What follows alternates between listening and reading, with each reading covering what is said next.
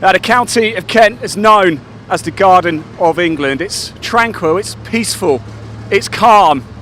Well, that's about to change. Yes, over 100 tonnes of mechanical prowess is about to descend on Brands Hatch. Also coming up this weekend, we've got the Classic Touring Car Racing Club, the Milltech Civic Cup, the Junior Saloon Car Championship and the fresh-faced Caterham Academy. Now, that's not all. If you woke up this morning to a tremor akin to Vesuvius erupting, don't panic, everybody. It was just Pointy. He was singing in the shower. Shower at racing. What's that? What's one of them? Ian, great to see you again, buddy. Good Christmas, Christmas, mate. I haven't seen you since November. Yeah, I've had a great time. How was your winter? You enjoy it? It was good. Busy heating season, but you know we are, of course, back at Brands Hatch.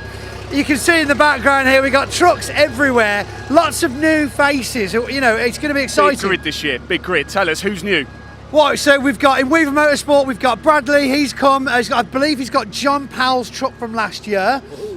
We've also got Graham Paul. Now, Graham Paul, big supporter / sponsor of John Bowler for the last couple of seasons, trying his own hand this year over on Team 33 or 333 Motorsport alongside Neil Yates, Steve Powell. We've got Jake Evans, same surname, not same driver, obviously. He's in Division 2 as well, and they're doing quite well as well, which is really good to see. We've obviously got Binty back in his new Merc. Yeah. We've got John Powell waiting for delivery of a new truck, which hasn't quite come to fruition yet. We had a golf course for most of yesterday. They wouldn't let him test it, unfortunately. Okay. Well, look, plenty coming up for you as well. Don't forget, as I said, Classic Touring Cars are in town. They always put on a show. The Caterham Academy, they kick off their 2025 season, the Junior Saloons and the Milltech Civic Cup. I think it's time to go racing. Before we do, Pointer, that's for you. Oh, a bit of tranquility. Here in the Garden of England. Let's go racing! Right then, so here we are then, 2025 season and a fresh face, at least to me, Bradley Harvey in this. What truck is this? It's the ex-John Powell Division 2 champion truck from last year. And it's looking very nice, beautiful new paint job. We've pulled it apart, all the wrap, fresh paint job, new wrap design, obviously all our sponsorship on it. So qualified in third today. That's really good start for your weekend. Is it exciting to be in the truck racing now? First qualifying out, third position. I think that's pretty good achievement. So what kind of testing have you done with preparation to the season? Behind the scenes. We've just been to Pembrey for 2 test sessions, 2 weekends. That's all we've had. So, and we've had Dave. If I borrow you, we've also had a bit of a under the wing situation with Dave. Dave, you've been working with Bradley for a while now. Yeah. Trying to pass on some wisdom, I take it. It's a difficult challenge with him. No, he's brilliant. The team is just absolutely fantastic. To come in 4 months ago, they hadn't got a racing truck. They've put the team together. They've come in. Aggie's worked really hard on straightening the truck out and doing some improvements to it. And then we've been to Pembrey twice. And then the first time was a bit rickety, wasn't it? And then we came home, made some improvements, came back, and then he's just gently got better and better. And he's he's really working hard at it, and he's listening to what he's being told, and it's great to be involved with him. But I've got a bit of divided loyalty going on because I'm looking after Jake Evans as well. Cause, there's Stoke massive, So I'm looking after Jake as well. So I'm going to have to teach him how to do some overtaking later on. I think you teach him all to do overtaking. Yeah, I'll see which one brings the biggest envelope. Teach one to overtake before the other one does. But teach a man to fish, they say, isn't it? Yeah, but it's championship's looking really great this year. Obviously the full grid is a great improvement on last year. The new blood coming into B class, this is what we needed. Absolutely. And obviously it's red hot at the top where we are as well, so it's really good. Well, which brings me on to my next line of questioning. So from Division 1 to Division 2, great qualifying for you as well. Very tight top 3 there, isn't it? But what you're looking forward to first race of the season, surely? Yeah, no, it's we've made some massive changes to the truck over the winter. We had a really positive test down at Pembrey.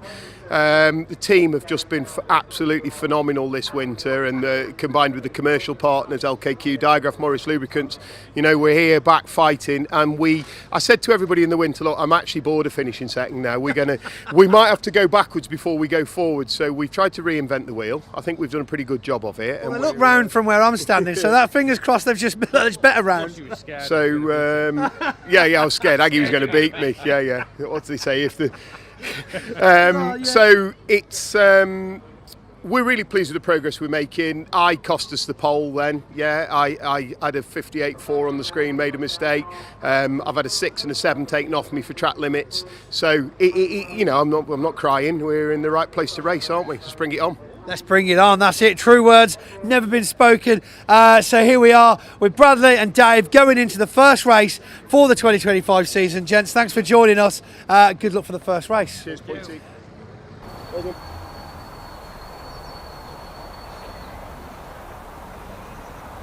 Well, thanks very much to Ian and Pointy down in the paddock. Good afternoon, race fans, and welcome to Brands Hatch, the home of motor racing in the southeast of England. Now, Easter weekend at Brands Hatch, of course, means only one thing: first meeting of the season for the British Truck Racing Championship.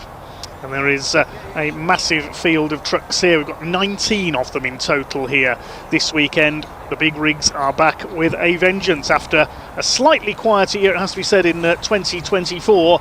Full grid for this year, several new drivers, few new trucks as well, and we have a full field of car racing as well.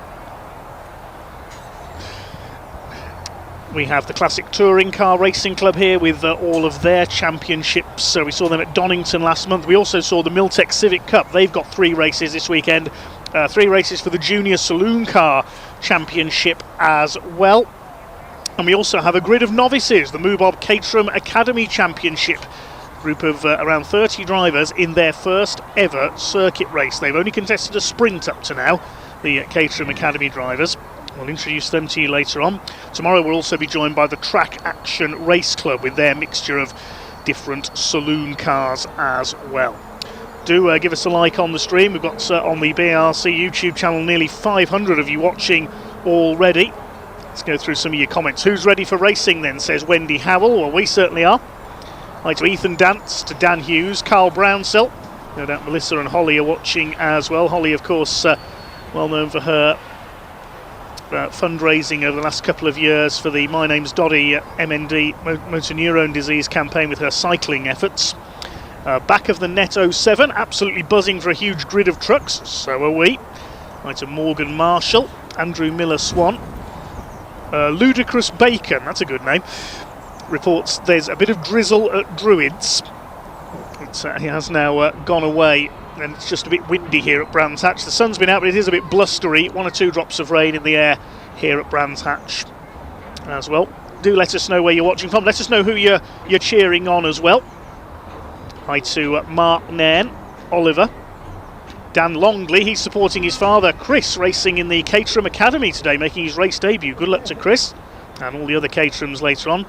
Hi to Ashley Blake Hood. Hi to Mugsley, who says look out for Callum Eason, first time out in the trucks. Yes, making his debut today, a big step up for Callum, moving up from the Mini Challenge to race, I think it's Paul Rivette truck he has got today. So first up, we will have a race before our lunch break, which is a 15-minute race for the British Truck Racing Championship. We'll bring them on very shortly. Just got one incident being cleared up from one of our qualifying sessions. Unfortunately, Tom Harvey in his Mark 1 Escort went off at Clearways during the pre-83 touring car qualifying. He's okay. The car unfortunately isn't, so I don't think we're going to see his Shell Oils Escort on track today. That's just being recovered.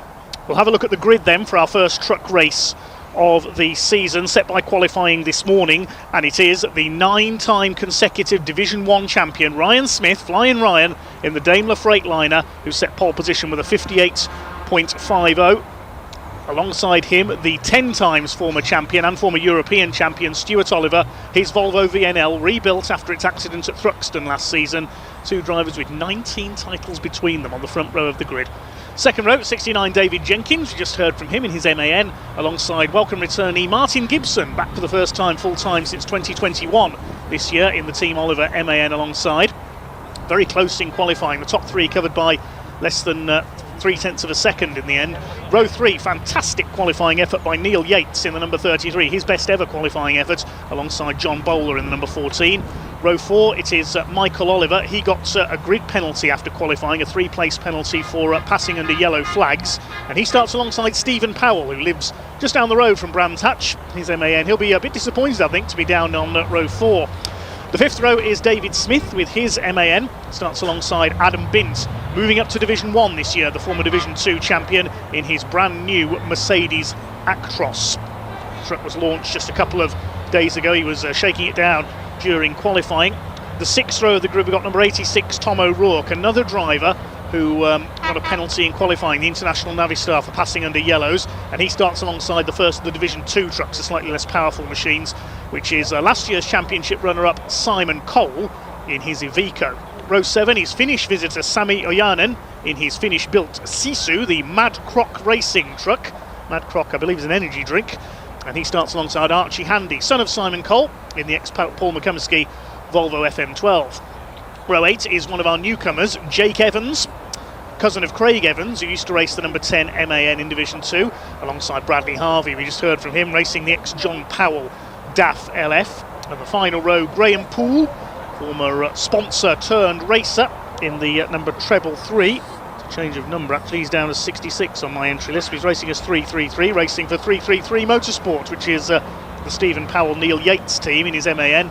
And alongside him, Callum Eason. Had a few issues in qualifying with the number 26 truck, and he starts at the back of the field.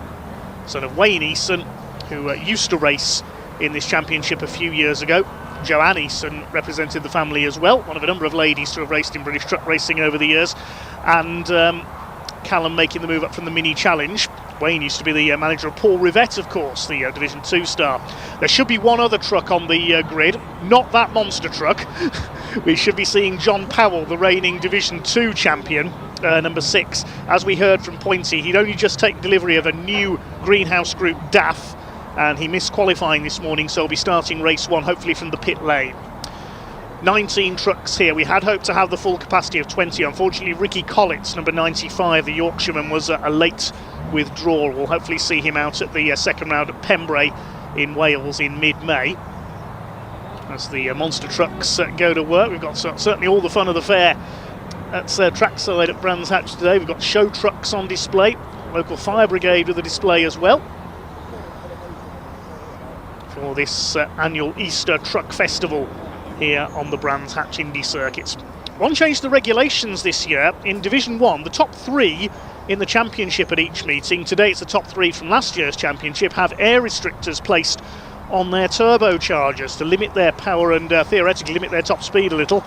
And that was Ryan Smith, David Jenkins and Stephen Powell. Well, it hasn't made much difference to Ryan Smith because he's still set pole position for the opening race of the season. Can anyone stop him making it 10 titles in a row? We shall wait and see. 7 events taking place across the course this year. As we said, we go to Pembrey in May. Beginning of July, it's Thruxton in Hampshire, the fastest circuit in the UK. In August, we go to Donington Park for Convoy in the Park. Then it's to Snetterton in September. The week after that, they go to Le Mans in France. And then Brands Hatch back here on the Indy circuit on Bonfire Weekend for the traditional season finale. 20 points for a win, 18 for second, 16 for third, 14, 13, 12 and so on downwards for the top 15. Additional point for pole position, which has gone to Ryan Smith in Division 1, Simon Cole in Division 2 for this weekend, and a point for the fastest lap in each class as well. The GT Tyres Napa Auto Parts DAF Pace Truck leads them up to the grid. Here come the big rigs. What a sight they make. Absolutely magnificent here at Brands Hatch. Mentioning the success restrictors, Ryan Smith has a 63mm restrictor plate on his turbocharger inlet for this meeting. Second was David Jenkins in the championship last year. He's got a 65mm restrictor and a 67mm restrictor on Stephen Powell's truck. Now he was a little further back on the grid than usual in qualifying. I think he had front suspension problem. We saw that truck kangarooing its way back into the paddock with some damage to the front axle. That's probably what slowed him down. There are newcomers at the back. Good to see Callum Eason has made it out there. He had a few problems in qualifying there, the green and white number 26 MAN. And there's Adam Bint's new Mercedes at the back of the field, being followed there by the trackside recovery pickup truck there. Steve Bewers and his team conducting recovery services this weekend. We'll see some of their heavy artillery out if anybody should go off. 4 debutants in Division 2, which is great to see. Callum Eason, Sami Ojanen from Finland. Now, it was a few years ago, Mika Mäkinen in the Finnish Sisu won the Division 2 title, so Sami should go well in the Sisu here. Graham Poole and Bradley Harvey, the other newcomers. Adam Bint making his way to the grid slot. There's the Sisu, the bonneted number 61 truck, 61 truck, I should say. Number 10 is Jake Evans. Try not to call him Craig Evans, he used to race that truck. Team Oliver Racing running 3 trucks this year. Martin Gibson in the MAN that Stewart used for part of last year while his Volvo was being rebuilt after a big smash at Thruxton. Ryan Smith trying to equal Stewart's record of 10 titles. Stewart didn't win 10 consecutively though, because he spent a year winning the European Championship. Championship partner sponsors this year: Napa Auto Parts UK, GT Tyres, Neil Yates Recovery. Neil, of course, racing here in the number 33 truck. MV Commercial, which is Tom O'Rourke's company. Total Care Vehicle Lifts and Testing Equipment. Sylvie Fleet's fuel card and fleet management providers. BWOC Bulk Fuel Supplier. They supply the renewable and carbon neutral fuel for this championship as well. It was Adam Bint, the first truck to run on sustainable fuel. Now they all use it. Transport Monitoring Solutions, Truck and Driver Magazine, Freyhav Trailers, Valvoline Oils, and LTS Global Solutions. They're all the championship partners for this year. What a magnificent field. Ryan Smith on the pole, the man from Derbyshire. In the Daimler Freightliner, 2 bonneted trucks on the front row, the Volvo VNL of Stuart Oliver from Hexham in Northumberland alongside him. David Jenkins, another former champion, on row 2, number 69, the man from Stafford with his MAN. MAN's the numerically dominant mark for the championship for a few years now. Nice to see a bit of variety though with the Daimler, the Volvo. We've got Adam Bint's new Mercedes, the International Navistar, the second of the bonneted trucks with the Scottish flag on the grille. That's Tom O'Rourke. Simon Cole in Division 2 pole, the local man from Dartford. He's in an Iveco. Son Archie Handy right behind him, the 2 white and pink trucks. He's in a Volvo. We've got the Sisu out there for Sami Ojanen. The DAF of Bradley Harvey in the Weaver Motorsport colours. It was in black and green last year. It was John Powell's Division 2 title winning truck.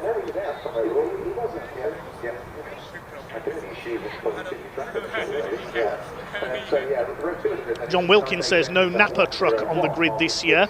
The Napa truck is now Callum Eason's truck, I believe, the one at the back there, the green and white colours, with Paul Rivette having moved on to pastures new. Yes, mentioning lap times as well, the qualifying times. You can follow the live timing incidentally at TSL Timing, that's TSL Timing, tsl-timing.com for all the live timing.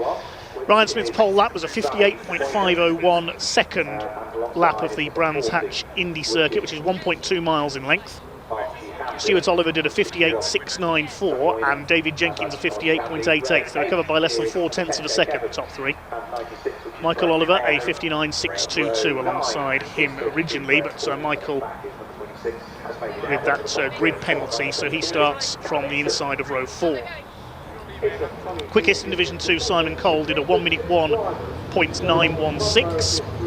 As the grid rolls away behind the pace truck, it will be a rolling start.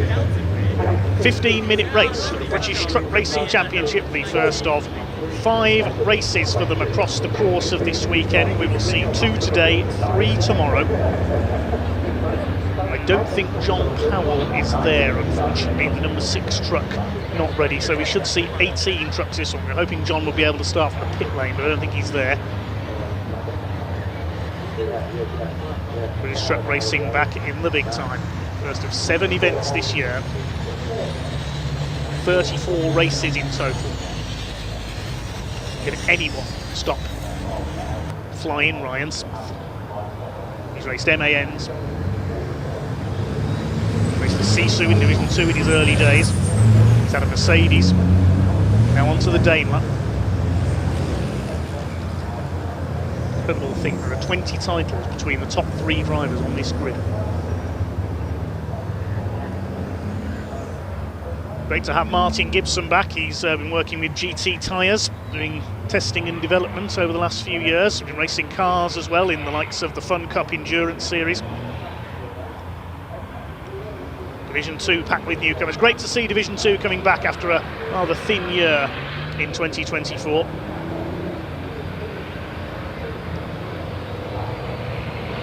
Tension really rising here at Brands Hatch. The big rigs ready to go for it. It's the GT Tyres DAF leading them round, also backed by Napa Auto Parts, our pace truck. That will pull into the pit lane and then the pack will be unleashed. Around 18,000 horsepower almost out there from these near 5-ton race trucks, limited electronically to 100 miles per hour. Not seen truck racing before, you have a real treat coming up here at Brands Hatch. Perfect conditions for motorsport at the moment. The pace truck pulls into pit lane. Ryan Smith and Stuart Oliver, two men with 19 championships between them in the British Truck Racing Championship, lead them up towards the red lights. The waiting is over. The big rigs are back at Brands Hatch. The first of 5 races for the British Truck Racing Championship this weekend about to get underway. The season is about to begin. The power comes on, it's begun. A charge down towards Paddock Hill Bend for the first time. Looks like everybody is away cleanly into Paddock. Ryan Smith holding the inside line on Stuart Oliver. David Jenkins in third place. Oliver trying to get around the outside. Up Halewood Rise towards Druids Hill Bend for the first time. The two leaders still side by side. David Jenkins slots in third place. It's the number 101 of Martin Gibson in fourth. Then Neil Yates has got away well. So has Michael Oliver. Out of Druids down into Graham Hill Bend, and David Jenkins has got through on the inside at Druids ahead of Stuart Oliver into second position. Around the left-hander at Graham Hill Bend, there's Tom O'Rourke in the bonneted International Navistar on with Cooper Straight into Surtees and McLaren. Then Clearways where the Grand Prix loop joins back in, then into Clark Curve and onto the Sir Jack Brabham Straight and the end of the opening lap of the season. Ryan Smith may have that air restrictor fitted to his turbo inlet, but it's not slowing him down. Certainly he's already clear by several lengths of Jenkins. Oliver is third, Gibson fourth, Yates in fifth position, John Bowler is in sixth place. Then it's Michael Oliver in seventh. Stephen Powell, after one or two niggles in qualifying with the front suspension, is in eighth place. David Smith in ninth, and rounding out the top 10 is O'Rourke. Into Druids for the second time and running a little bit wide there. John Bowler, a bit of a lock up there from Neil Yates, man who had a huge accident at Thruxton a couple of years ago.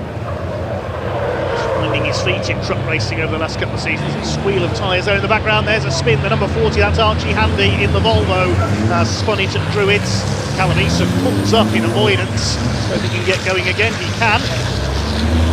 A bit of a baptism of fire, a few niggles with the 26 truck as well. Michael Oliver putting John Bowler under pressure for second place. Only one win in his Division 1 career so far, John Bowler. That came at Thruxton in Hampshire a couple of seasons ago. Swing their way through to complete the second lap. 1.5 seconds lead for Ryan Smith. 58.575 his fastest lap, almost on his qualifying place. There's Adam Bint, the brand new Mercedes Actros, his first foray into Division 1. He's been in Division 2 for many years with a venerable Volvo white Aerodyne. Has been Division 2 champion in the past, now playing with the top class. David Smith up the inside, battling with Tom O'Rourke. David Smith returned to racing last year, the man from West Malling.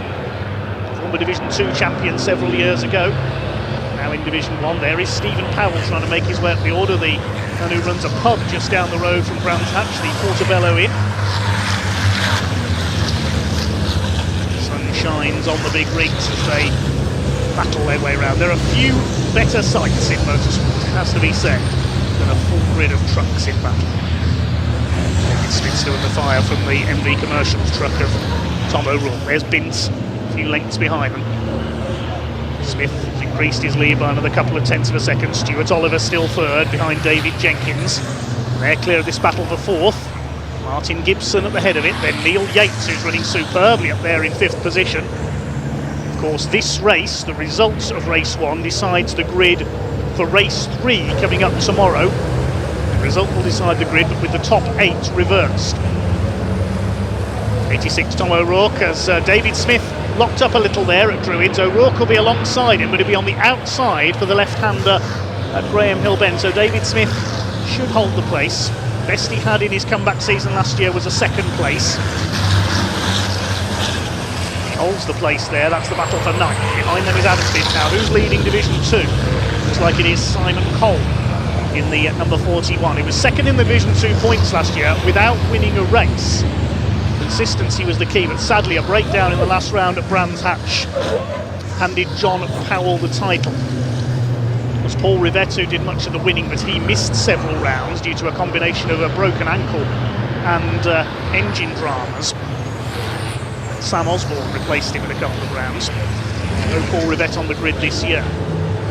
We also must give a mention to one of the great servants of British truck racing, Jim Bennett, Gentleman Jim, who has finally called time on his very long career. Now in his 70s, Jim Bennett. Of course, we'd see him out in his Sed Atkinson for many years. And we've lost the 41 Simon Cole. That was our Division 2 leader. He's gone off at Clearways. Now, whether he slid off into the tyre wall or pulled up there, we did not see. But Simon Cole looks like he's out of the race. Only at 1/3 distance. A bit of a slide there for Neil Yates as he chases Martin Gibson. Coming up on the outside now is Stephen Powell trying to close on this group. So 1/3 distance, just under 10 minutes of this race to go. Still Ryan Smith leads it. Mentioning great servants of British truck racing in December of 2024. Here's the race being halted here. Slowing coming. We might have a virtual safety car. Yes, full course yellow, virtual safety car with, or virtual safety truck you might say, with the 41 truck having pulled off at Clearways or slid off into the tyre wall. We didn't see what's happened there, but full course yellow is out. Trucks, instead of using a safety car, they used a virtual safety car. So the speeds brought down. The pack will form up single file. Measure to avoid putting the red flag out, because of course you can't have traditional safety cars in truck racing. Well, in fact, are we going red flags now? The red flag has come up on the timing screen, so things being brought to a halt because of Simon Cole's stranded truck, and they marshal on the grid there, signalling Ryan Smith to come to a stop and form up on the grid. So we are going to have a red flag. First race stoppage of the season, unfortunately, caused by stranded Simon Cole, who was leading Division 2. So that's given the Division 2 lead to one of our newcomers, Jake Evans, ahead of Sami Oyanen in the Sisu and Bradley Harvey in third. I was just mentioning there that mentioning great servants to British truck racing in December of last year, we learned of the passing of the great Brian Garnett, pioneer of the sport in the UK right from the mid-1980s, and he and his wife Kaz Garnett used to race together in their BFL, British Fuels Limited sponsored trucks. Raced on into the 1990s as well. Brian was sadly lost to us at the end of 2024. Well, we mentioned the heavy artillery, and Simon Cole's truck is going to be recovered by Mick Gould's recovery vehicle, driven by Richard Tier, and they don't come much heavier than this. Look at the size of that. That is a 2015 Peterbilt, 4-axle, 600 horsepower Cummins engine powering that. Weighs 21 tonnes and has a gross train weight, that's truck and casualty combined, of 100 tonnes, so it won't have much problem recovering a race truck.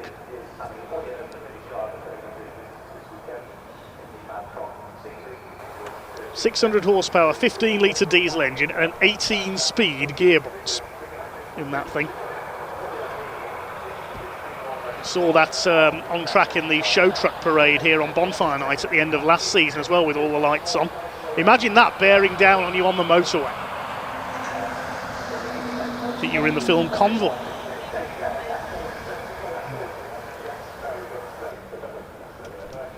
So Simon Cole having slid off on the exit of Clearways. We saw the tyre marks on the grass. We've also got the ITO rescue and recovery truck down there as well. Steve Bewers and Stacey Reynolds, the crew there, in their Ford Ranger.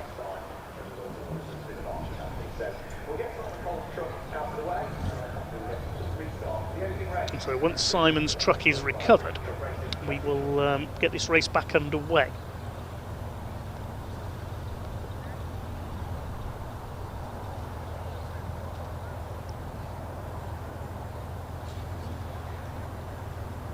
That recovery truck is huge, says Rapid Scorpion.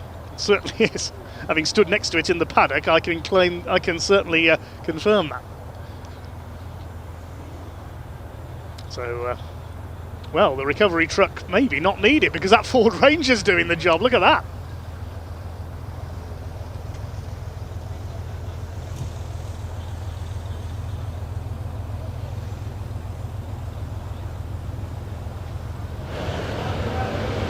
Have a look back at the start of the race then, the first race start of the season. A clean start it was. A couple of the newcomers, their first rolling start at the back of the field. Ryan Smith controlling the pace. The main move on the opening lap was David Jenkins up the inside towards Druids. Kept to the inside line. Stuart Oliver had to take the wider line. Jenkins was able to get through into second place. So the pack making their way through behind, an incident-free opening lap. Currently waiting news on the restart, incidentally no details as yet. The battle going on between David Smith and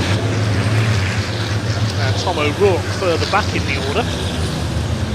Simon Cole initially led Division 2, was keeping up with his old rival Adam Finns as well. Actually he would come to grief at Clearways.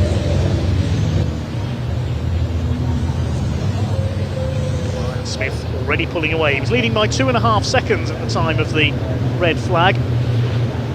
Clearly the new restrictor rules not really holding him back at the moment. Yeah, the rapid Daimler Freightliner starting to pull away from the field.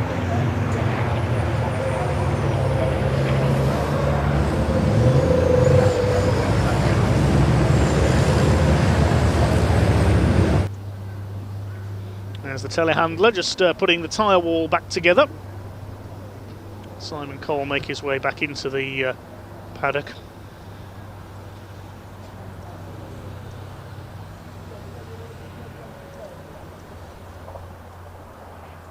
There's the pack on the grid. Now Simon Cole, who actually came fairly close to winning the Division 2 title last year without even winning a race. If Simon's truck hadn't broken down in the last race of the year, things could have been different. It was John Powell who went on to take the win. Hopefully we'll see John out at some point this weekend in his new DAF XB, sponsored by Greenhouse Group. There's Simon Cole in pit lane. You can see a bit of the front bumper missing where he slid into the tyre wall. And the rest of the pack should be formed up in grid order, in the order that they were in when the race was suspended.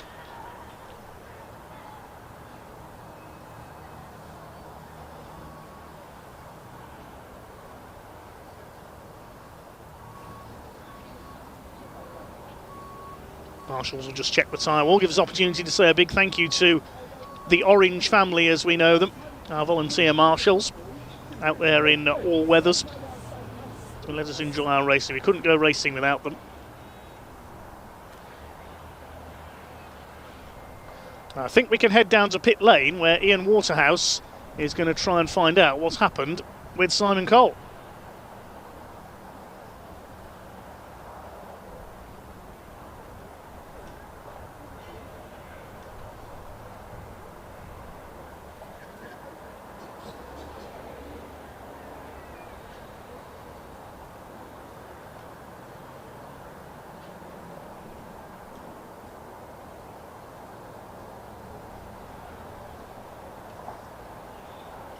Well, a few technical hitches down in pit lane, apologies there.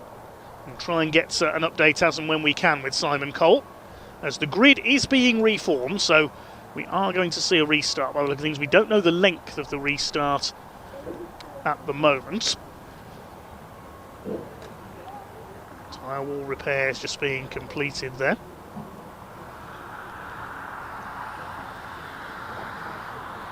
Just the marshals, also the other staff here at Brands Hatch. Big thank you to the recovery crews already mentioned, the medical staff, race control staff, timekeepers, and everyone else here at Brands Hatch for making this event possible. And big thanks to our camera crews as well for bringing us the action.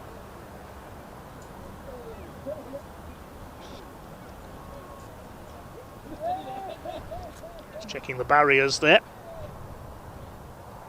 Because trucks, they slide into a barrier, they can cause a fair bit of damage. They are, of course, electronically limited to 100 miles an hour, as we mentioned, in the interests of safety. It used to be fitted with a speed governor. It used to be the Lucas company in Birmingham that made those back in the 80s and 90s. They're now electronically limited.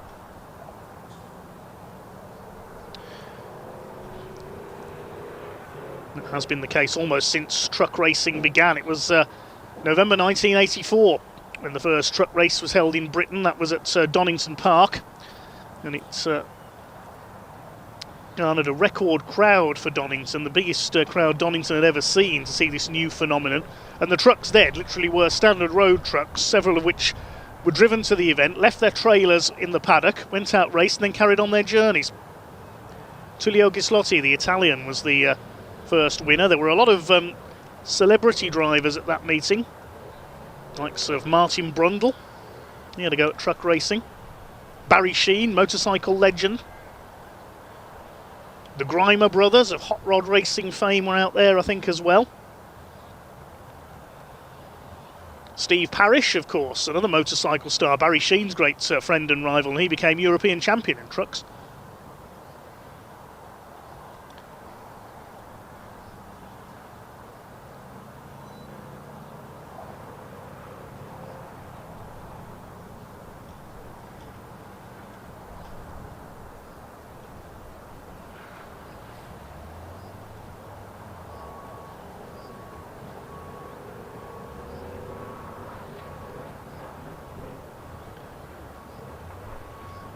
Thanks for your comments coming in. Alpha Draco says, when is race 2? That's coming up at around 3:30 this afternoon, 3:25 PM. It's race 2 is due off for the trucks. Right to Richard David Moxley. Box in this lap.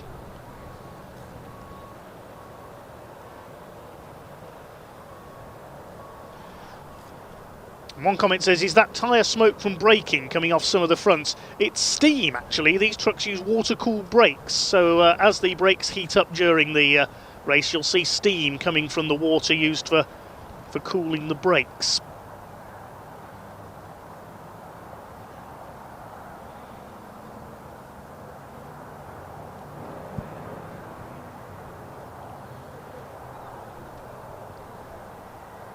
We'll be restarting soon. Paul Hills asks, are pickups racing? The pickup truck championship, they're at Silverstone this weekend, they're not here at Brands. It will be a 5-minute restart, we are being told by the timing screen. They will do a green flag lap and it will be a 5-minute restart to this first race of the season.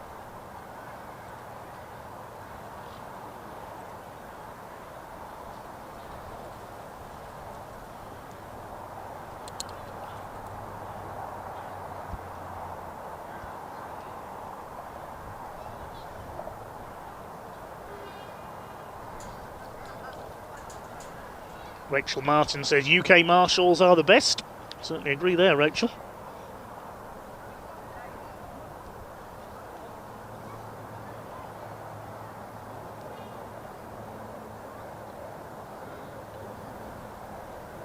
English Foodie says, used to marshal at Brands in the 90s. Love the truck racing, always lots of excitement.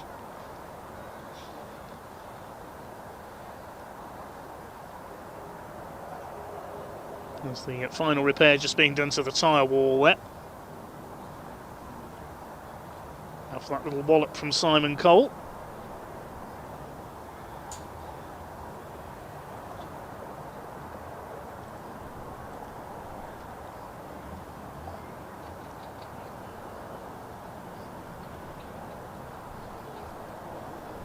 A few fans bringing their own shelters to make private grandstands.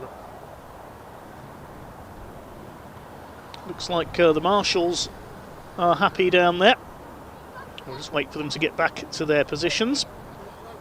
Put the power tools away. And then the maintenance vehicles and the course car. We see the new Hyundai course car, new partnership with circuit owners Motorsport Vision this season. At their venues of Brands, Donington, Snetterton and Cadwell.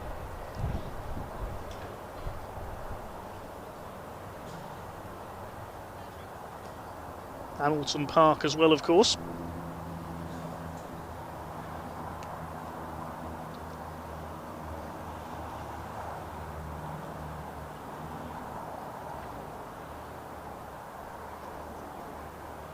So we are now almost ready. All the information can be found on the British Automobile Racing Club websites. There are links to the website on the video description on YouTube. barc.net is the club website. Support classes this weekend. We will have Classic Touring Car Racing Club racing in 4 different groups this weekend. All coming up this afternoon. We've also got the Junior Saloon Car Championship in their Saxos. The Miltech Civic Cup will be one to watch. 3 races for them this weekend. The moobob Caterham Academy Championship. Caterham 7's always good around Brands Hatch. They have a race this afternoon. And tomorrow we're joined by the Track Action Racing Club, which is a big mixture of different saloon cars. Everything from Renault 5 Turbos and Mark 1 Golfs to Peugeot 206s, even a Skoda Octavia we've got coming up tomorrow.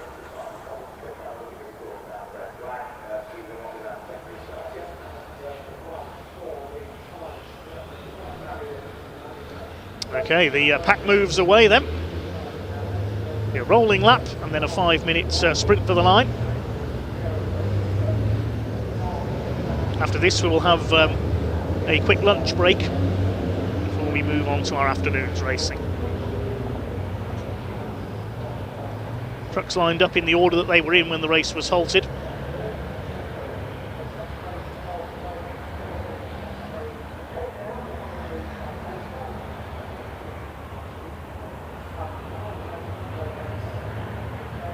Who's moved to the front of Division 2? Looks like Sami Ojanen leading them round in the C-suit.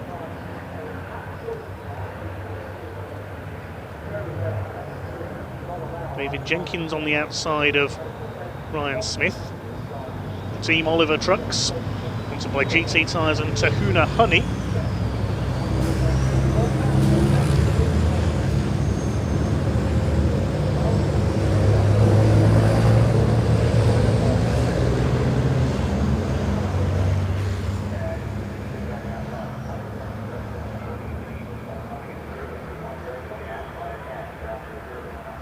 It's beginning to rise once again.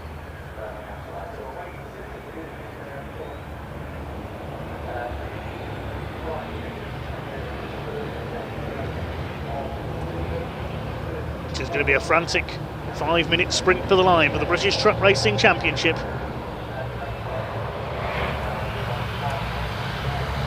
Ryan Smith and David Jenkins on the front of the grid. Anybody's racing Division 2 as well. Sami Ojanen leading them on the grid, ahead of Jake Evans and Archie Handy. The Daft Pace truck leads them round.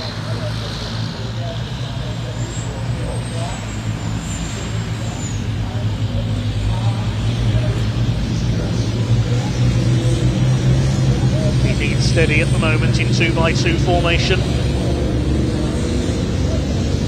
Easton at the back along with another of our newcomers, Graham Poole. Pace truck into pit lane, waiting for the red lights to go out.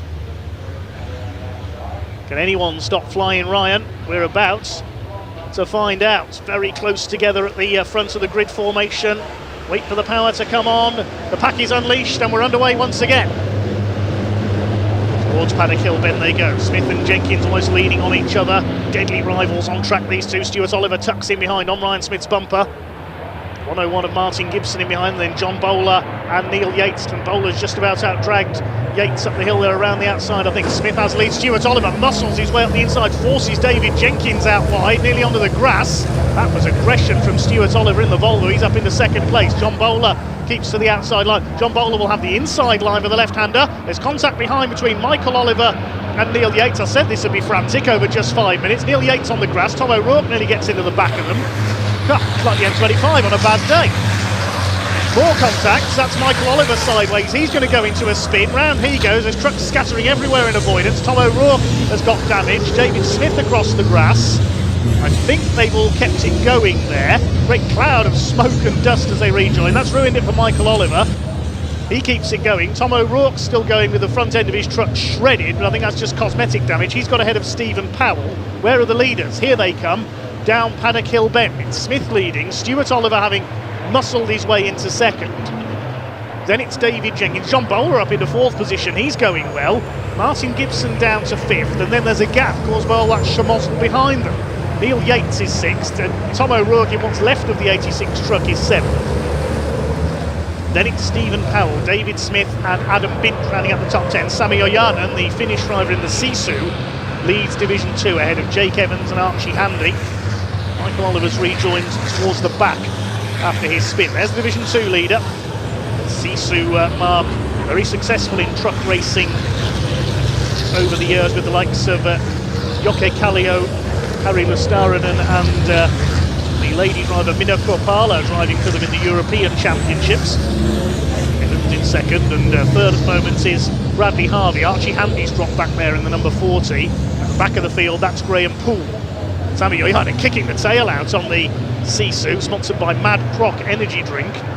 Here comes Michael Oliver. He's trying to breeze his way through the slightly less powerful Division 2 runners and get back up towards his Division 1 rivals, going around the outside of the Weaver Motorsports number 96 of Bradley Harvey. That's John Powell's old truck. There are the leaders going down onto the Cooper Straight. That's where we keep an eye on the battle in Division 2, because Jake Evans having a sniff at the lead here, having a sniff at the back of Sami Oyanen's truck, sends him wide, but that puts him in Michael Oliver's way. Excuse me, says Michael Oliver. Gets past Evans, and that's cost Evans a chance, I think, of trying to take the lead in Division 2. Sami Oyanen lets Michael Oliver through, I think, there, because, has that let Evans in? Has that let Evans in? Because Oyanen moved wide to let Oliver go by, and he didn't realise how close Evans was, and the newcomer has just taken the lead of Division 2. Great stuff. Bradley Harvey up there as well. Is that Sisu slowing down? He seems to have dropped back a bit there through clearaways.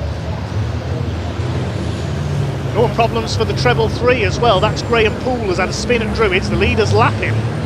Graham needs to get going again. He doesn't want to park there. The rest of the pack charge through behind him. Still Ryan Smith from Stuart Oliver. David Jenkins in third place.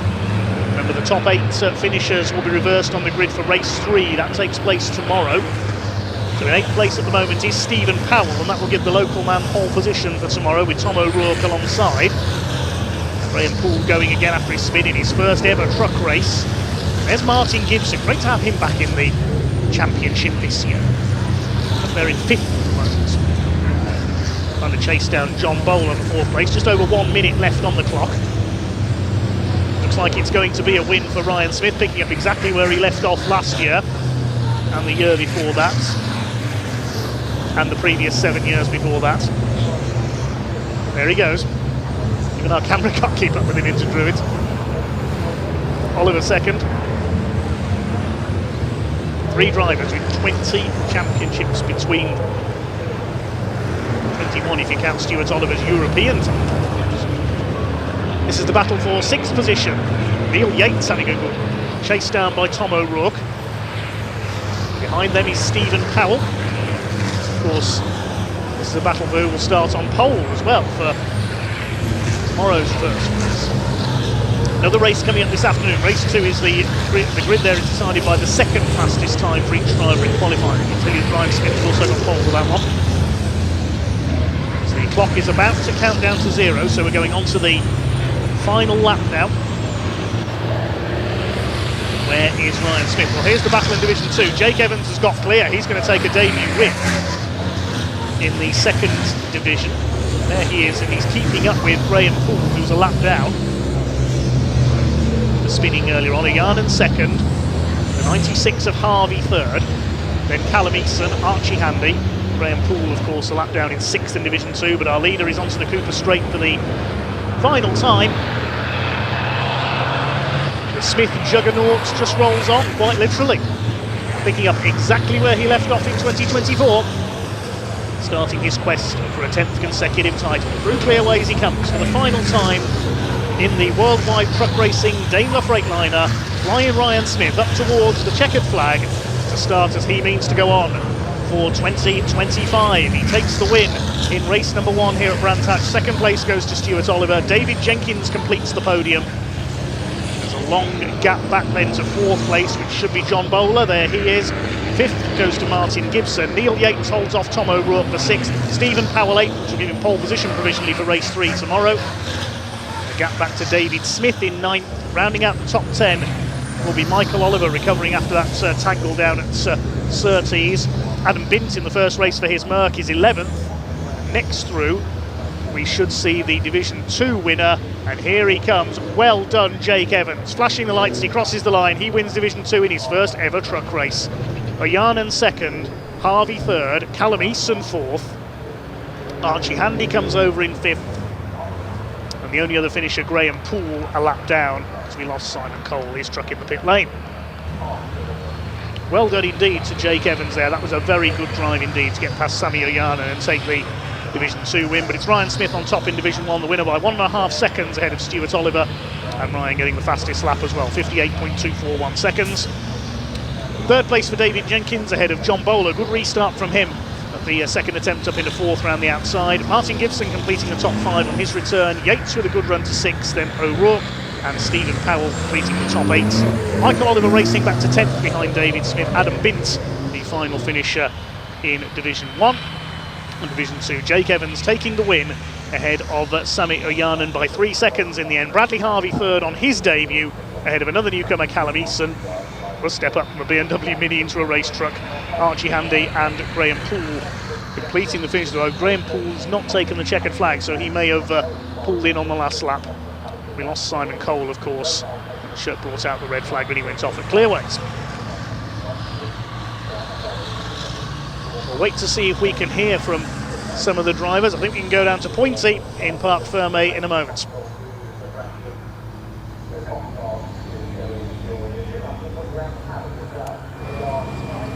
Well, interesting start to the 2025 season, but we're there, we've made it. Unfortunate for Simon Cole there, losing all his gears halfway through the race. That, of course, had to be a snatch recovery, but we got back underway, which, of course, saw Ryan Smith, reigning 9-time British champion, take the first podium. Let's go round this way, sorry. Let's quickly whiz round and have a quick chat. Here we go. So, with air restrictor fitted, remember, let's just talk about that first of all. An insert in the turbo limits the amount of airflow into it.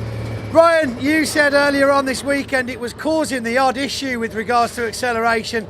I didn't believe you, and of course the times and the results says it all, surely. Something though, Stuart nearly another half a metre, he gets me off the start, and Dave, there's no power. Low RPM off the start. The top 3 are a lot tighter than we're used to seeing. Is it 0.02 of a second between the top 3? There will be when I'm 250 horsepower less, but that's the rules. The only thing that scares me with it is you work hard to get qualifying, and then somebody just overtakes you on the start because they've got that much more power than you. But listen, regulations are regulations. I'm up for the fight. What can we say? But as well, let's move on to the positives. It's your first race of the season, your first of the season, and you're defending a title.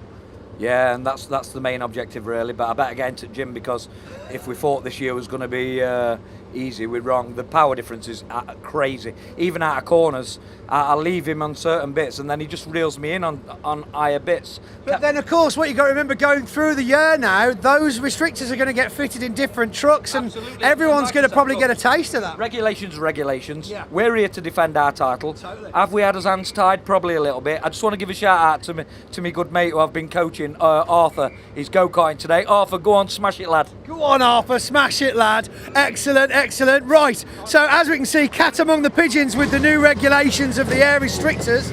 Let's see if we can find some more drivers. They are, of course, typically trying to empty the pit lane. Of course, we've got the whole of lunch break, but they want to get everybody parked back up now. Ah, Stuart, I tell you, we had Ryan Smith just now. Obviously, great start to the year for you as well. I bet you're feeling fantastic to be back there. Yeah, it's good. That good. I enjoyed that. It was better than I expected because obviously it's a full rebuild and it was going well in practice. But racing's when the SH1T stops. Well, from what we were hearing from Ryan Smith literally a second ago, it was better than he was expecting as well because you were on his heels. Yeah, I was good. It was good. Make for good spectators, good racing. So Dave was a bit naughty on the first start. He pushed us out wide, but nothing changes there. So, exactly. Let's get a couple more drivers in whilst we've got the opportunity. Dave, we'll have you as well. Michael, John, we spoke to you earlier, so John, no, you can stay in. No, stay in. I just wanted to prioritise him. John, first race of the season, back with that. Yes, we've been doing testing, we've been doing practicing, we're doing qualifying, but none of it is quite racing, is it? Yeah, no, not at all. Unfortunately, we missed testing. We've got a bit of qualifying in, and this is the first run out, so yeah, we're well happy with that.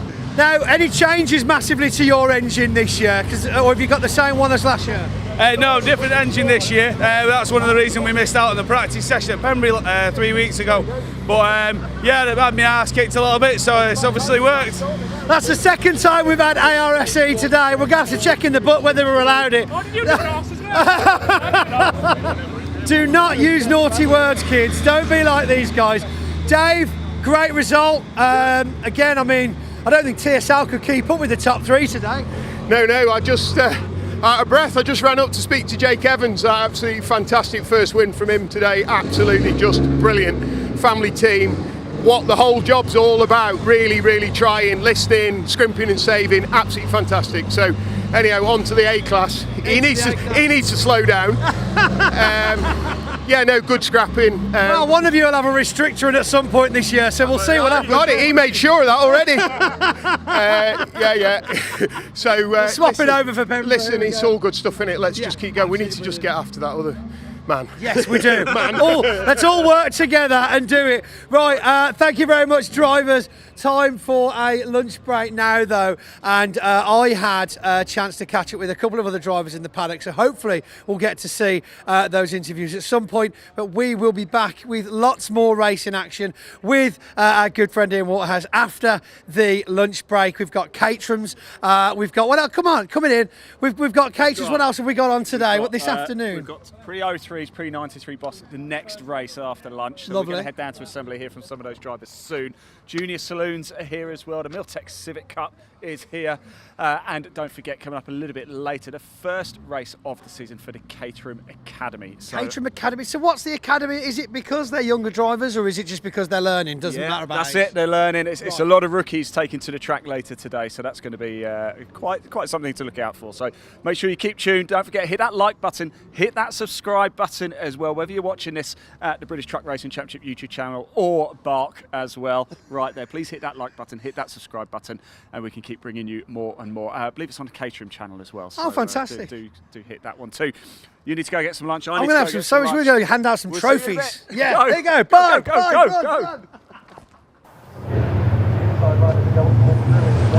Thanks so much, Ian and Pointy. Let's have a look back at some highlights of that first truck race. The restart, David Jenkins, course wide by Stuart Oliver for second place. John Bowler with a great restart as well, getting round the outside of Martin Gibson on the exit of Druids, and following in Jenkins' wheel tracks to go through into fourth place at Graham Hill Bend. But behind, a clash between Michael Oliver and Neil Yates. They continued clashing all the way down the Cooper Straight, neither of them wanting to give an inch. Eventually it came to its head and round went Michael Oliver into Surtees. He was collected by Tom O'Rourke. Everybody else went scattering behind. Thankfully nobody else collected Michael Oliver, and he was able to rejoin and race his way through back up into the top 10. Michael Oliver always seems to be the unlucky one, doesn't he? Further back in the order, the battle in Division 2 saw Jake Evans race to victory. That's what happened in the event to Graham Poole. We said he hadn't come through on the last lap. He spun it at Paddock. Great cloud of dust, more like days of thunder than convoy at Paddock Hill Bend there. So that concludes our first race of the day, the first truck race of the season. Apologies for a bit of choice language from one or two of the drivers there. I think Pointy needs to start carrying a swear box around with him in Parc Fermé. But thanks for joining us for that first race of the day. We will be back underway very shortly. We're going to have a quick lunch break and then get back underway with our next race from the Classic Touring Car Racing Club.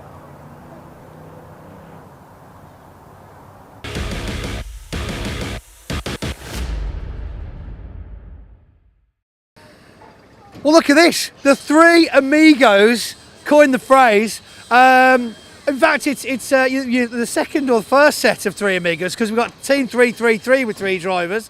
We've got Team GT with three drivers. It's incredible to see a wash of black and yellow, a strong show of team feelings in the paddock this year. We prefer to the fast three and the slow three. The fast three and the slow three. I'll give you that one. You heard it here first, the fast three. Yeah, we'll translate that into Spanish later on. Right, let's work our way across. Age order. Now, Stuart, obviously we've got the three great trucks behind us again, one of which we weren't sure we were going to see this year. Tell us what happened last year briefly and the journey we've come to.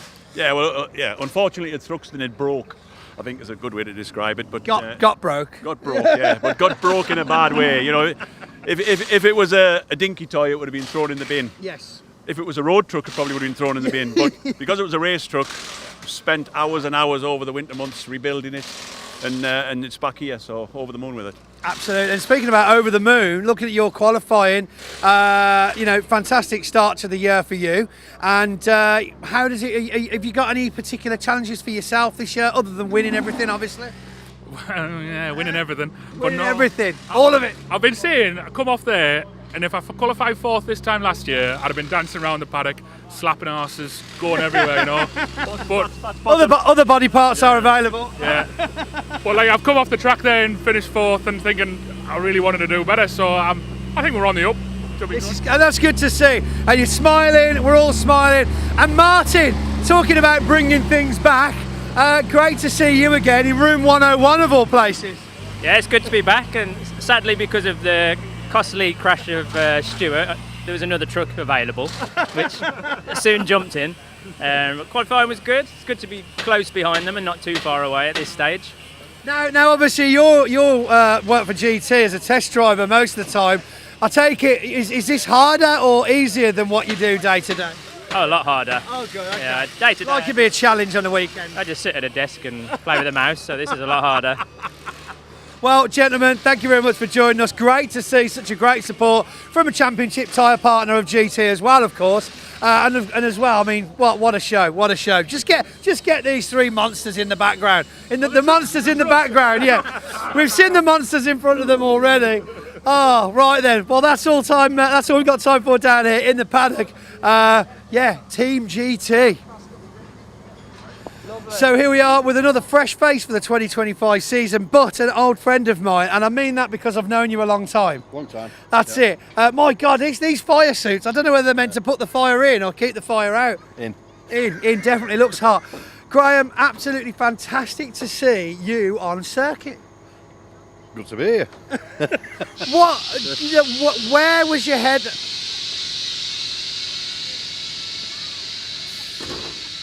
Rude.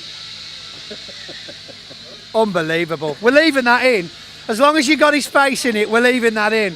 Just so it's his fault. Sorry about that, Graham. Unbelievable. So what was going through your mind when you took what some would see as a dream come true opportunity to go from spectator/sponsor to actual driver?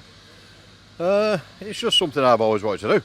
So I was talking to Neil, got the opportunity off Steve, phone call, we had a little bit of a meeting. Do you want to drive one of my trucks? And here we are. And here we are. Here we are, yeah, loving it. Is it fun? It is fun, yeah. Wasn't so much fun yesterday when I went into the gravel, but... Yeah, but you weren't the only person that went into the gravel. No, we won't mention any names there.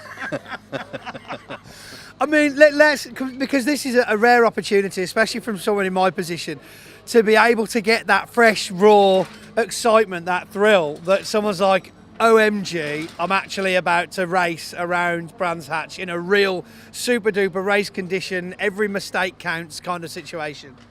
Yeah, that's what I don't know what to say to that. Really. Yeah, it is exciting.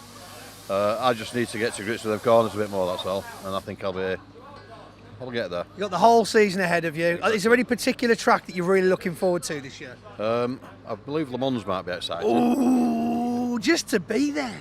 Yeah. Pembury I've done a few times in testing. I think everybody has, yeah. So yeah, I'd say Le Mans. Yeah, I tell you, I wouldn't mind seeing the books at Pembury. The amount of flipping track time people have had there since November. Yeah, we've had a few hours. That's incredible. Well, look, Graham, thanks for joining us. I hope you have a fantastic year. Congratulations, effectively, because it sounds like a dream come true, and what an opportunity. Yeah, well, we're the oldest one on the track, so let's see. Really? Yeah. Oh, I mean, come on. Spring chicken. Yeah. It's all lies. Graham Paul, ladies and gentlemen. Thank you very much, Gray. Cheers, well done, buddy. Cheers. Right then, continuing on with the theme of 2025, another fresh face joining us in Division 2, Jake Evans, ladies and gentlemen, with a very clean-looking truck behind you. Obviously, you've been washing that. Yeah. Now, tell us, preparation for the 2025 season, what have you had to go through? Pulling the deal together is the biggest thing for us. We're not blessed with loads of money, so we rely heavily on the sponsors. So we do a lot of business with the sponsors that we have. So we're either customers of or, supply to a lot of our partners. That's how we do it. So pulling that deal together late last year was the key, really. And then as soon as we knew we had that ready to go, December, January, February was spannering the thing back together, because obviously it's been a few years since it was out on the grid, and then a bit of testing at Pembury, and yeah, she's away. So how have you been involved with racing before truck racing? What have you done to? Because obviously we know getting your tickets quite tricky nowadays. So what did you have to go through to be part of the pack? Yeah, I did very little karting when I was younger, very young, sort of 10, 11 age. Ran out of money, just like most people do. It's an expensive game, racing, I tell you what. Horrendously expensive, and we looked at doing some of the junior formula and we just couldn't afford it. So yeah, to get the licence for this, it's just a standard odds test, which we did in December last year, and then we had to do some sort of MSA sign-off. So we went to Pembury and had to do a minimum of a certain amount of hours. Instruction we had Dave Jenkins, a Division 1 driver, had to instruct us to make sure we were safe enough. So yeah, we got the sign-off for that, and then here we are. We were speaking to Dave Jenkins earlier in the weekend, and yeah, he mentioned you. So he's got some split loyalties here, because obviously he's been working with Bradley as well, and obviously, but really, I think his money's on you. Yeah. No, we had a couple of good days at Pembury. To be fair, obviously we'd never met the Weaver lads before, so we went there the first time, and they were all hospitable to each other. We're going to work together as much as we can through this. We're both obviously very new. Using Dave for all his worth on the knowledge side. Too right, 20 years of experience doesn't come cheap, but no, we're both getting the most out of him. That's fantastic, and again, it's just great to see that you've got that camaraderie among drivers, among divisions, and it's all about just enjoying the sport, isn't it? It's fantastic. There's nothing quite like this anywhere else in the world, I don't think. It's the FIA Championship and then the British, but we missed it last year. We missed it heavily last year. We went to spectate at Donington, and just being in that paddock atmosphere, and you know what it's like. You've been here long enough now, and we were here years ago, and you just miss it. It's not just the racing, like you say, it's the camaraderie and the people around you. Even when the new boys come in, it's because we're all in a similar industry for work, so we all get along really well. And a couple of lads like Weaver isn't far away from us in terms of location where we are at home. So do you drive haulage during the week, or because I know a lot of the guys that are behind the wheels of these racing machines are actually lorry drivers by trade? No, I don't know. I've got an office job, believe it or not. Oh, I don't even work for my dad anymore. I actually work for Cummins, the engine supplier. Oh wow, nice. So yeah, I'm a service engineer for them, but it's more territory based, so it's office based role and round the world bits. So no, any spare time I have, we're either working on this or I'm working for my dad putting engines together for the workshop. So never have a spare minute. There's no spare minutes in truck racing, that's for sure. Well, look, it's been fantastic talking to you, Jake. Thank you very much for joining us in the wonderfully mental world of British Truck Racing Championship. And yeah, I'm sure we'll catch up with you again during the year. Perfect. Cheers, buddy. Good talking to you. Top job.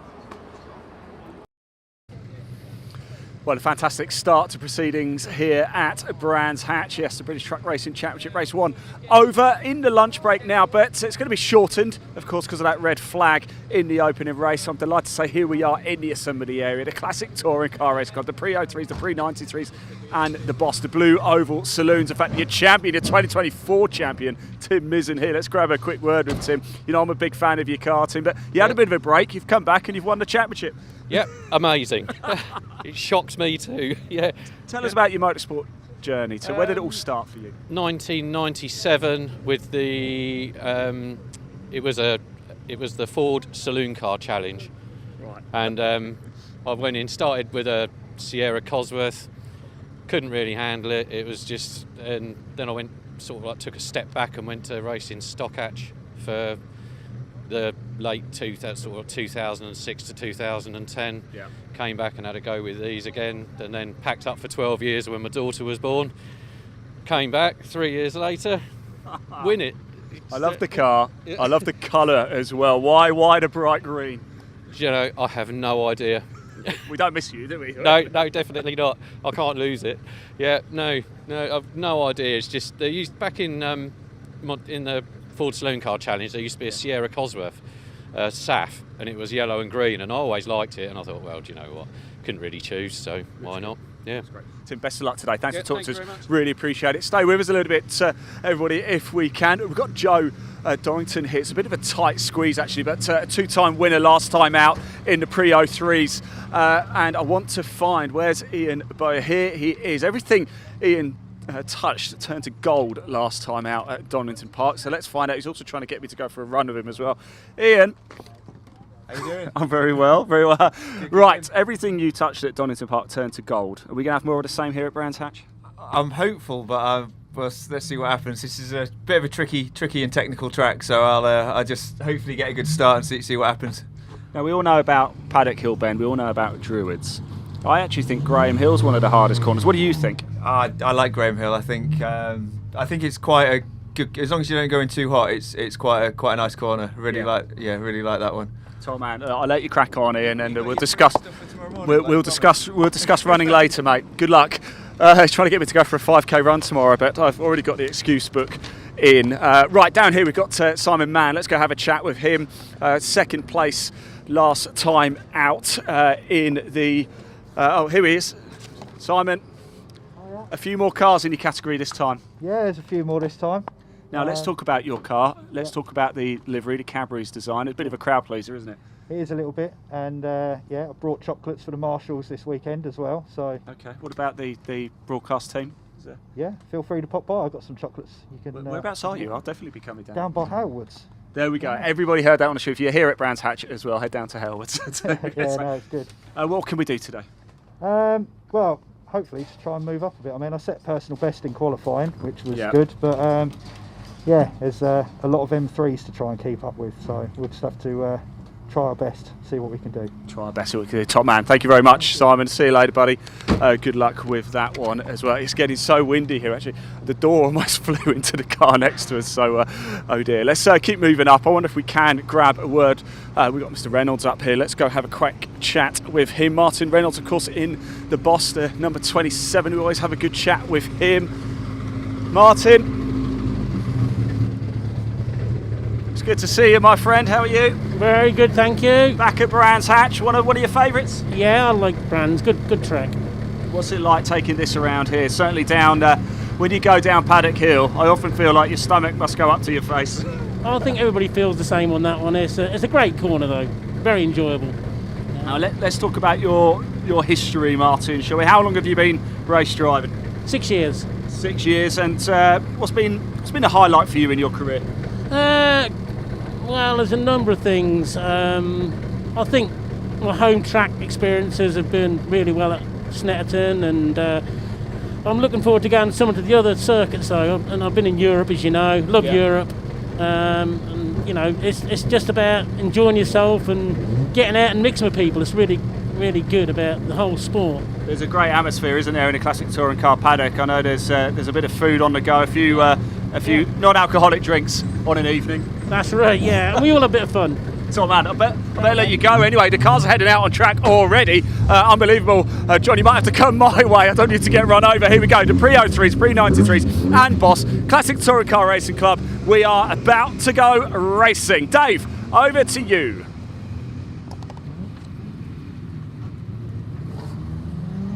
Thanks very much indeed, Ian. Yes, great to see the Classic Touring Car Racing Club in great numbers. 3 championships in 1 on their first grid of the weekend. The pre-93 touring cars, sponsored by trackhub.uk. Book your track days through them. The Bertie Haulage pre-2003 touring cars, and also the Burton Power Blue Oval Saloon Series, or BOSS for short. That's, as you may have worked out, is for everything Ford. It is one of the Fords that has taken pole position. The Blue Oval Saloon Series had their own separate grid at Donington at the season opening because they had such a sizable entry. Unfortunately, they copped the worst of the weather, although Andy Robinson made light of it in his Ford Falcon V8 supercar to take the wins, but he's not here this weekend. So in pole position, it is Piers Grange, the boss of PRG Trailers, in his very modified 2.6 litre Mark II Escort. It's almost a Thunder Saloon, that car. And he's set pole alongside Ian Bauer, who we just heard from in his Castrol BMW M3. He's the first of the pre-93 touring cars. They are mostly BMW M3s out there.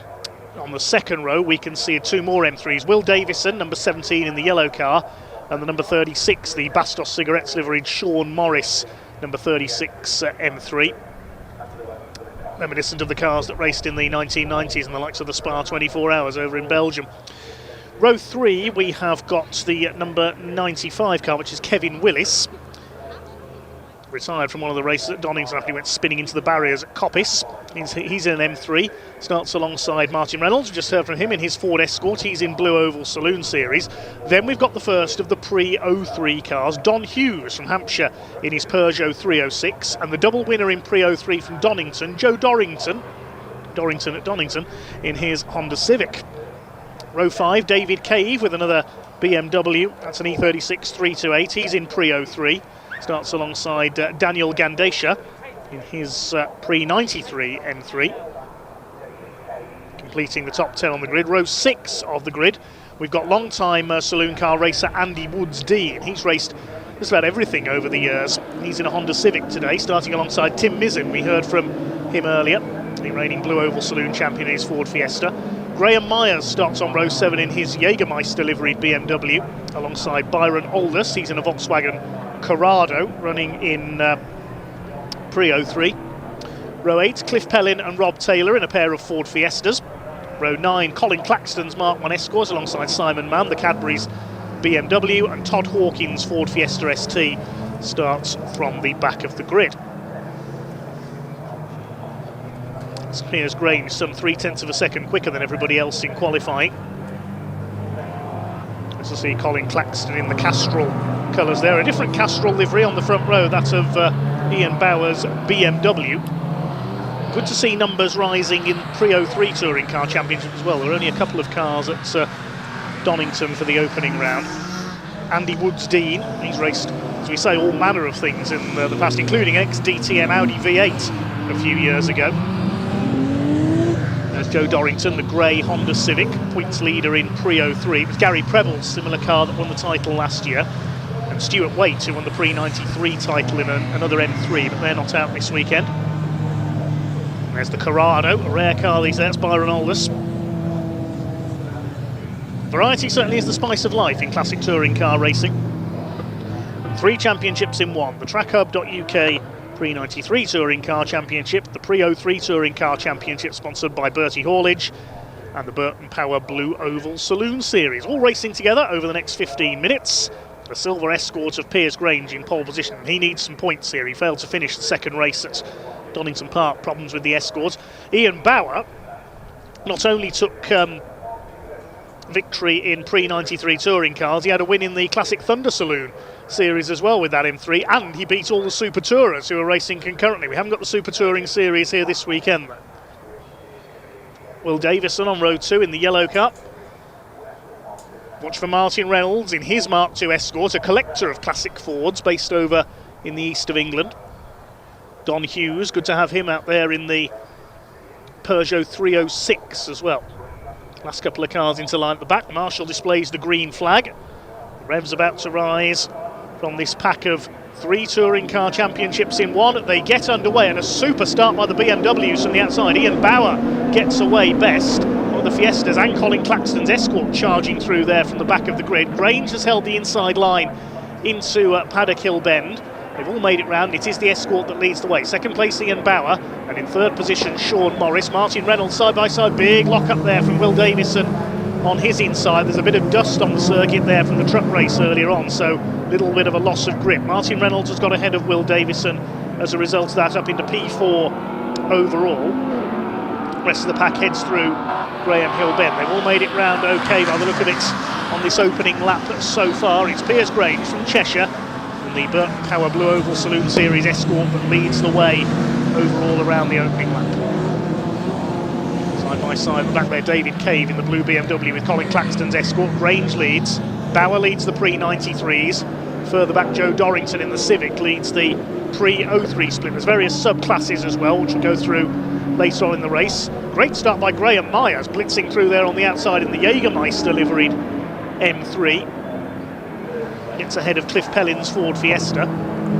Sean Morris coming under fire from Martin Reynolds. They get a very tight line there on the curb. Davison being closed down by the second yellow M3 there, which is Kevin Willis. You'll notice that the cars in the Classic Touring Car Racing Club's various series this year displaying Scale Extric stickers. The club has a sponsorship tie-up with Scale Extric this year. And believe it or not, you can buy some of these cars, or you will be able to soon, buy some of the cars you see racing this weekend in Scale Extric form. So there, right there in your living room, or your man cave, or wherever your Scale Extric track is, you can be a Classic Touring Car Racing Club driver in miniature. Martin Reynolds moving up on the outside, tries to take Sean Morris's BMW. Piers Grange and Ian Bauer have already pulled away at the front of the field. Reynolds now goes to the inside. He's going to go through, surely, under braking for Druids, or is he? Sean Morris in the Bastos Fina Team Bugatti lookalike BMW fights back on the outside, but no, Reynolds has got him up into P3 overall and second of the Boss cars, Blue Oval Saloon Series. Will Davison closing in as well in the number 17. First two have already gone. The 303 lead battle is next. That's between Dorrington and Hughes. Sean Morris under intense pressure now from Will Davison. Kevin Willis needs to make up for some lost points as well after spinning out of one of the races at Donington. Looking at the point standings so far, Ian Bauer leads the pre-93 standings by 8 points ahead of Will Davison. Blue Oval Saloon Series is led by Andy Robinson, who's absent this weekend, and pre-03 by Joe Dorrington, 6 points ahead of Simon Madd, who were the only two entries at the first round at Donington, so good to see numbers have increased in that championship. BMW battle as they go down the hill to Graham Hill Bend. There are the leaders. Grange still ahead of Bauer. Now Ian Bauer has done the fastest lap, so he's closing on Grange. He doesn't need to get past the Escort because they're in different championships, these two, so they both get maximum points in their championship classes. We'll try telling that to a racing driver in the heat of the moment, though. Grange gets his foot down. 2.6 litres squeezed under the bonnet of that Escort. He'll be racing in the pre-66 touring cars in his Ford Mustang this weekend as well, as Will Davison makes the move for fourth place out of Clark Curve, takes Sean Morris. Willis just keeping a watching brief behind Dorrington and Hughes battling it out for the lead of the pre-03s. Don Hughes has taken the lead there, I can tell you. Yes, the yellow Peugeot 306 ahead of Joe Dorrington's Civic. Next behind them, Graham Myers, who struggled a bit in qualifying. Don Hughes, you've seen him out in a Mark I Golf as well, used to compete in the Slick 50 Road Saloon Series, among others, in years gone by. Still got the Golf, but in the Peugeot today, faced by Joe Dorrington. There clear of third place in Pre-03, which is Andy Woods-Dean's Honda Civic, the white car there a little further back. There goes Graham Myers. Behind him, Daniel Gandesha, the other orange BMW. He's being chased by Cliff Pellin.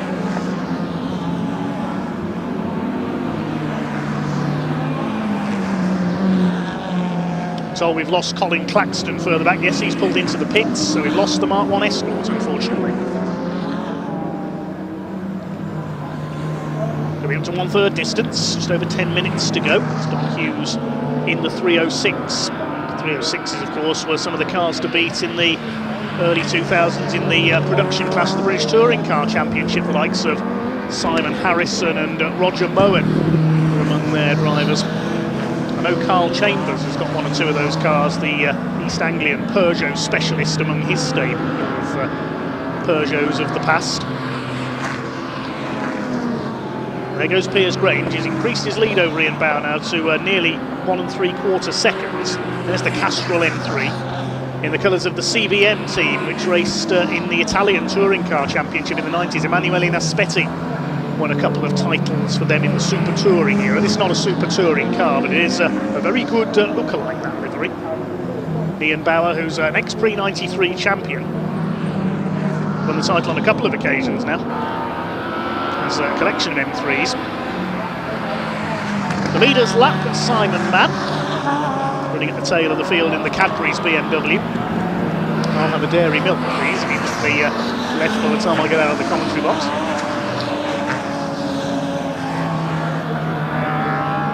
Here come the Pre-03s, sponsored by Bertie Haulage. Still Don Hughes in the 306 lead. There's Graham Myers behind them in the Jägermeister M3. No drinking and driving, of course.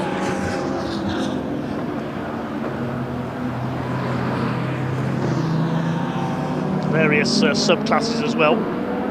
Pre-93B is led by Ian Bauer. Don Hughes is Pre-03 Class C, as is Joe Dorrington. Blue Oval Class S is led by Piers Grange, the overall race leader. Increased his lead by another couple of tenths on that last lap. Blue Oval Class C is led by Cliff Pellin's Fiesta. Pre-03 Class A is by, well, it was Andy Woods-Dean. I think it's now David Cave's BMW. I think we may have lost Andy Woods-Dean, actually. The Honda Civic hasn't come through on that last lap. So we'll keep an eye on whether he's disappeared. Blue Oval Class D is led by the reigning champion Tim Mizzen. Class G in Pre-03 by Byron Aldous in the Corrado. They're your class leaders. Yes, I think we have lost Andy Woods-Dean's Honda Civic, unfortunately. Piers Grange continues to lead. Out of Druids he comes, coming up to half distance now. Lead of just under 2 seconds over the Pre-93 Championship pace setter in this race, Ian Bauer. He leads the points in Pre-93 after the first round as well over Will Davison. There is the number 225 Fiesta of Todd Hawkins. He received the black and white flag a couple of laps ago. It was a warning for exceeding track limits. Your first offence is noted by the steward. Your second track limits offence, you get the black and white flag. Any further offences, and you may get a time penalty for 5 seconds. There's the VW Corrado. Lovely little car that is, of Byron Aldous. Comes from Cobham in Surrey. There's Tim Mizzen. You heard from him pre-race in the Fiesta. Long-time Ford saloon racer. He's currently running in 13th overall. Corrado 1 place behind him. Then we've got Rob Taylor in the black Fiesta there, the man from Sussex, just being lapped by the leaders. Piers Grange in the PRG Trailers Escort continues to set the pace. Perfect day for motorsport in the sunshine of Brands Hatch. Not the warmest of spring days, but still very nice conditions indeed. There's Cliff Pellin's Fiesta, racing at Brands Hatch for many years now. The man from Canby Island in Essex. He's got David Cave on his tail. You can see David Cave's got the black cross on the yellow background. That means a novice racer. You have to wear that on the back of your car for your first 6 motor races after getting your licence. He's chasing Cliff Pellin. It's the battle for 11th overall. David Cave leading his class, Pre-03 Class A. Cliff Pellin leading his class, Blue Oval Class C. classes all based on engine side. David Cave, it's not an M3 that car, it's a 328, that's a BMW. Goes from the outside of the Fiesta into Paddock Hill Bend. Swinging into the dip there. It's not until you walk around Brands Hatch you realise just how steep the drop is there, and then up the other side. It's like a roller coaster, this first section of the lap. Cliff Hellin holds off David Cave. It's the M3, the 328 a little bit sideways there. Of course, those novice crosses will see every car in the Caterham Academy with those on, because that's only open to novices. Don Hughes continues to lead the pre-03s over Joe Dorrington. They're 7th and 8th overall behind the Escorts and BMWs. It's under 5 minutes of this race to go. Joe Dorrington wants to make it 3 wins out of 3 in pre-03 this year, trying to close back up on the Persians. Runs a little bit wide there, coming out of the right-hander at Paddock Hill Bend into Druids. As he's definitely closing the gap here, Joe Dorrington. Joe, the man from Southampton. Don Hughes, also from down in the south of England, from Andover, near Thruxton Circuit.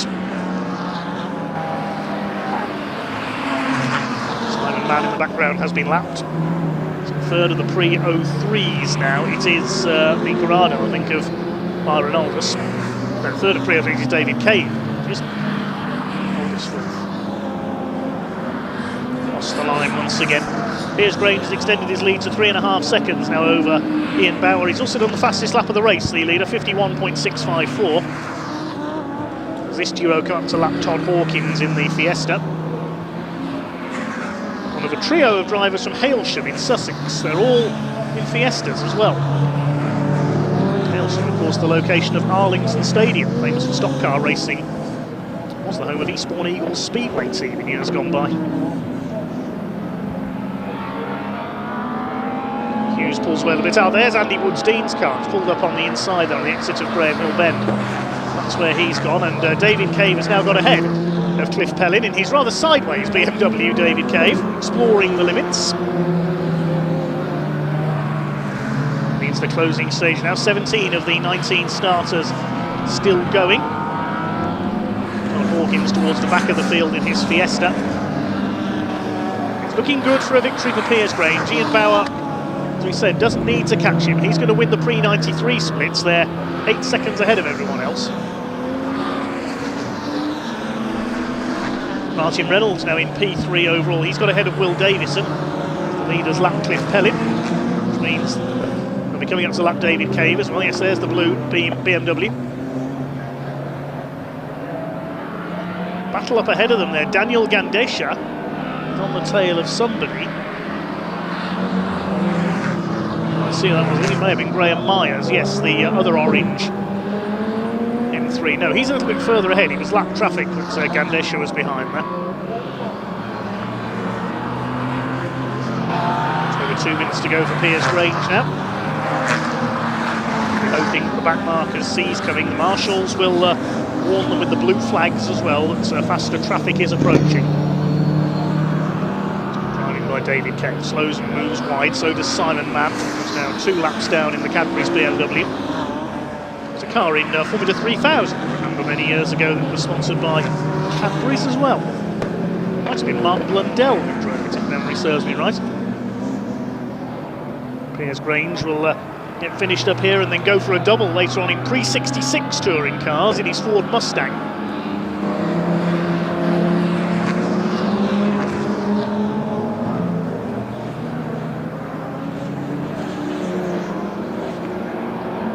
Graham Hill Bend. There's Ian Bower in second place. He's closed the gap down a little while Grange was dealing with those back markers. 2.9 seconds in it now. Will they start their last lap this time? Will they get 2 more out of this? David Cave will pull wide at Clark Curve, try to give way to Ian Bower. Should get by him on the straight. Range has gone through. I think we will get 2 more laps just. Kevin Willis in his BMW was just lapped by Byron Aldous. His BMW sliding around a bit. Are his tyres going off there, I wonder? couple of retirements. We lost Colin Claxton's Escort into the pits, and Andy Woods-Dean dropping out on the Cooper Straight. Don Hughes continues to lead Joe Dorrington in the pre-03 split. Range towards 30s. He's just lapped Graham Myers, so that's everybody up to 8th place has been lapped on his flying, very modified Mark II Escort. Will we get the checkered flag this time? There's only 10 seconds left on the clock. Or will we see another lap? Up across the line. No checkered flag, there will be one more lap. He just gets there in time, Piers Grange. Hale would rise for the final time. A little twitch from the Escort there as he got a wheel onto the curb. He's driven a perfect race here, Piers Grange, the man from Nantwich in Cheshire.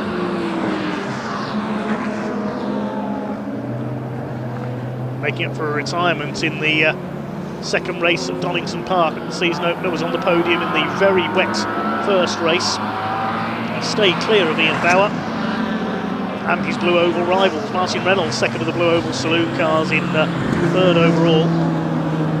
Coming up towards the checkered flag in this combined race for the Classic Touring Car Racing Club. It's going to be a win for Piers Grange in the Mark II Escorts. Across the line he goes. Second place for Ian Bauer. He wins pre-93. A long way back in third overall is going to be Martin Reynolds with his Escort, second of the Blue Oval Saloon Series cars. Fourth, it is Will Davison's M3, second of pre-93. Third in pre-93 and fifth overall is Sean Morris. Then comes Kevin Willis. We await the pre-03 battlers to come in. They will be the last two cars on the lead lap. It's going to be Don Hughes, just coming through Clearways now in the Peugeot 306, while Joe Dorrington tried to make it a hat-trick. Couldn't hold off Don Hughes, and the Peugeot takes pre-03 touring car victory. Dorrington second. We'll confirm the full result in a second. But that's everybody in as Piers Grange heads round on a quick lap of honour, waving thank you to the crowd and the marshals. Grange the winner by just under 2.5 seconds over Ian Bauer. He wins the pre-93 touring car split. They both win their classes, of course. Martin Reynolds, Will Davison, Sean Morris and Kevin Willis next home. Don Hughes, the pre-03 winner over Joe Dorrington. Margin between those two, 1.5 seconds in the end. Then Graham Myers and Daniel Gandesha in their BMWs. David Cave won his class, as did Cliff Pellin, Tim Mizzen and Byron Aldous, all class winners. The other finishers, Rob Taylor, Todd Hawkins and Simon Mann. We lost Andy Woods-Dean and Colin Claxton. So for the second race coming up tomorrow morning, the grid will be decided by the results of that race. Meanwhile, let's head down to Parc Fermé with Ian.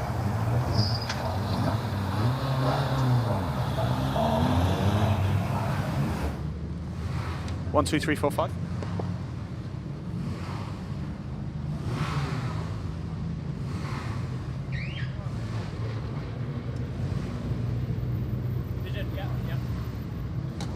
Oh, hello everybody, sorry, I couldn't hear, the signal's terrible down here. Here we are with Piers Grange, and they're actually sending, if you can see all the cars coming through, they're sending them straight off to the outer paddock. So here we are with Piers, let's grab him for a quick chat. Piers, they're sending you all straight off down to the outer paddock, aren't they? What do they do that for? I don't know, it's spoiled it, hasn't it, really? Nobody wants to talk to me, are they? No, maybe they don't want to talk to me either. No, you had a great battle out there because you had Ian Bowyer breathing down your neck the whole race. He goes so well, Ian does, for the car he's got under him. It's amazing what he does, yeah.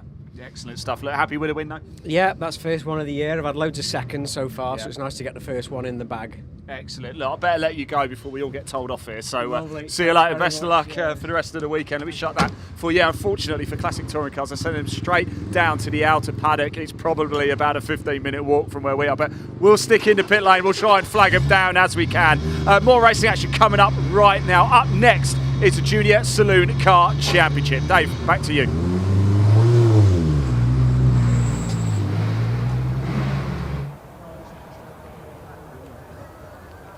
Thanks very much, Ian. Yes, just briefly hearing from Piers Grange there. It'd be nice to hear from our other championship race winners there, but they've been sent back to the paddock. A few of our show trucks there in the background on the side of the track here. Very nice to see the show trucks at all our truck racing events over the course of the season. But next up, the young guns go for it. The Junior Saloon Car Championship. They had their season opener in March at Donington Park, affected a bit by the rain. And 3 different winners. It was Wilf Butler who took the season opener. Second race of the season went to the Lightning McQueen lookalike car driven by Josh Salvadore. He was in the top 4 of the championship last year. And the third race saw a rather chaotic restart, and it was a stunned Lewis Stannard who came through to take the win in race 3. But it's Wilf Butler who leads the points coming into this second round of the season. We caught up with a few of the drivers down in the paddock a little earlier on.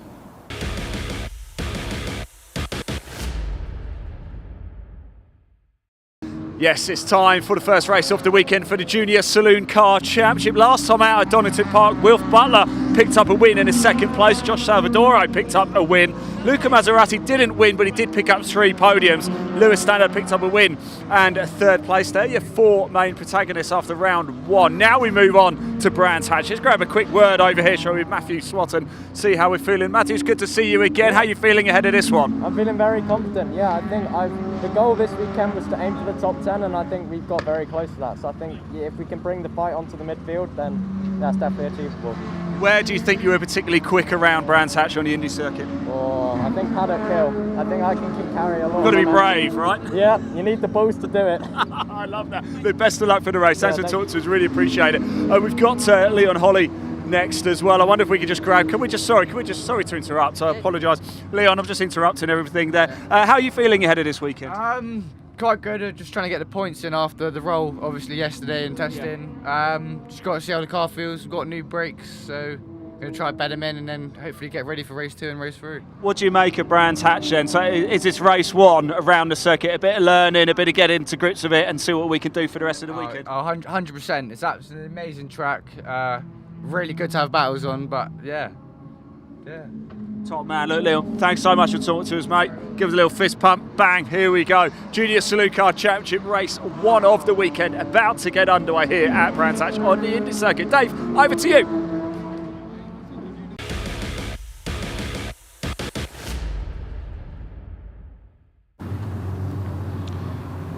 Thanks so much, Ian. Yes, so out they go then. The identical 1600cc Citroën Saxo VTRs. All these drivers aged 14 to 17 years of age. Some familiar colours there. The treble 3. That's Lexi Powell, the daughter of truck racer Stephen Powell. She'll be starting at the tail of the grid for this one, but in pole position, it is the points leader after round 1 at Donington. Wilf Butler in car number 70, who set the fastest time in qualifying this morning, only a few hundredths of a second ahead of Lightning McQueen, aka Josh Salvadore, in the number 110 car alongside him. Row 2, 448 Kyle Wells alongside 46 Luca Maserati. Came close to his first win at Donington, second in the points through consistency.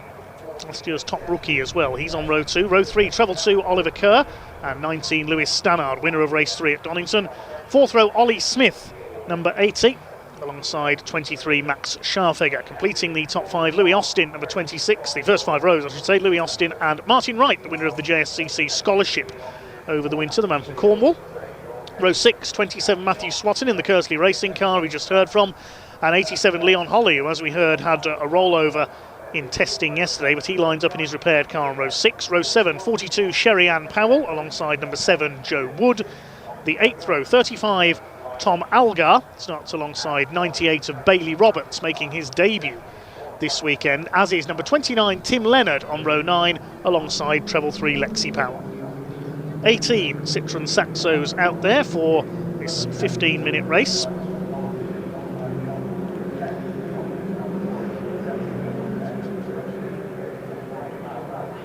I know we get plenty of commenters on our Junior Saloon cars. Oliver Law's watching, ex-Junior Saloon car racer. He's the son, of course, of Justin Law. We saw them sharing a Lotus Cortina at Donington last month in the pre-66 touring cars.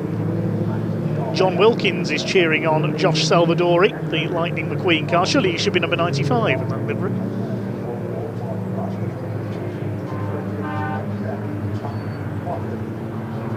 Turning around on there. Green flag lap. There's the Orex competition car number 29, Tim Leonard, making his debut. He's from Cambridge. The other newcomer, Bailey Roberts, number 98 from Salisbury. 3 races for the youngsters this weekend.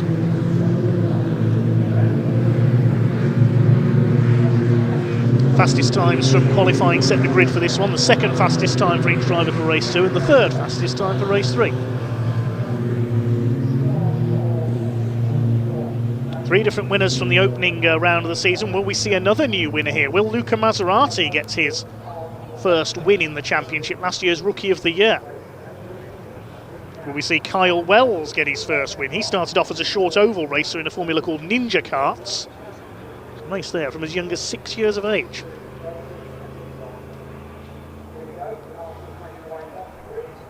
These drivers can take inspiration from last year's championship protagonists Harry Smith and Jonathan Moore. They've moved up to senior racing this year. Harry Smith in the Mini Challenge. Jonathan Moore will be racing Porsches this year in the Porsche Sprint Challenge GB. Green flag is displayed at the back of the grid then. 15 minutes for the Junior Saloon Car Championship on the Brands Hatch Indy circuit. Wilf Butler in the white and black car on pole, the red of Josh Salvadori alongside him. Revs are up and away they go. Decent start by both of the front row starters. Good start by Luca Maserati, trying to move across there from 4th on the grid. As they head towards Paddock Hill Bend for the first time. 3 wide in there for 4th position. Lewis Stannard trying to get round the outside. Will get round the outside of the treble too. The Simpson race exhausts car of Ollie Kerr and goes up into 5th position. Salvadori trying to make a move for the lead. He's taken the lead into Druids from Wilf Butler. Maserati trying for 3rd place on the inside of Kyle Wells as well as they head down the hill into Graham Hill Bend. Just defending 3rd place there is Kyle Wells, the white and Dayglow yellow car. Made it round the opening half lap all okay, including Leon Holly in his repaired car after his accident in testing yesterday. Josh Salvadori it is who leads the way then.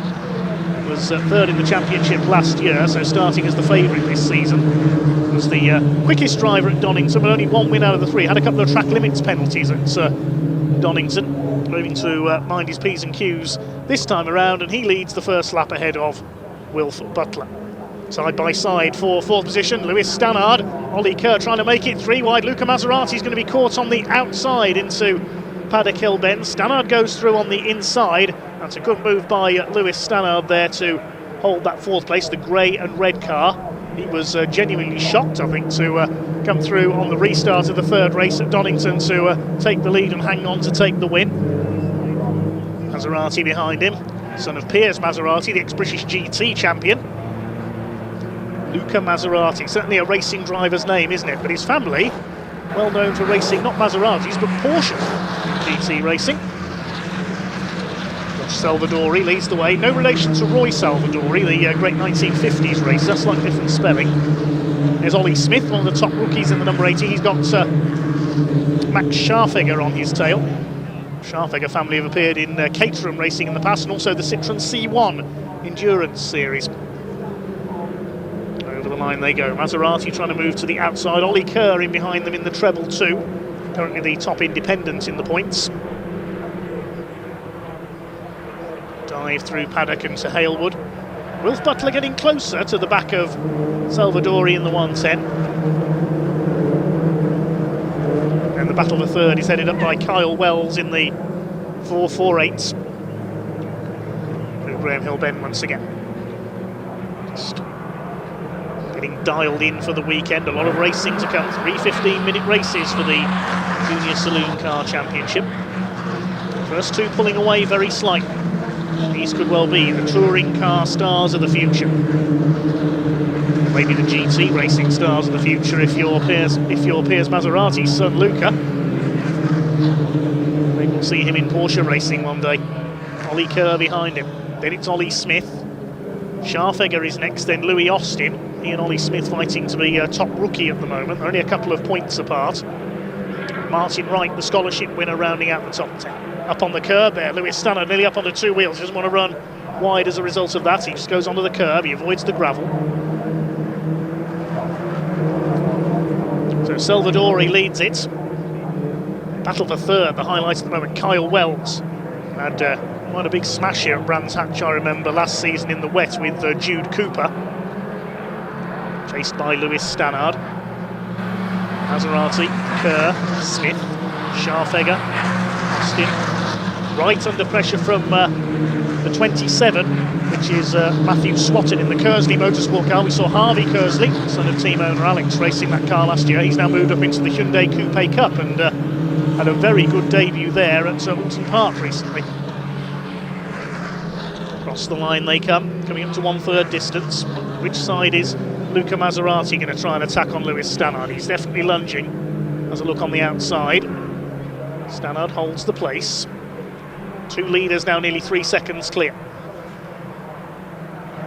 3/10 between the two of them. Still Kyle Wells. Oh, he locks up there into Druids. This is Lewis Stannard's opportunity to take 3rd place, and he's done it. Now Maserati will try and get alongside. Wells will have the inside line for Graham Hill Bend, though. Lewis Stannard up into P3. Just a little bit of a lock-up of the tyres there for Kyle Wells going into Druids. They pass Mick Gould's massive Peterbilt truck. Up the inside at Surtees, Maserati goes through into 4th place. You can see Kyle Wells with just that slight loss of momentum, although he's fighting back there on the inside. And Maserati to the inside of Stannard. They bounce off each other. Well, Luca Maserati, a great run there through Surtees into Clearways. Now Ollie Kerr's getting involved as well. And I was just saying there, the loss of momentum because that lock-up at Druids. And look, Kyle Wells has lost 3 places. Keeps his foot in. He's going to try and take Ollie Kerr back on the outside. Maserati's lunging at Stannard for 3rd. This is tremendous stuff. Kerr goes through. Wells has gone from 3rd to 6th. Behind them, Ollie Smith is closing in as well, the blue and green car. Luca Maserati, you can see he's fired up. He's going for Stannard. All the time they battle, they're falling further behind our leading pair. Into Graham Hill Bend, 5 of them, soon to be 6, because the number 23 of Max Scharfegger, the grey car with the yellow wheels, is closing in as well. Behind them is the Kersley car of Swatton. He's got ahead of Martin Wright into P10 now. Leon Holly is behind them. All 18 cars still running. Hard to pick out just who is going to succeed Harry Smith as champion this year. He's moved up into the trophy category of the Mini Challenge. Was racing at Snetterton last weekend. He had a podium there. Wolf Butler continues to chase Salvadori. He was only less than 2/10 of a second behind at the line. He's ready to attack for the lead. We've got a track limits penalty being displayed, number 70. That's Wilf Butler. Wilf Butler's got a 5-second penalty for exceeding track limits. Well, if he wants to win this race, he's got to get ahead of Josh Salvadori and win by over 5 seconds to overcome the penalty now. The officials getting tough on track limits for these young racers, getting instilled in them as early as possible in their careers. Meanwhile, Luca Maserati is all over the back of Lewis Stannard. He's on his bumper there, coming towards Clark Curve. Onto the Sir Jack Ram straight, and Maserati's got the inside, but he's being almost pushed along by Ollie Kerr. Look at this. This is like touring car racing on a smaller scale. This is fantastic. Maserati goes through. Kerr almost bump drafting him there. NASCAR style as they come across the line. Stannard's down to 5th. Maserati late on the brakes for Paddock Hill Bend. You don't want to run wide there, you'll be in the gravel. Kyle Wells still looking on from 6th. He was 3rd just a couple of laps ago. Magnificent battle between these 4, showing how evenly matched these Citroën Saxos are. Lee Smith might get involved in this battle as well. He's closing up. The line, he was only 3/4 of a second behind Wells. Salvadori's done a new fastest lap of the race, 58.881. They bounce over the curb at Surtees, then into the right at McLaren. And Clearways is where the Grand Prix loop joins back into the Indy circuit.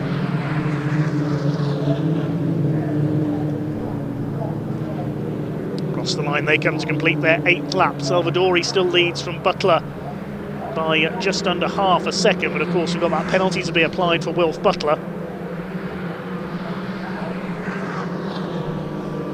Ollie Kerr maybe lining up for an attack on Maserati. He goes to the outside at Druids. Don't think he'll get around there. Maybe he's trying to get the line for Graham Hill Bend. Treble 2, sponsored by Simpson Race Exhaust. That's the business of Matt Simpson, ex-British touring car racer. Raced in those colours in a Honda Civic, had 1 win in his career there. Now concentrates on the pickup truck racing championship and his son Ben in his short oval career. Matt's of course an ex-national hot rod racer, among other things, as was his father Jeff. Now looking after Ollie Kerr through their sponsorship of the Treble 2 car, and up the inside, Carl Wells going for Lewis Stannard out of Surtees there. The Stannard number 19 ran wide. And Kyle Wells goes to the inside in the 448. Lewis Stannard keeps his foot down. The race winner from Donington, they're absolutely side by side. Ollie Smith just looking on behind. Wells has got the inside line for Paddock Hill Bend. He should go through here. Just gets his braking point right. The Vinnersport car holds the inside. No, Stannard fights back round the outside. Up Halewood Rise they go. They've been side by side for half a lap now, these two. And Wells has got the inside line for Druids. Can he get the overlap done by the bottom of the hill? I think he's finally done it, or has he? No, he hasn't. They're going to be side by side for a full lap, these two. Wells now finally pulls ahead onto the Cooper Straight using the curbs, and Ollie Smith says, OK, I'll have some of this as well. Up the inside on Stannard, who lost time over the curbs there, and up into 6th goes the number 80 car. Drivers are loving every second of this. Stannard retakes the place at McLaren. So the two leaders are still line astern, less than 0.3 of a second between the two of them now. All the actions behind them. Maserati and Kerr 3rd and 4th. Then this fight for 5th, 6th and 7th. Here are the leaders into Druids. Wilf Butler. His pit may have communicated to him that he has that penalty and to get past Salvadorian, push on to try and win by more than 5 seconds to overcome it. Maserati looking to continue his unbroken run of podiums this season. He's 2nd in the points. He's only a couple of points, 3 points to be precise, behind Wilf Butler in the championship standings coming into this weekend. With Lewis Stannard also on the same score as Maserati. 3 points covering the top 3 in the championship. Only 3 points behind them is Salvadori. He's looking to become the first repeat winner of the season. 4 minutes to go. It's pulsating first race of the weekend for the Junior Saloon Car Championship on the Brands Hatch Indy circuit. Maserati's pulled away a little bit from Ollie Kerr. Displaying racecraft, some of these drivers beyond their young years. Remember, there's drivers as young as 14 in this championship. Through Druids. Wilf Butler keeping up the pressure on Josh Salvadori, the man from Chelmsford in Essex, on his local circuit today. Wilf Butler comes from Tadley in Berkshire.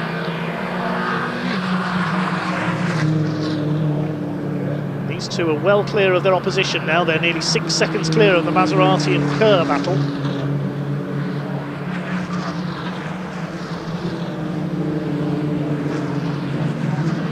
And that means, of course, that Wilf Butler, even with the penalty, well, I'm going to stop talking about penalties because we've had 3 more 5-second penalties come up, and one of them is for Josh Salvadori, the 110. So that could change things. Kyle Wells has got one as well, 448, and treble 3, which is Lexi Powell at the back of the field. So Salvadori and Butler both have 5-second penalties, so they effectively cancel each other out. Their battle is still for the lead because they are 6 seconds clear of these two, Maserati and Kerr. So it'll drop them back, but as things stand at the moment, unless Maserati manages to close in, then Salvadori and Butler will still be 1 and 2. They're coming up to lap Lexi Powell in the colour of her father and his running mates' team's race trucks. Lexi lets the leaders through. 2 minutes to go. It'll be interesting to see the final classification here. Can Luca Maserati close in enough to cancel out the penalties for the two leaders and overhaul them on corrected time? He's 6.4 seconds down at the moment, so as it stands at the moment, the battle for the lead will stand. Can Wilf Butler get ahead of Salvadori? Sawing at the wheel slightly there through Druid's hairpin.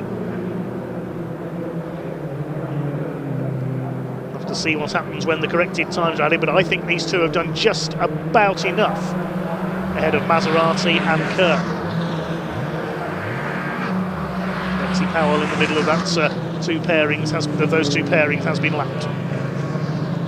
Wilf Butler really applying the pressure at Salvador. You see the car slid just a little there coming through out of Surtees. across the line. I think this will be 2 laps to go this time.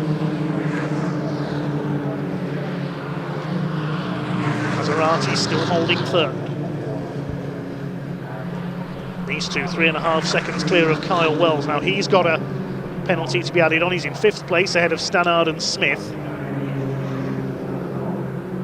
But he will certainly drop behind those two and possibly behind Scharfegger as well. Tim Leonard, our newcomer, lets the leaders through at Druids.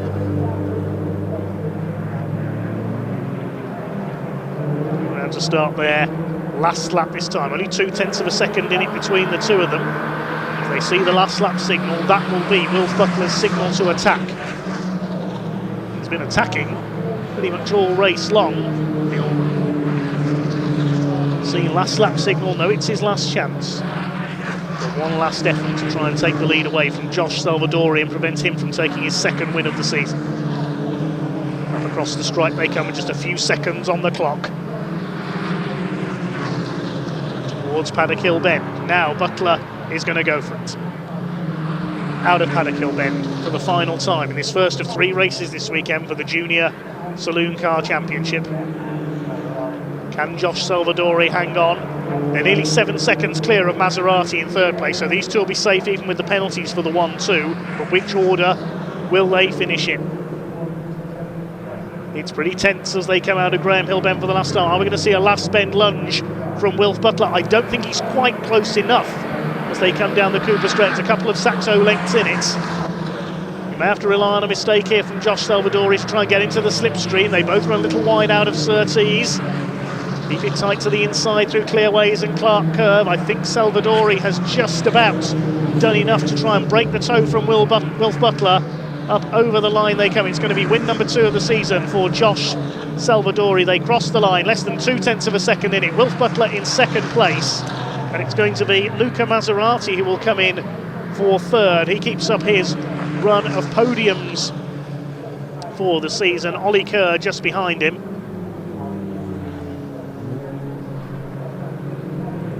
Now wait to see when penalties are added on. They haven't been added to the timing screen at the moment, so we'll confirm that shortly.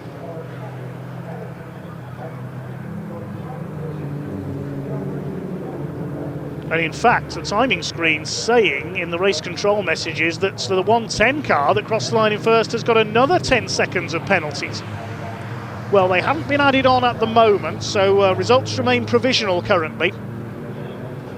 But I think Josh Salvadori, according to our TSL timing screen, has another penalty. Further penalty for exceeding track limits, but we will wait and confirm that. The provisional result, though, as they cross the line, Josh Salvadori the winner ahead of Wilf Butler by 0.179 of a second. Luca Maserati keeps up his run of podiums in 3rd, just ahead of Ollie Kerr. The next battle was Wells, Stannard, Smith, Scharfegger, just ahead of Austin and Holly, rounding out the top 10. Matthew Swatton 11th, Martin Wright dropping to 12th, then Joe Wood, Tom Algar behind them, Sherry-Ann Powell, newcomer Bailey Roberts, newcomer Tim Leonard, and the final finisher Lexi Powell. That result, as we say, is provisional at the moment before penalties are added on post-race, and we will update you on the results when we get it confirmed from the timekeepers and race control. Let's head down to Parc Fermé in the meantime.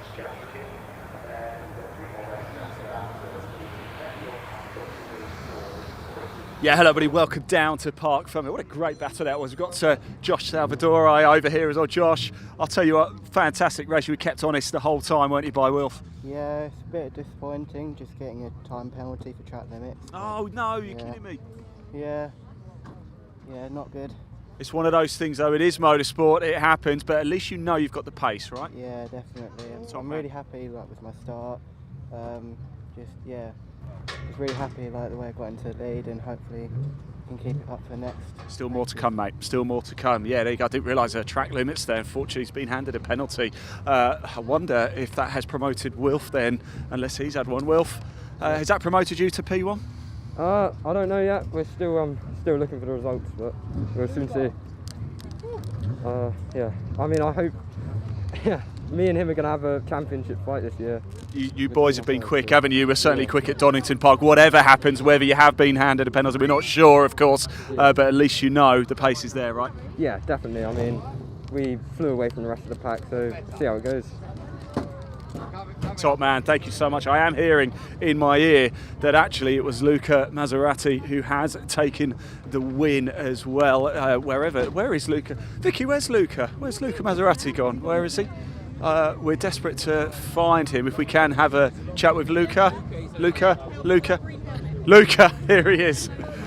Luca, we grab a quick word. Of course, third on track, but due to penalties in front of you, you've actually won the race. How does that feel? It feels good. It's a bit bittersweet, obviously, because I didn't really have the pace to be up with them today. But you know, a win's a win. We'll take it. You dealt with pressure well, though. Oliver was on your tail the whole race, wasn't he? Yeah, he was very quick. To be fair, I had to defend a couple of times. Pressured me into a few mistakes, but you know, I think I handled the pressure pretty well. It was some good racing. Top man, well done. Congratulations as well. Well deserved as well, actually, on the podium now in every single race so far this season for the junior saloons. Yeah, a bit of confusion. The top two handed penalty. So third place on track, Luca Maserati takes the win. Next race coming up, they're on track already, so I'm going to have to hand straight back to Dave Goddard to take you through the action. Enjoy. Well, thanks very much, Ian. Yes, we will confirm officially as soon as we get the results through from the timekeepers and race control from that one, but we believe Luca Maserati has inherited his first win as a result of time penalties for Butler and Salvadore. Next up, it is the Classic and Historic Thunder Saloons. Classic Thunder Saloon sponsored by PRG Trailers, Historics by Ricky Can Aston Martin. And the grid lines up like this. Adrian Bradley in his BMW M3 is on pole alongside Colin Voice, a winner at Donington last month in his turbocharged Escort Mark 1. Second row, familiar face, Ian Bauer in his BMW M3 alongside the newer M3 of Ian Craig. Row 3, Ricky Can in the Aston Martin, the series sponsor, alongside Joe Collier's BMW. Row 4, another BMW we saw out earlier on, Sean Morris, alongside Kevin Denwood in a BMW Compact, a very modified one, of course, in Classic Thunder. Completing the top 10, first appearance of the season for James Janicki in his brilliant Nissan Skyline R32, alongside Anton Martin with his BMW. Row 6 of the grid is Ross Craig, son of Ian. He's in a Honda Civic, alongside Ronan Bradley with a BMW. Row 7, Martin Reynolds, who's not in a Ford Anglia. I believe he is in his Ford Escort again for this race, alongside Daniel Gandesha's BMW. Row 8, Phil Wright's Castrol Honda Civic, and Neil Wade in a very modified BMW Mini Cooper S. And at the back of the grid, the beautiful Group 44 Trans Am replica Jaguar XJS of Melvin Hooker. Well, while the drivers get ready to head round for the rolling start, let's quickly see who Ian caught up with earlier.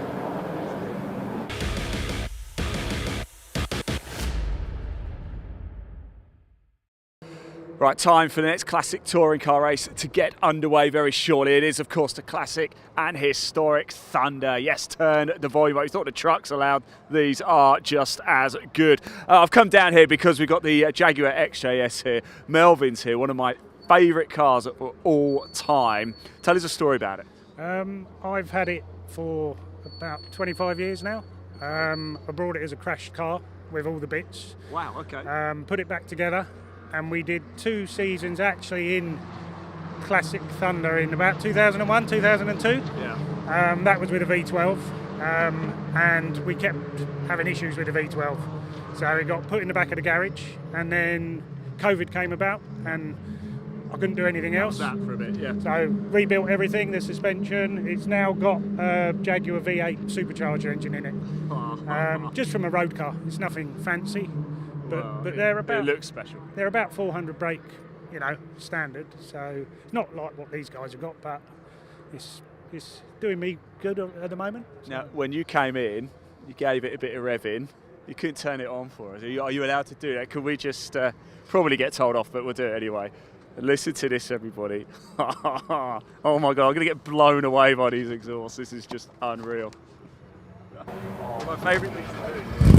Well, unfortunately, we're not going to be able to hear that because the race is about to get underway. The Classic and Historic Thunder Saloons completed their rolling lap, and they are underway. And now we can hear them for real in race action. All 17 of them together. Melvin Hooker in the Jag, there he is at the back. It really is a gorgeous looking car, that one, isn't it? But up front, Colin Voice in the Mark 1 Escort, the first of the historic Thunder Saloons, has taken the lead. Adrian Bradley's BMW in second place. He's gone a bit wide there at Druids, and Ian Bowers got through into second. That's the battle for the lead in the Classic Thunder for the slightly newer cars. These are the most powerful classic touring car racing club machines, of course.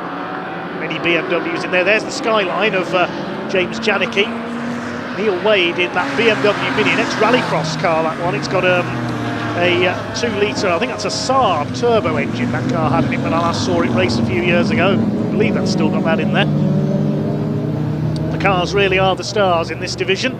Side by side there between Adrian Bradley's BMW and Joe Collier in the battle for third place, because Ian Bowers got through in the second up at Druids, but it is Colin Voice in his stunning Mark 1 Escort who leads the way. Been racing that car for many years now. All manner of subclasses down the order as well, which we'll pick up later on. And there is the historic Thunder sponsor, Ricky Cann, in his massive Aston Martin, ahead of a batch of BMWs, 5 or 6 of them together in the midfield. Sean Morris is in there, Ian Craig ahead of him. Anton Martin, number 330, the former Bangor racer. For his classic Fords on the circuits before switching to that Beamer. Behind the blue BMW is the green and white one of Ronan Bradley. Adrian Bradley in the Team Legacy BMW is there in third place, holding off Joe Collier. He comes from a short oval racing family as well in the Midlands. Simon Collier used to race for the Barton Boys Bangor team. Look at the power of that Aston Martin of Ricky Cann. And then stronger, excuse me, on the brakes is the BMW there on the inside, and Joe Collier holds the place. The Aston tries to get through again. Now, it's tricky to pass in that Aston Martin in some places just because of the sheer size of the thing. Meanwhile, Colin Voice leads from Ian Bauer. They lead their respective championships, of course 2 championships this year, the Ricky Cann Aston Martin Specialists Historic Thunder and the PRG Trailers Classic Thunder, as Cam takes the place back again down the straight from Joe Collier. He's got Ian Craig on his tail now. PRG Trailers, of course, home driver we've already seen take a win this weekend, Piers Grange. Sean Morris under fire from Anton Martin. A 15-minute race here. Now, there is a new engine in the BMW Mini, I've been told. It's got a Honda engine in it now. Oh, Joe Collier slowing there down the straight. Sean Morris and Anton Martin go through, so maybe Joe's got a problem with his BMW. Ronan Bradley trying to get round the outside there, so I think Joe's slowing down, unfortunately. New fastest lap by Ian Bauer. He's done a 52.219. He's 2.5 seconds off Colin Voice, who made that flying start in the Escorts. There's Ronan Bradley. Ronan, Adrian and Niall Bradley, a family been racing BMWs all over the UK in the last few years. There's Martin Reynolds with his Escort. Behind Kevin Denwood's BMW Compact, and behind them is James Janicki's awesome Nissan Skyline GTR. Used to race that with the Nippon Challenge series for Japanese cars, promoted by the Track Action Club, who we'll see out in action tomorrow. Voice leads from Bauer, Bradley and Ricky Cann up to 4th. They're all leading their respective subclasses.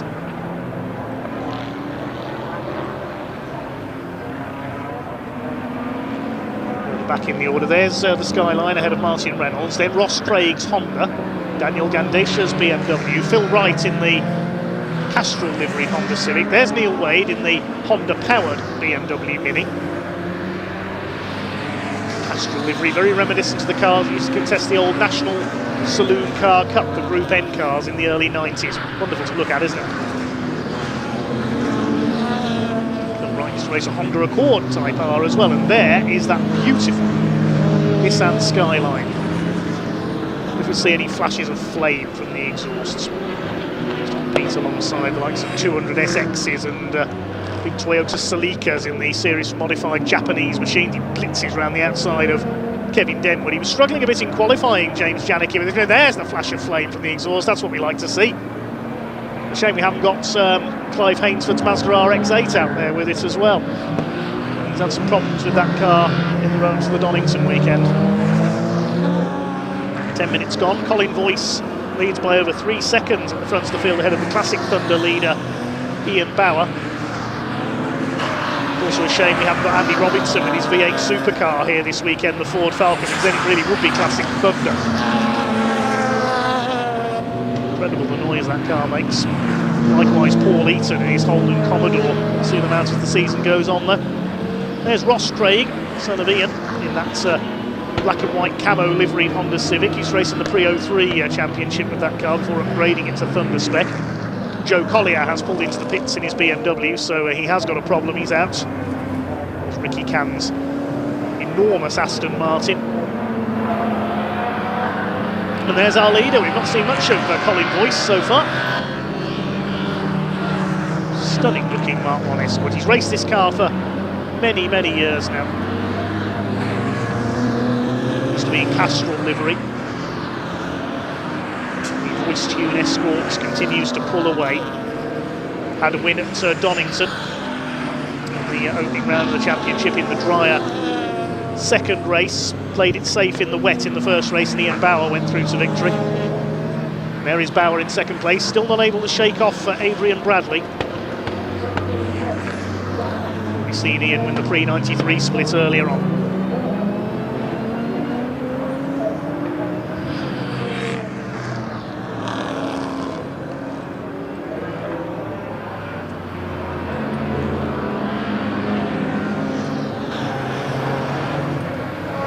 Take a pause there and listen to these wonderful engines. Adrian Bradley meanwhile getting closer to Ian Bauer for P2 and the lead of the Classic Thunder division, because of course Colin Boyce, who's leading overall, is a historic Thunder car. Here comes Bradley, the Irish-born racer, to the inside of Ian Bauer. He's going to take the lead of Classic Thunder as he takes second overall. He's done it. Driving there by Adrian Bradley, based in Purley, originally from over in Ireland. Newly liveried BMW here today as well. It's plain red at Donington, if it is the same car he's in, of course. They've got quite a collection of BMWs, the Bradleys.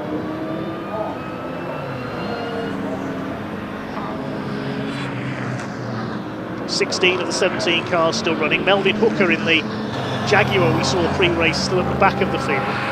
That's a replica of the car raced in the Trans Am Championship in America by Bob Tullius, the owner of the Group 44 team, hence the number. He always raced British cars. He had MGs, even a Triumph TR7. Went on to run Jaguars in IMSA GTP, Bob Tullius, in the 80s. There's the Aston Martin in the familiar Gulf livery, the powder blue and orange. The biggest car out there this weekend, Ricky Cam. Thunders along in fourth place ahead of Ian Craig's BMW, then a gap back to Sean Morris, saw him out earlier on. Then Ronan Bradley in the green and white BMW, Anton Martin. James Janicki, a bit of a subdued run for him so far in the Skyline. He hasn't got the boost turned up to 11, clearly. Kevin Denwood's behind him, then Martin Reynolds in the Escort. 6.5 minutes still to go in this first race of the weekend for the PRG Traders Classic Thunder Ricky Can Aston Martin historic Thunder Championship. It's Phil Wright in his little Civic, the Classic Thunder Class C, that's being led by Ian Bauer. That's the busy spectator banking above the Cooper Straight. It's a time when a rallycross circuit ran across the top of that bank here at Brands Hatch. Dropped down through a hairpin at the end of that dirt section, and then the wrong way up Cooper Straight, the rallycross circuit.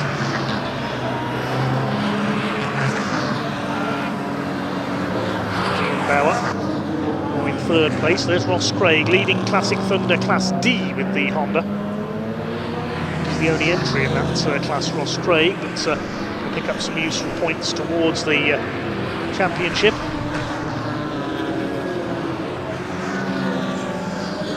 The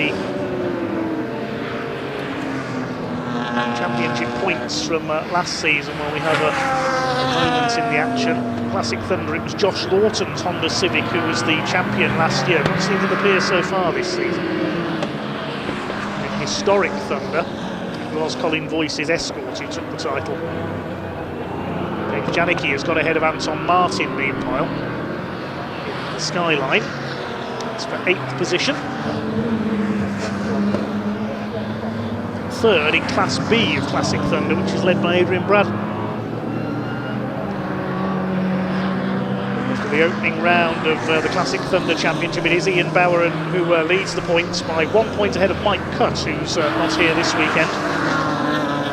In Historic Thunder, it's Ricky Cann with 2 wins at Donington in his class, who leads the championship. Of course, if there's less than 3 starters in your class, you get less points. Colin Voice is further behind, and Martin Reynolds as well in the Historic Thunder division. Martin Reynolds, I think, has dropped out. Yes, he hasn't come through on the last couple of laps, so we've lost Martin somewhere, unfortunately. In his yellow and white Ford Escort, can't see where he's gone. This is the battle for 6th position. Ronan Bradley closing on Sean Morris. Took a couple of tenths of a second out here on the last lap.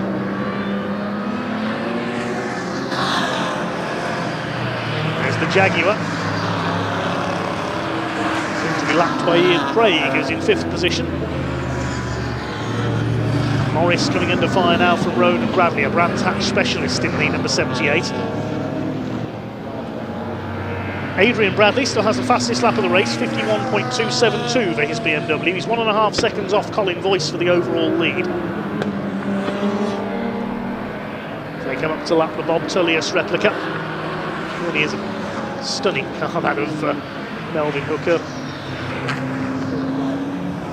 No, I'm biased because the Jaguar XJS is one of my favourite cars. Ronan Bradley has a look, and there's a bit of contact there. Closing the door there, Sean Morris. Bradley will have another go. Not at Graham Hill Bend. It's under 3 minutes to go. New fastest lap for Colin Voice, 51.210. Personal best for Adrian Bradley as well, 51.241. Can he catch our leader? This is the fight for 6, the 2 BMWs. Martin Reynolds has pulled into the pits now, so problems for the Escort. He's out of the race.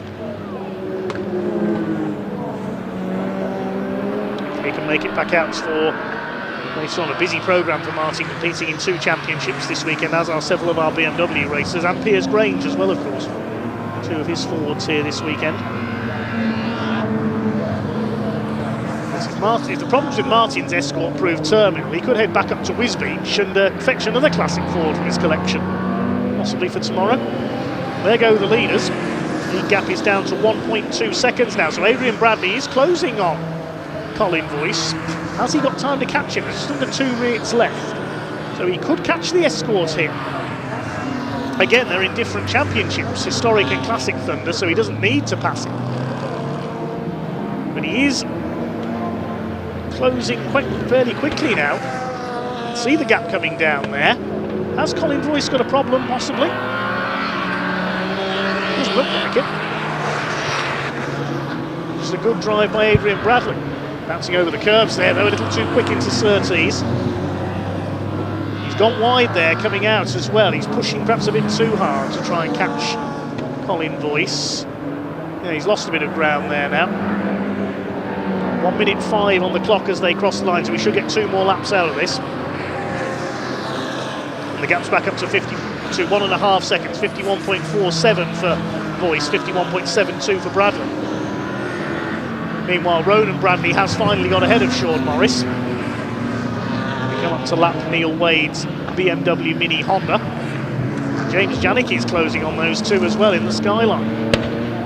This little flash of flame, little clap of thunder out of the exhaust. That's what we like to see. If anything, Colin Voice has pulled away again in the Escort. There's the battle between Daniel Gandesha and Phil Wright. That's for 12th overall, a lap down. Here comes the Skyline. Can he take Sean Morris in the Bugatti lookalike BMW? See the Scale Extric stickers on the back of these cars. Leaders are into their last lap. And I think Colin Voice has done enough for yet another victory his Mark 1 Escort. Stunning looking car. Certainly a car I would love to own as a Scale Extreme replica.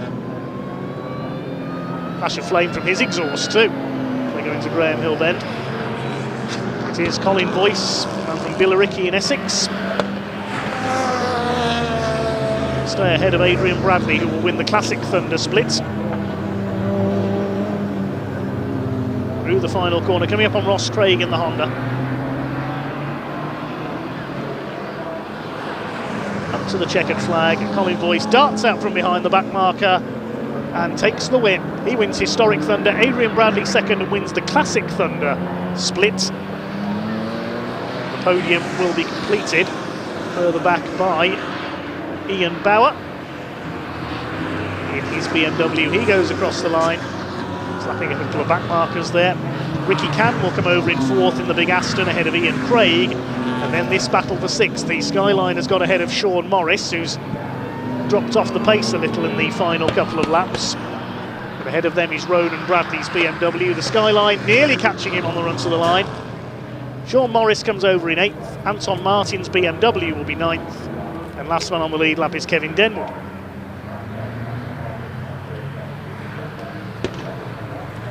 May have lost the XJS there. We'll see if he comes through behind Colin Boyce. Yes, there he is. I thought we'd lost him there for a moment. He does take the flag. Colin Boyce has gone round for an extra lap. I don't think he saw the checkered flag there because he was busy dealing with the back marker as he crossed the line. But I'm sure we'll hear from him shortly. Following our Classic and Historic Thunder race, sponsored by PRG Trailers and Ricky Can Aston Martin Specialists. Ricky showing just what an Aston Martin specialist he is there, driving that big car to fourth. But Colin Boyce the winner by 1 3/4 seconds ahead of Adrian Bradley, who did the fastest lap of the race on the final lap with a 51.172. Ian Bauer completing the podium, and Ricky Can in fourth. They all win their subclasses, as does Ronan Bradley in sixth behind Ian Craig. James Janicki bringing the Skyline through to seventh ahead of Sean Morris. Then Anton Martin, Kevin Denwood complete the top 10. Ross Craig a class win in 11th place ahead of Daniel Gandisha and Phil Wright. They had a good scrap in the closing stages. Neil Wade next, and the final finisher was Melvin Hooker in the XJS. We lost Martin Reynolds and Joe Collier into the pits. So as the thunder dies down, we'll shortly head down to Ian Waterhouse in Parc Ferme. Hopefully they won't head straight back to the outer paddock this time. We can hear from a few of the drivers in a moment.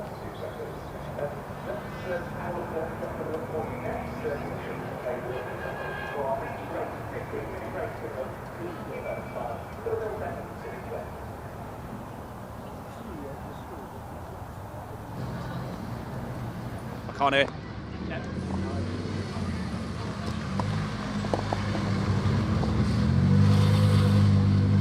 Hello everybody, yes, we had to wait a while, haven't we? But here he is, Colin Boyce. It's great to see him again. Colin, come on, how does that feel? Cool, hard work.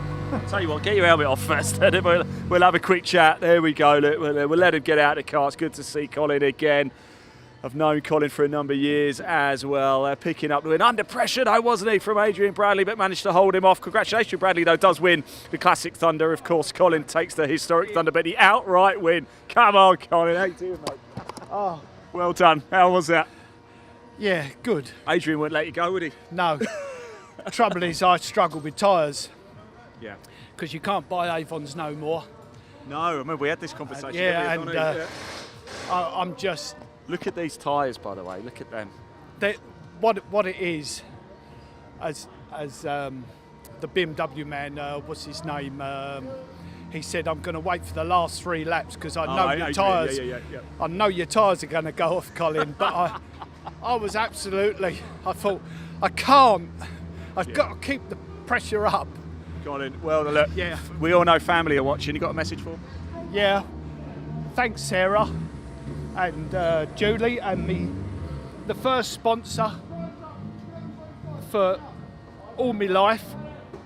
Yeah, brilliant. Well I done. just need a bit more. There you go, just needs a bit more. Great, I love the plug. Well done. Colin, it's great to see you, mate. Well done, congratulations. Thank you Go so enjoy much. the rest of the day. We'll see you tomorrow. Right, more action coming up. Just waiting actually in assembly. In fact, they're lining up almost already. Time for the Milltech Civic Cup. Dave, over to you.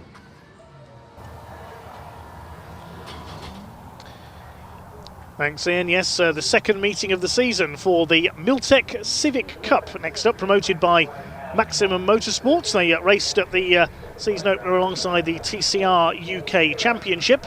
Two different shapes of Honda Civics you see in these. The EP3 Civic, the bread van design as some call them, with the squarer back, and the more modern FN2 design as well.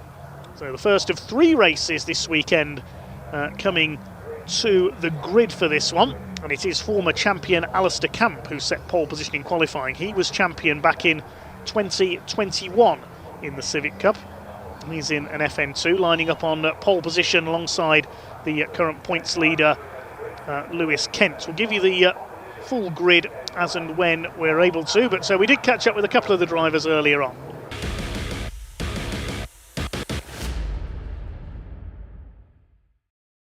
Right, everybody, it's almost time for the first race of the weekend for the Miltech Civic Cup. I'm here with Jack. Jack, you're going to give us a bit of information about the Civic Cup, aren't you? Tell us what's happened already this season. Yeah, we've had a good start to the season. At the moment, Campy and Lewis Kent are trading blows up the top end. That's going to be a battle to watch all season, isn't it? Yeah, I think so. It's going to be a battle into Paddock Hill as well today, isn't it? So I'm looking forward to that. The FN2 looks really suited around here, actually, and Campy looks like he's got it on rails, so I think it's going to be really good off the start, so I'm excited. It's nice to be here at Brands Hatch as well. What does the circuit mean to you guys at Civic Cup?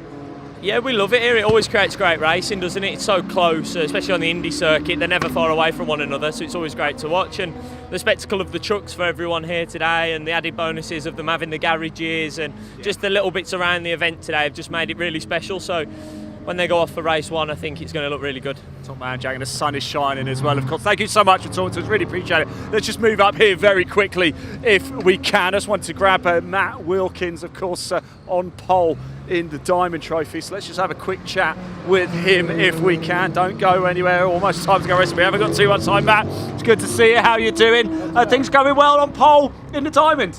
Yeah, not too bad. We did hope to be a bit further up, but we'll see if we can go forward in the race. What can you do from here then? You got pace to be challenging that lot over there? Let's hope so, yeah. It's not too easy to overtake here, but we'll do what we can. You're the man to watch. You're the man to watch, Matt. Thanks so much. I couldn't hear too much of what he was saying there, actually, but here we go. That's the beauty of it. So much noise. The sun is shining. Where else would you rather be than here at Brands Hatch? Time to go racing for the first time this weekend for the Miltech Civic Cup. Dave.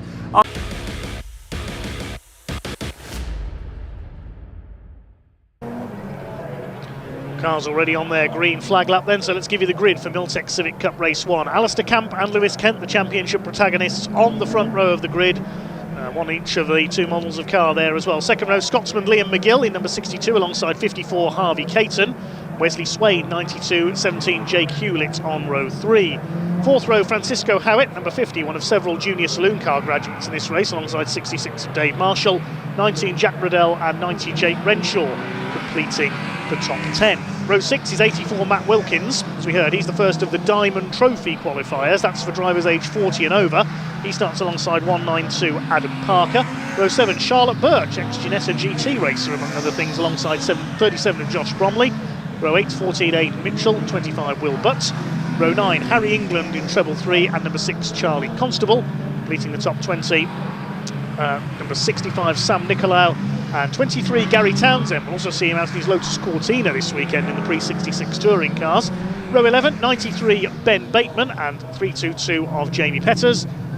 79 Adam Jackson and 495 of Mark Hughes on row 12. Row 13, 74 Anthony Gannon, 76 Simon Welch, 86 Daniel Petters, who missed qualifying starting from the back of the grid.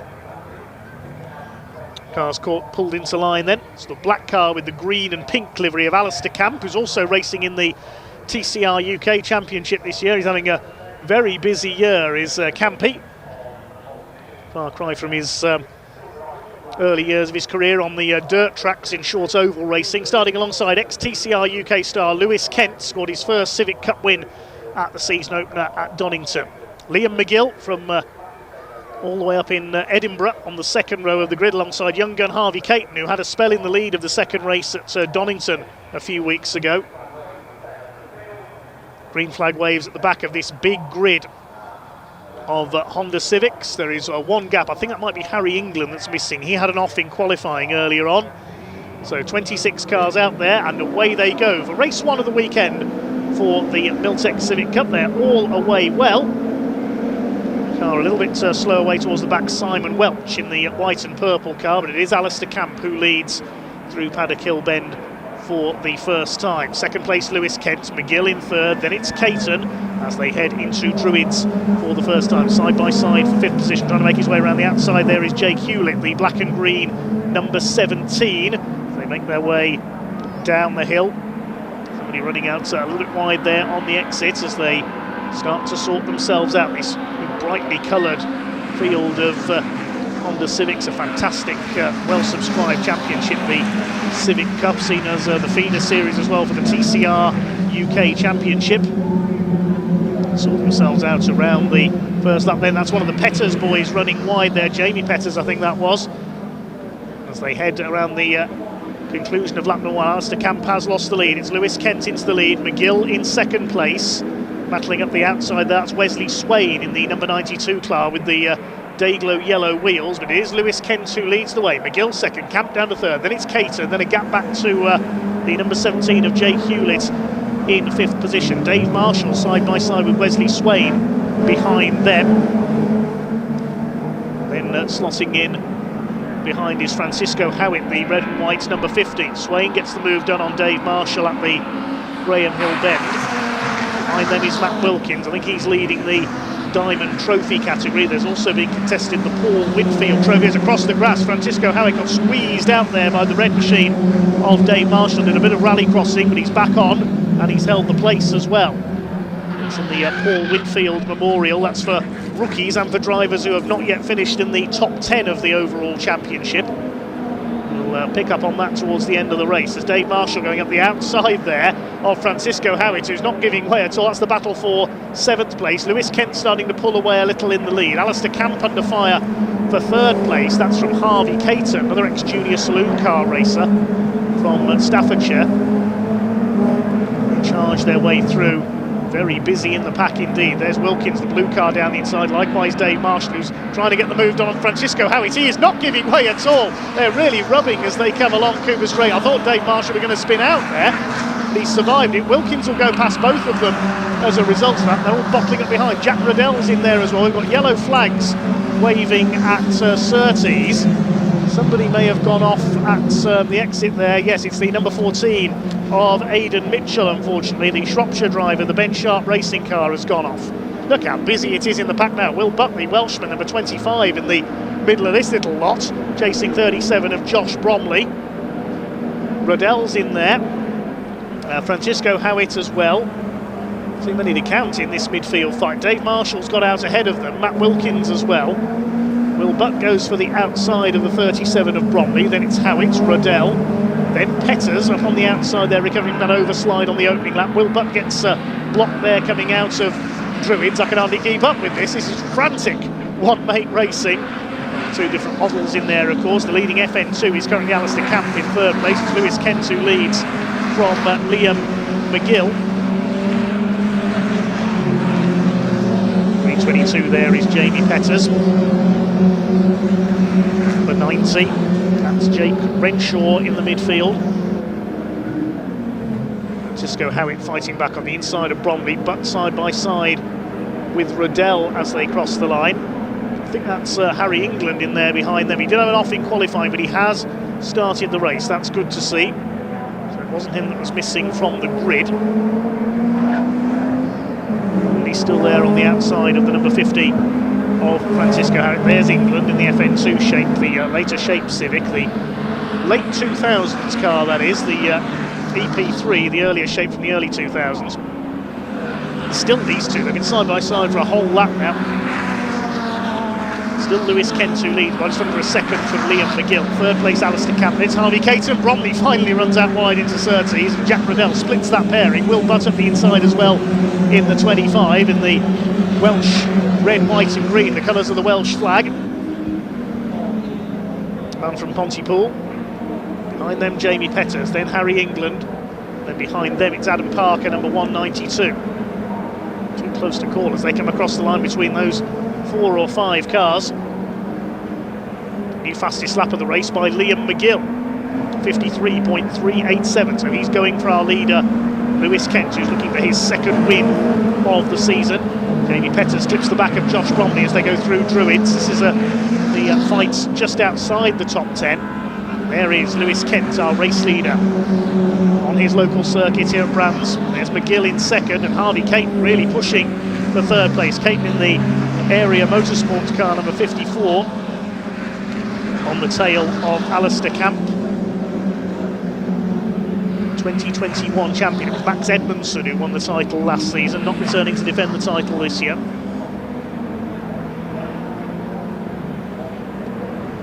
Up the hill towards Druids. Alistair Camp leading the FN2 category. These four are fairly well ahead, over 4.5 seconds ahead of Wesley Swain in P5. Hewlett is 6th, Wilkins 7th, Marshall 8th, Howitt 9th, Ruddell 10th.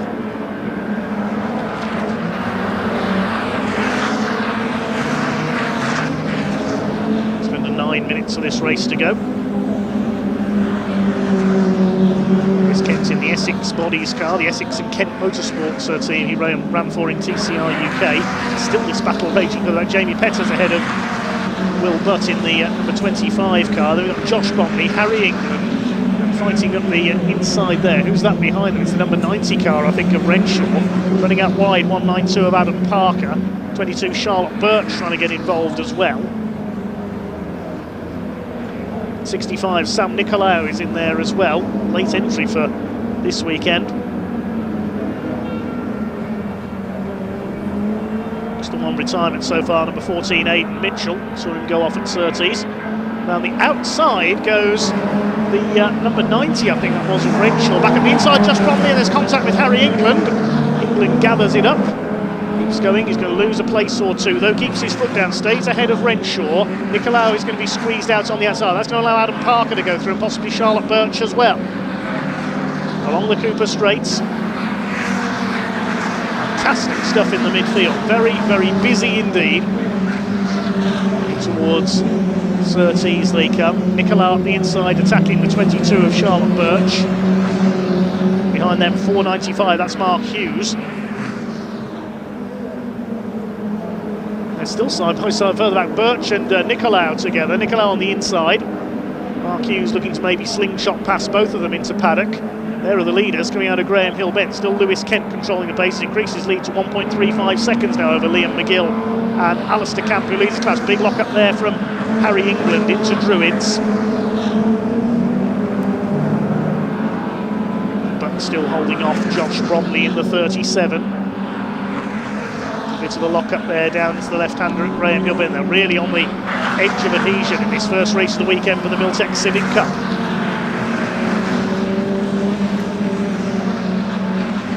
Wide there, Bromley, but that allows him to get the cut back up the inside of Will Butt there, leaning on each other once again. These two, they're inseparable, these two. Harry England trying to have a go at them in the treble 3 as well. He moves to the inside. Meanwhile, back at the front of the field, Alistair Camp has caught Liam McGill, who is now having to defend for second place. This is allowing Lewis Kent to get away in the lead slightly now. He's increased his lead to 1.6 seconds. McGill Motorsport car holding second. Harvey Caton on his own in fourth place, now being dropped slightly. The black and white car with the blue bonnet.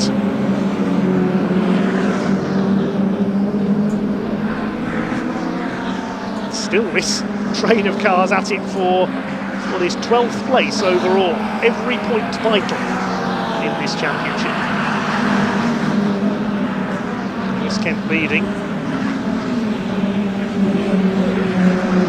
Looking at the Paul Winfield Trophy, the lead car in that at the moment is, I think, the 7th placed car. It's the battle for second place through Graham Hill Bend. Liam McGill still holding it at the moment.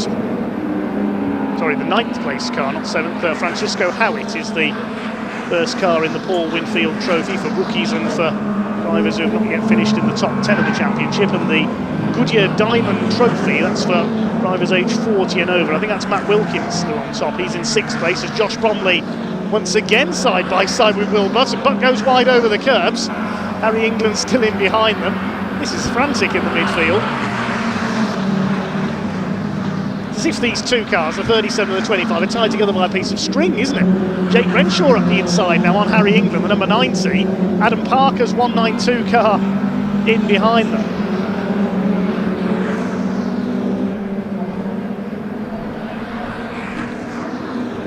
It's over 4.5 minutes to go. It's been a very close affair indeed, certainly in the midfield for the Miltech Civic Cup, but bounces up on the curb. That paddock hill bend. The gap is 1.8 seconds for Lewis Kent ahead of Liam McGill. McGill busy with his mirrors full of Alistair Camp, the former champion. Meanwhile, the midfield battle rages on. Really stacking up behind Will Butt at the moment. As Josh Bromley's been able to escape slightly at last from the driver who's been fighting tooth and nail with all race long. Camp leads the FN2 class. There's been a change for fourth place, I think. No, Harvey Cate's transponder isn't working, so he's still there in fourth. He's having to be timed manually. He's still in P4. You see him in the right of your picture there going through Graham Hill Bend. Everything seems to have stabilised at the front of the field. Got one retirement in the pits. Jamie Petters has pulled off.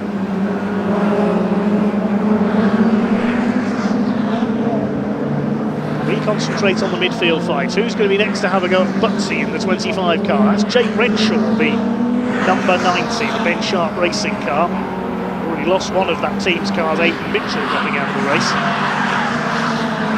The number 37 car of Josh Bromley, who's the head of this group, has been given a 10-second penalty for exceeding track limits. This will be when he ran wide coming out of Graham Hill Bend. He'd already got the 5-second penalty. So Josh Bromley's going to lose a lot of places with that penalty, given how close it is in the midfield. Less than 3 minutes to go now in this first race of the weekend for the Miltech Civic Cup.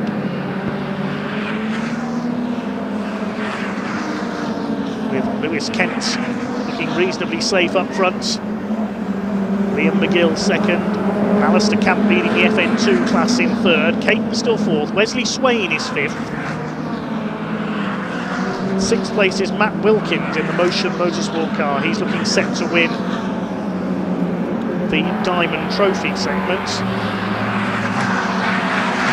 Francisco Howing's possibly going to win the Paul Winfield Trophy category, as Harvey England does a bit of rallycrossing there. Harry England, sorry, in the treble 3. Very easy to do there if he gets loose over the curbs at Surtees. Here's the fight for second place. This is why Lewis Kent's been able to get away a little.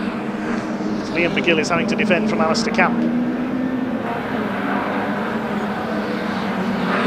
Car going a lap down there. That's the 76 car of Simon Welch being lapped.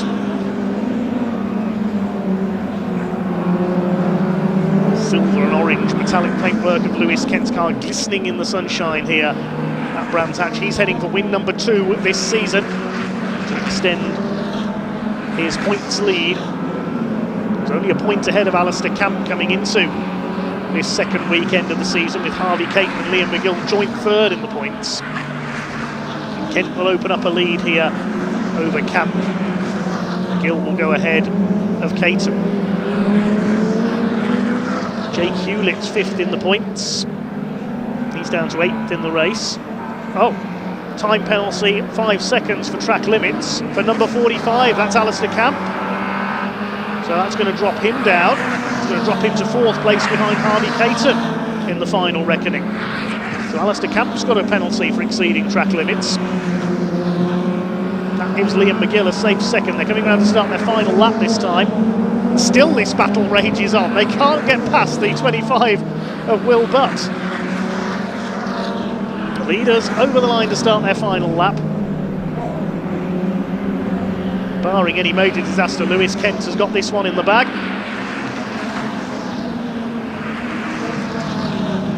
Sam Nicolaou under pressure as well, and again Harry England runs wide there. I think his tyres have gone off. And they come together ahead of it. Oh, that battle's come to a head. Well, you've been able to see that coming for several laps, haven't you? Will Butt tangles up with the number 90 of Jake Renshaw, who goes into the gravel at Clearways. Well, they've been fighting so hard in the pack. Something eventually had to give there, and that something, sadly, was Jake Renshaw. Not a good race for Ben Sharp Racing.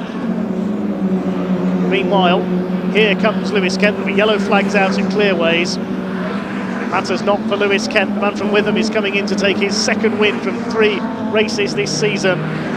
Up to the checkered flag. Kent wins it. Liam McGill comes over in second. And we'll wait to see. I think Alistair Camp will lose third place. We'll have to wait to confirm that because Harvey Caton's transponder isn't working, so we'll have to wait to see what the gap was. Or did he get clear enough? We'll have to wait and confirm as soon as we can. Meanwhile, here comes the midfield battle. I tell you, Wesley Swain has finished 5th, Matt Wilkins 6th, Dave Marshall is 7th. The midfield battle comes over the line. Bad luck there to Jake Renshaw. And you can see the other Ben Sharp racing car of Aidan Mitchell sitting in the infield as well. That team with some work to do ahead of race 2, which is tomorrow at just after midday.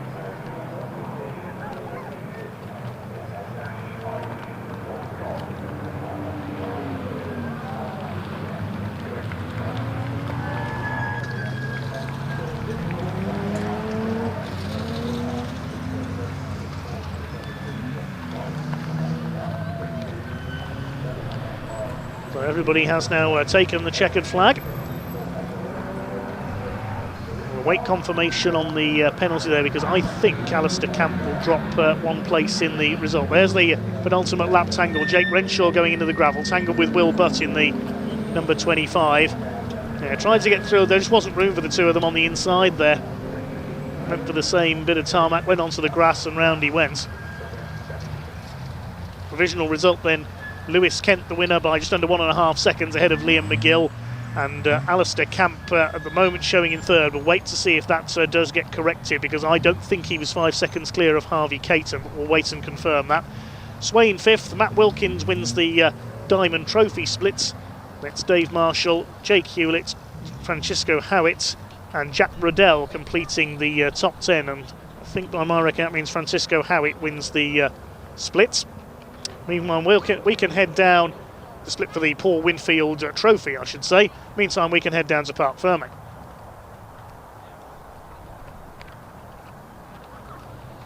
The Civics will never disappoint today. It's back-to-back wins as well for Lewis Kent, a winner last time out, of course, at Donington. Lewis, we're going to see a good battle between you. In fact, Alistair, you may as well stay with us as well. Of course, 3rd place for you, the win for you, Lewis. But it's never easy, is it? No, I didn't think it was going to be too easy. Just went into the last corner.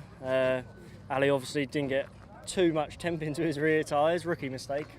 Ouch! Oldest rookie on the grid, but it's still rookie mistake. But no, it's unfortunate for him. But we picked up and checked out, sort of thing. But back-to-back wins as well. How does that feel? Yeah, it's nice. As Paul said, last time out, 15 years since I've won. Now I've got 2 in a row, so it's quite nice. Hopefully tomorrow we can carry on and do the same again. Top man. Let's grab Ali for a quick chat, shall we? Of course, 3rd place, not quite what you wanted, but not too bad anyway. No, mistakes happen. That's how I got on this planet, eh? I didn't say that. You said that. Look, what are we going to do different tomorrow? Just not mess up in the last corner. Like you said, amateur mistake to make, and when it went, I was like, no, and then obviously then you just think, don't put it in the gravel and end the race, so it's just damage limitation from there on, and we managed to pick up. I don't know if we got the fastest lap, but we just got our head down and kept going. Not too bad. Get points where we can. Don't be too hard on yourself. No. But, just do better tomorrow. See you later. Big shout out to Lee McGill as well, coming home in 2nd place there too. Let's just grab a quick word with him. Nice racing out there. Yeah, it was not too bad. Kind of was driving my own race to an extent, but then Ali kind of clawed his way back, so we had a little battle there, so that was good. Yeah. We saw you were right up there last season as well. This season, you 3, it's going to be a good battle, isn't it? Yeah, I think so. Sometimes FN2 has the upper hand, sometimes it doesn't, so that's all quite interesting for people watching. But yeah, no, it should be quite close throughout the season. Hopefully it's close throughout the season anyway. We'll see what happens. Eye on a big prize this season? Well, we'll just have to take it as it comes. We've not had the best start, but we'll just see what happens. I'll tell you what, I'll ask you that question halfway through the season and we'll see yeah, what you say there. Yeah? Sounds good.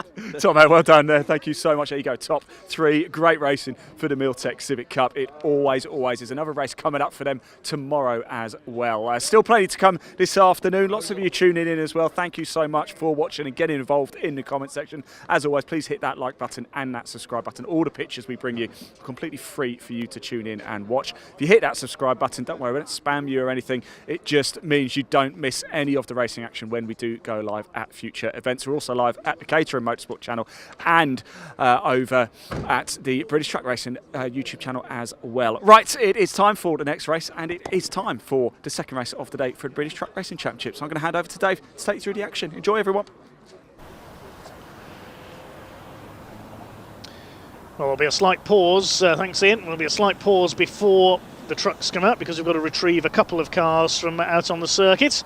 Unfortunately, both of them are Ben Sharp racing cars. There's Jake Renshaw's car in the gravel at Clearways, and also Aidan Mitchell's car was stranded at Surtees as well, so that team's got some work to do later this evening.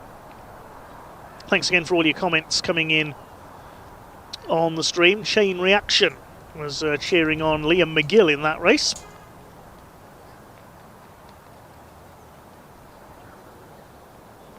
Hi to Share Bear 79, Rapid Scorpion, Jamie McEwen, back of the net 07 says, race of the day so far, love the Civics.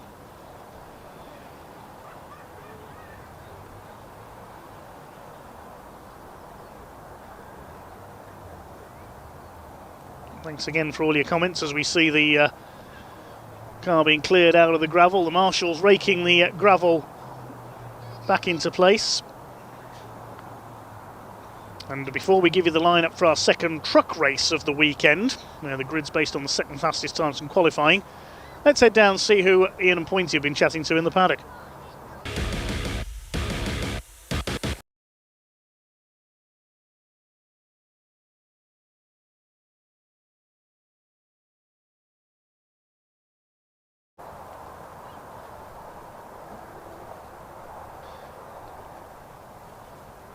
Well, we will do in just a moment. Stephen Hutchings says, come on Callum Eason in the trucks. Plenty of support for Callum. We'll hopefully see all 19 trucks out for this one. Hopefully John Powell will be able to join us. He missed the opening race. It's a very new DAF XB that he's got. He's only just taken delivery of the DAF, the Racing Division 2 champion.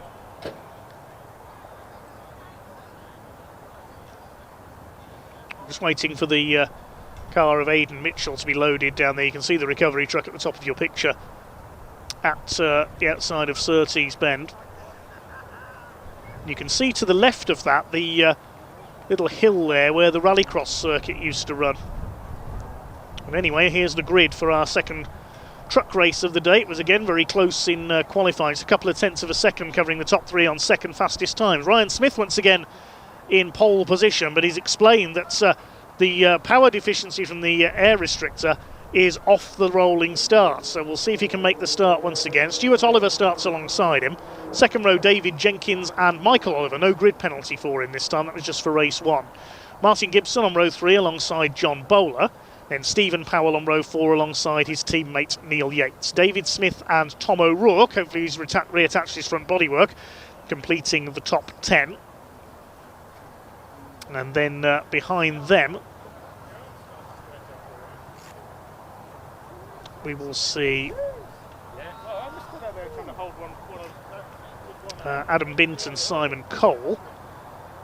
First the Division 2 truck, Simon Cole. Row 7, Jake Evans, fresh from his first Division 2 win and his first ever truck race alongside Bradley Harvey. Row 8, Sami Oyanen and Archie Handy.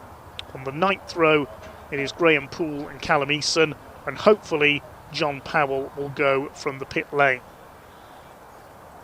It's the provisional way they'll line up for our second truck race of the weekend. Another 3 coming up tomorrow, of course. We've got 3 more races to go after this. After the trucks, we will go back in time to the 1960s, the Classic Touring Car Racing Club Everard's pre-66 touring cars. We've got Ford Mustangs and Falcons, Anglias, Lotus Cortinas, Minis, lots of Hillman Imps as well, a couple of Mark II Jaguars, a very special grid indeed there. That's followed by the only race this weekend for the moobob Caterham Academy Championship. And then we close off the day with the Classic Touring Car Racing Club Pre-83 Group 1 touring cars, sponsored by Shell Oils. I can tell you Jonathan Corker's little Datsun 510 has taken pole position for that one. Third quickest in qualifying for them was Tom Harvey's Mark 1 Escort, but that unfortunately had an accident later in the session. It remains to be seen whether that car will be on the grid. It went into the tyres at Clearways. Tom is okay, but the car with quite a bit of damage. That's all coming up later on, though, as we get ready for our second truck race of the weekend, second of 5. We're joined, of course, tomorrow by the Track Action Racing Club as well. Don't miss their brand of saloon car racing, a whole mixture of different saloons of all shapes and sizes on their grid.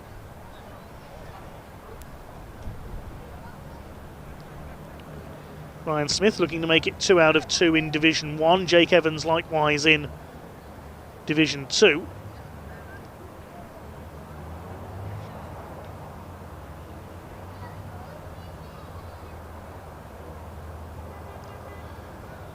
Conditions improving here at Brands Hatch, has to be said. The sun now, it's still pretty windy, we can see from the trees.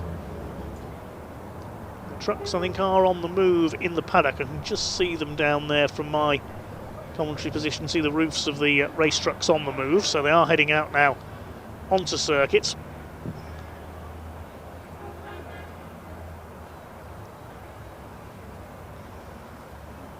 Quick hello to Nathan Shaw, Hannah Fulcher as well. And if Hannah's a relation of Andrew Fulcher, he used to race trucks and Alfa Romeos as well. Perrin Osborne is cheering on Stuart Oliver, Ethan Dance cheering for Ryan Smith.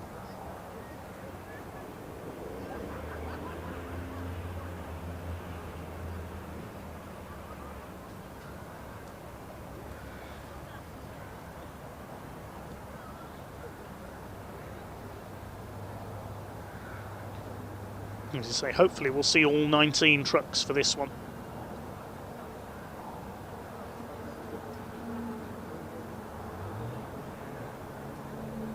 Yes, Hannah is Andrew Fulcher's daughter. Hopefully we'll see Andrew racing trucks again someday. He's raced Alfa Romeos as well in the past.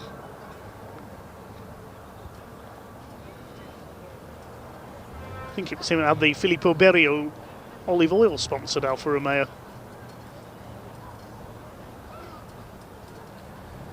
Various attractions trackside, as we've, or should that be truckside, as we've already seen on our cameras today. We've got the monster trucks in action, some fairground rides, some show trucks as well. Feel plenty of Easter chocolate available as well. Full day of racing coming up tomorrow at Brands Hatch. We begin at around 10:25, our first race with the Classic Touring Car Racing Club.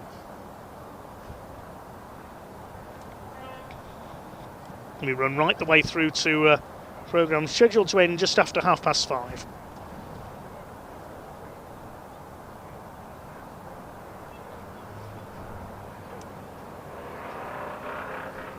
Waiting for the circuit to be clear, of course. The marshals have to move back off their posts in the interests of safety.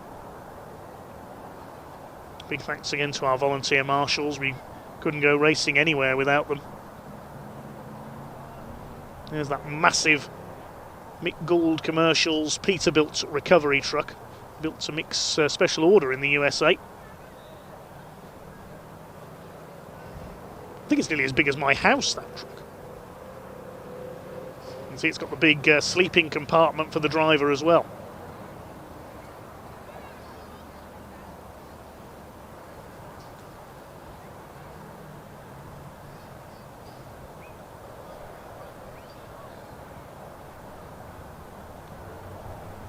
There's some of the show trucks.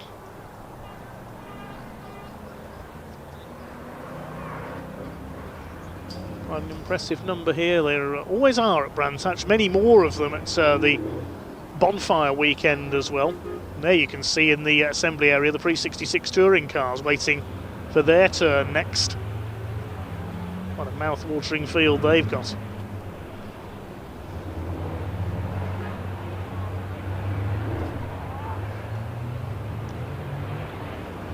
I can hear race trucks on their way. You can see the marshals have moved back amongst the trees. Here they come. Formed up behind a different pace truck this time, the GT Tyres MAN. Ryan Smith on pole, Stuart Oliver alongside. And Jenkins and Michael Oliver.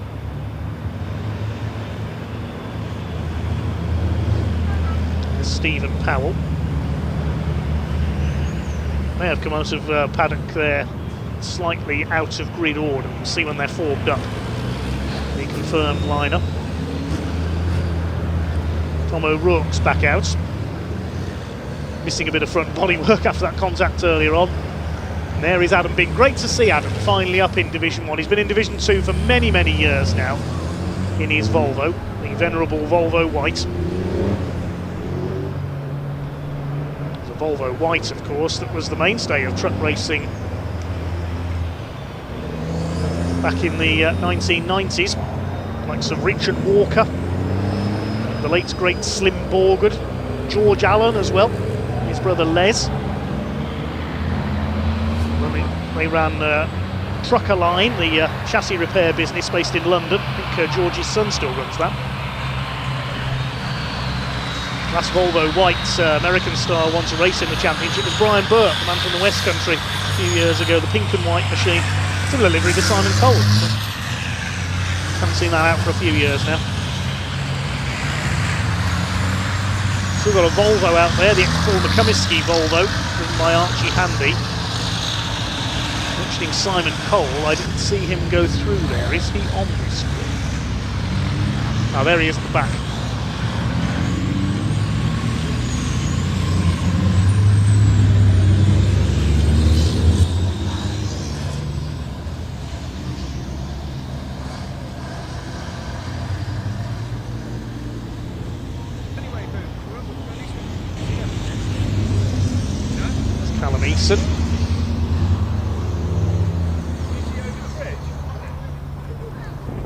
Is that the number 6 at the back? Yes, I think that is John Powell. I think he's in a borrowed truck for this weekend. I don't think that's his new DAF. Yes, that's a DAF CF. If it goes into the pit lane, that will be, yes, it is John Powell. So that's the reason John Powell was a bit of a late starter. He switched truck into a loaned machine from the Neil Yates Recovery Alco team. So they've actually got 4 trucks out there this weekend. They've got John Powell in one of their trucks as well. On the weekend, let me just go through the grid for you. This is based on the second fastest time for the set in qualifying this morning. John Wilkins says Truck 26 is sponsor. Reminds me of Sam Osborne's BTCC MG6 livery from a few years ago. Well, coincidentally, Sam Osborne did do a couple of truck race meetings last year, subbing for Paul Rivette in the Napa machine. So we know now what John Powell is racing, thanks to one of our commenters who updated us on that. Yes, it's a DAF CF, not the new XB that he is racing. So John Powell out there in a borrowed truck this weekend. Row 4 of the grid is number 14, 1-4, John Bowler, and 86, Tom O'Rourke, 14 and 86. So they're lined up. The grid is number 3, Stephen Powell, and 11, Dave Smith. I think an amended grid sheet must have been issued here because they're not in the order that I've got written down here.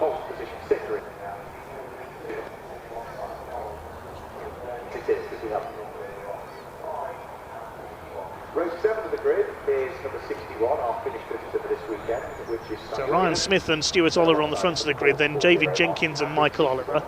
Martin Gibson has got John Bowler alongside him on row 3. And number 10, Jake Evans, 96 and 10.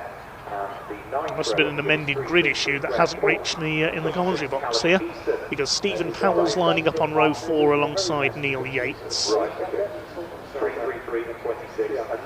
Then David Smith and Tom O'Rourke. And then we'll have Adam Bint with Simon Cole alongside him. Then it's Evans and Harvey, the 2 Division 2 newcomers. Then Sami Oyanen, Archie Handy, and Graham Poole and Callum Eason at the back, and John Powell will start from the pit lane because he missed qualifying.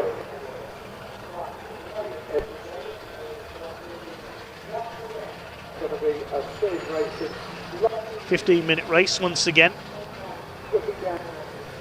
Simon Cole looking to get his first points on the board in Division 2 after losing his gears and going off in race 1 at Clearways. See a bit of bodywork missing from the left front corner of his Iveco. Of course, the leading Ivecos in the championship over the last few years have been Simon and Craig Reed from Stoke-on-Trent. They've been racing on the continent over the last year or two. The Reed Freight team. John Newell we saw in this championship, the Yorkshireman for several years. He's now racing in the European Championship, as is Mark Taylor. The Taylor's haulage number 81 as it was, the MAN. And hopefully we'll have the full complement of 20 out at Pembrey. Hopefully we'll have Ricky Collins back as well. The trucks roll away. Second truck race of the weekend. John Powell waiting patiently in pit lane.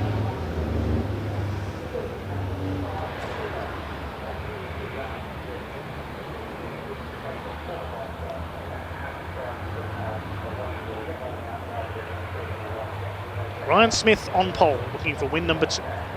Jake Evans looking for his second Division 2.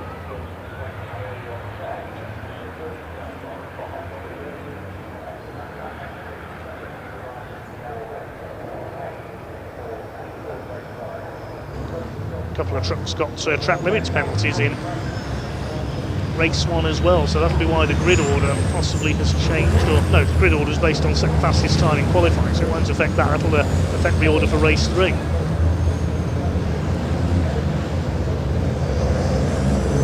Archie Handy, Tom O'Rourke and Martin Gibson all got track limits penalties. 5 seconds. So the GT Tyres pace truck leads them round then. Ryan Smith and Stuart Oliver. 2 of the all-time greatest truck racers on the front row. 19 championships in Britain between them, plus a European title for Stuart Oliver.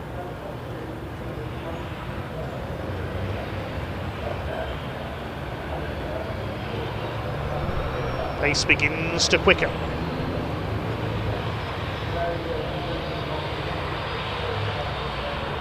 Who's it going to be this time? Will it be Smith? Will it be Oliver? Will it be Jenkins? Will it be a new winner? Will it be Michael Oliver perhaps? To fight back after a spin in race 1 after some contact at Surtees. Will it be one of our returnees, possibly Martin Gibson? Who will it be in Division 2? Simon Cole, maybe Archie Handy for a first win, one of the newcomers.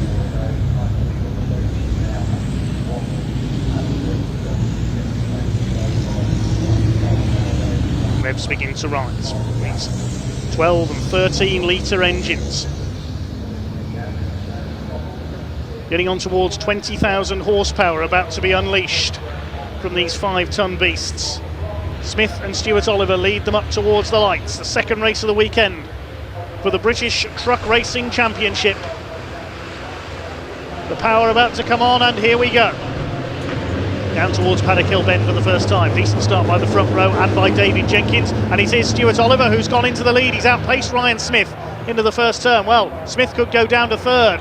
That'll be the air restrictor working on the turbo there. He says he's got a lot less power off the line, and Ryan Smith is now going to have to make a fight of it. He's on the outside line into Druids. Everybody's making it round okay so far. And onto the grass goes Ryan Smith. He's gone out way wide. He's had some contact with Michael Oliver. Look at the front of Oliver's truck. Disaster for Ryan Smith. Well, he's now going to have to fight his way back up the order. In fact, has he kept going at all? He's dead last as they head, well, last but one as they head into Graham Hill Bend. Graham Poole behind him.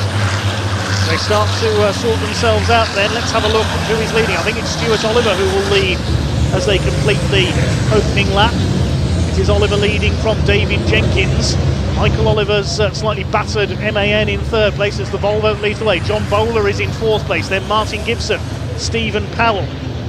Behind them is Neil Yates and Tom O'Rourke. Leading Division 2 is Simon Cole ahead of Sami Oyanen and Bradley Harvey in the yellow and white's number 96. Very similar livery to the one that Stephen Powell used to use.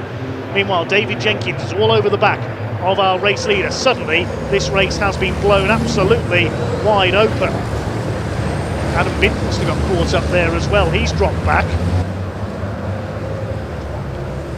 Leaders head down into Graham Hill Bend. They're clear of Michael Oliver, who's got up to third. He's just got ahead of John Bowler. There's the two Alco-sponsored cars of Stephen Powell and Neil Yates. Behind them is O'Rourke. Leaders into Surtees. I think we've lost Adam Bint on that opening lap as well. He hasn't come through the Mercedes. Have a look again at the first lap at Druids. There's Michael Oliver and Ryan Smith making contacts. Smith went out onto the grass there, nearly through where the old rallycross course used to go through the barriers there. That's dropped him right down almost to the back of the field. That's left a clear gap for the two leaders. Stuart Oliver from David Jenkins, Volvo against MAN. Despite that bit of damage, Michael Oliver still there in third position. John Bowler up on his outside.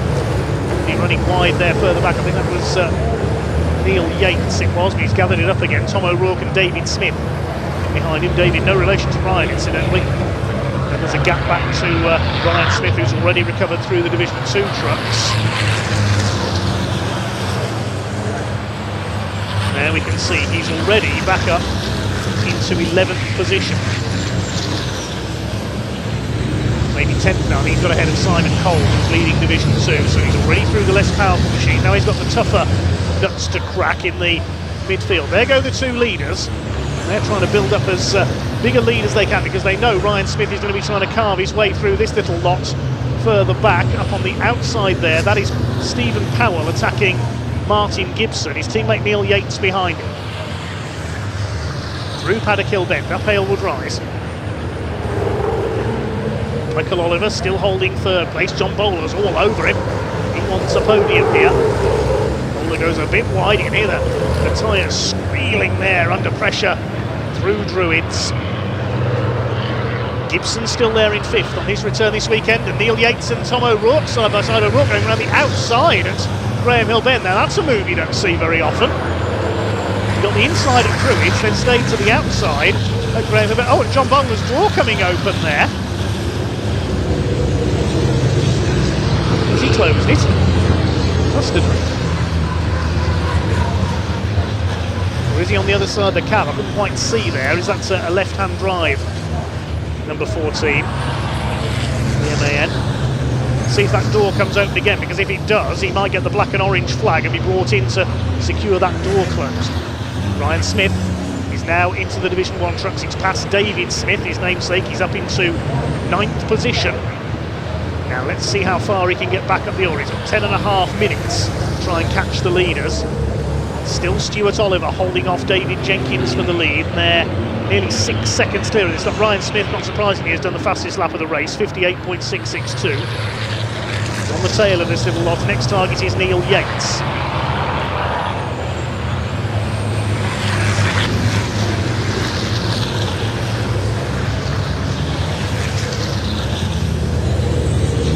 Into 1/3 distance. There's Tom O'Rourke in his International Navistar bonneted truck. Right on the tail now of Martin Gibson. This is Stephen Powell, the local man up the outside. Just a little bit of damage to the rear bodywork there, so there may have already been some contact. You can see the rear wheel arch on the left is dislodged. Martin will be hoping that doesn't start rubbing against that tyre. It could cause a puncture.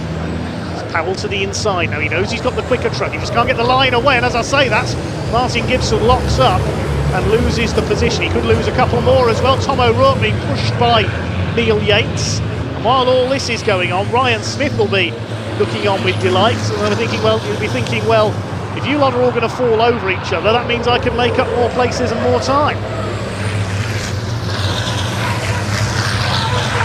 Racing now, Tom O'Rourke.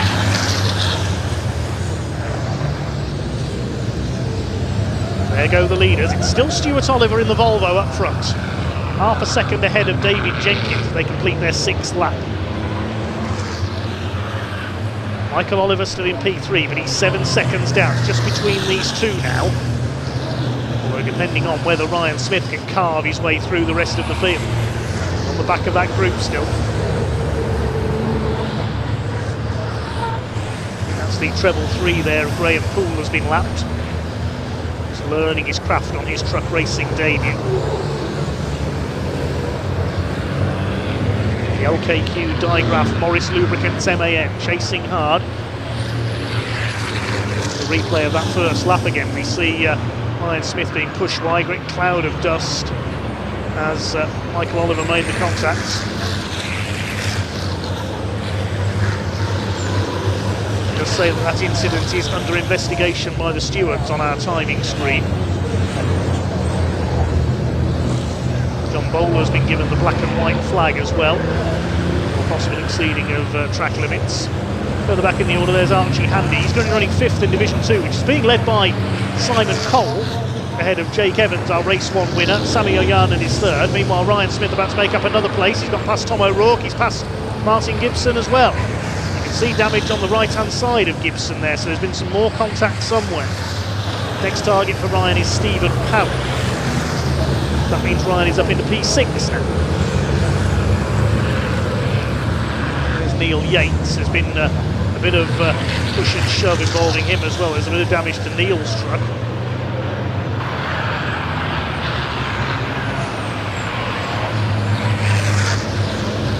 We seem to have lost Callum Eason somewhere. He didn't come through on the last lap. Adam Binns is still going, but he's a couple of laps behind. So he must have... he hasn't been into the pits according to the timing screen, so he stopped somewhere and then got going again. You can see it's happened though. Leaders are coming up to lap. Archie Handy in the number 40.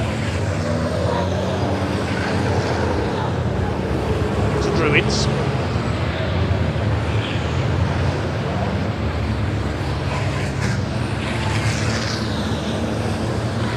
David Jenkins unable to do anything about Stuart Oliver ahead of him, only half a second separating them. Meanwhile, Martin Gibson going toe-to-toe with Neil Yates. This is for P8. They've got David Smith on their tails. They're still side by side out of Graham Hill Bend. Out on the curb goes Neil Yates, gets his boot down and pulls ahead of Martin Gibson. I wonder whether Martin got some damage there because he's dropping back down the order. Stephen Powell could be about to lose a place here with Smith on his tail. Ryan to the inside. Said earlier after race 1, it's okay when once the revs are up and the truck is using its power to its full potential, but on lower revs, like at the start of the race, it hasn't got the power, and we saw that off the line. That's the air restrictor doing its job of evening things up. Stephen Powell is fitted with one as well. Oh, we've got a tangle there. That's Graham Poole. He's tangled with Adam Binns, and Poole's stuck right in the middle of the track at Surtees Bend. Now, if he can't get the truck going again, that will be a stoppage, surely. Let's hope the leaders see that and are able to get through. Meantime, Ryan Smith is out to 5th. He's ahead of Stephen Powell. He's closing on John Bowler. But if that truck is still there at Surtees, the race will have to be stopped. He's trying to get it out of the way, but the red flag is going to have to come out. Stephen Powell close there. Yeah, they can't continue with the truck just sat there on the edge of the circuit. Graham Poole eventually does get going again. The red flag had to come out there straight away in the interest of safety. They could not keep racing with the truck stranded on the tarmac there. The race brought to a temporary halt. There was just over 5 minutes to go. 5 minutes 15 left on the clock. We'll wait to see what the officials decide here. Well, there's John Powell, who is still circulating in 17th place. Callum Eason had got going as well, so there's a couple of trucks registering as a few laps down. I thought they'd dropped out of the race. They've just dropped a few laps back. Whether it's timing error, transponder error or something else, I'm not sure.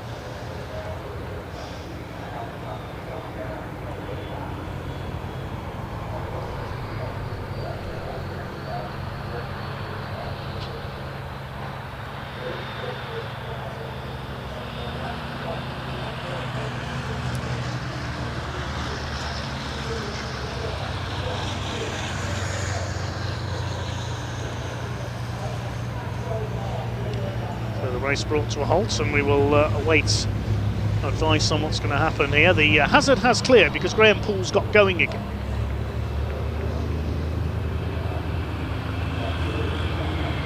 assume the leaders are going to be lined up on the grid for a sprint for the line, as we saw in race 1. Where is Stuart Oliver? I think that's him coming into clearways now. Have a look back at one or two of the salient moments of that race so far. There's the contact early on again between Michael Oliver and Ryan Smith, which put Ryan to the back of the field, gave him a face full of dust as well. He's been fighting his way back up the order, was in 5th place at the time of the stoppage.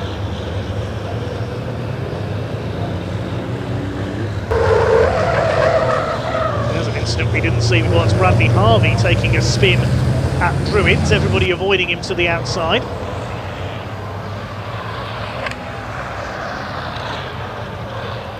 Simon Cole set the early pace in Division 2 in the Iveco. Ryan Smith carved his way back up the order. He's got the fastest lap of the race, 58.662. There's the incident that brought out the red flag. Graham Poole spinning to a halt. Trucks going off to avoid him. So the lead trucks now coming round to the grid. And we'll await to be told if there is going to be a restart of any length. Well, they're being lined up on the grid. The timing screen at the moment has gone back to the full 15 minutes, but with only just over 5 minutes left on the clock, I don't think it'll be a full 15-minute restart. Just awaiting advice from the officials at the moment.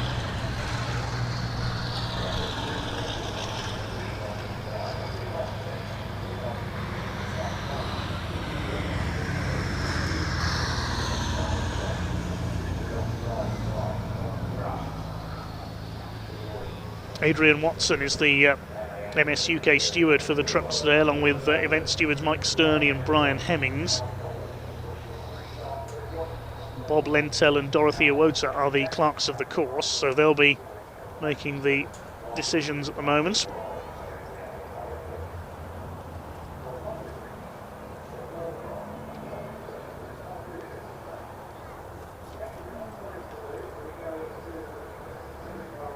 But under the red flags here at Brands Hatch for the second time today.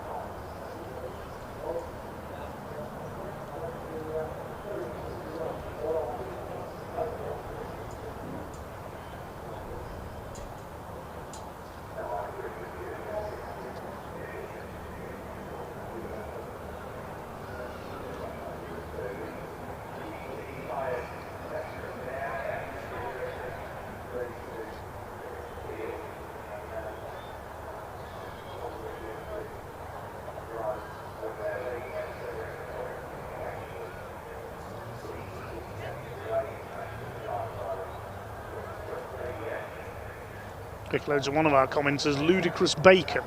Good name that, as we said earlier. Watching from, I believe, up at Druids today and watching the live stream at the same time.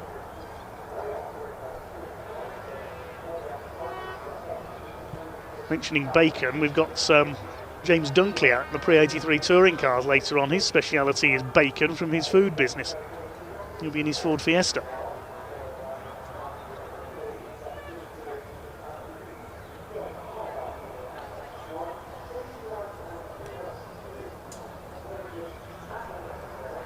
Thanks again to all the partner sponsors of the championship this year. Napa Auto Parts UK, GT Tyres, Neil Yates Recovery, MV Commercial. Sir Tom O'Rourke, of course, his business. Total Care Vehicle Lifts and Testing Equipment, Sylvie Fleet Management. BWOC Fuels, suppliers of the sustainable fuel for the championship. Transport Monitoring Solutions, Truck and Driver Magazine. Freyhav Trailers, Valvoline Oils and LTS Global Solutions for Logistics. I believe we're going to have a 5-minute restart. Yes, 5 minutes as we saw earlier, as you were with race 1.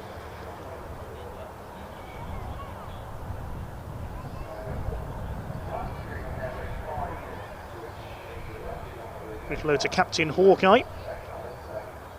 Hubnuts watching as well. Well-known motoring YouTuber. Thanks for looking in. Paul Maxey as well.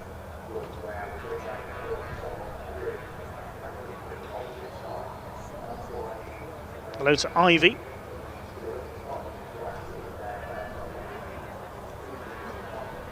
And all our other commenters today.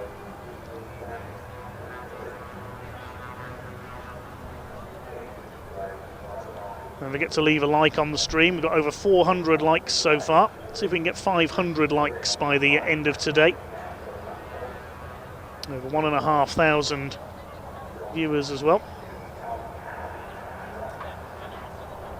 Ludicrous Bacon says he's moved now. He's at Druids earlier. He's at Surtees now.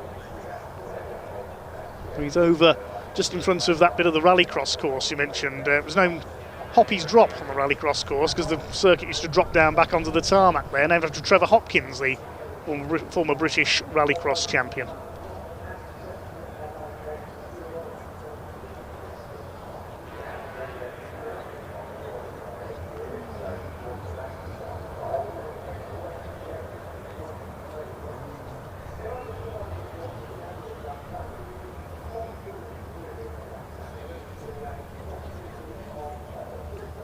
Thanks to our director who just bought us a cup of tea here in the commentary box as well.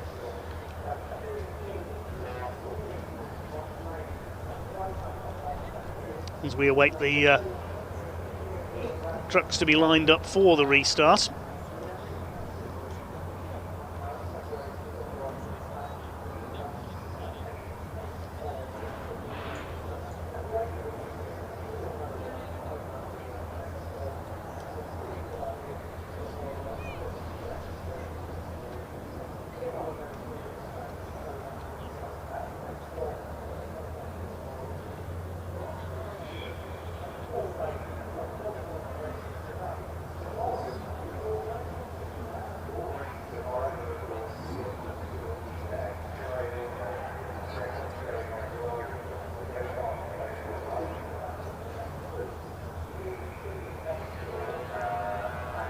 Getting a quick update on the reason for my slight confusion over the grid lineup at the initial start of this race.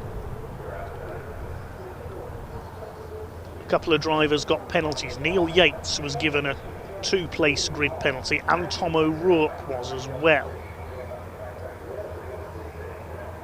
They were both given 2-place grid penalties for contact, so that's why the grid was slightly different. We hadn't had notification of those penalties come through, so apologies for the confusion at the start of the race over the grid lineup. We're just awaiting for the lineup to be confirmed here because the trucks will be lined up on the grid ready for a rolling restart. So apologies for the slight delay and apologies for my slight confusion with the initial running of this race. I hadn't had notification of those penalties from race 1 come through to us in the box. Big hello to Sean Taylor, seen him at the truck shows at Donington, Convoy in the Park among others in the past.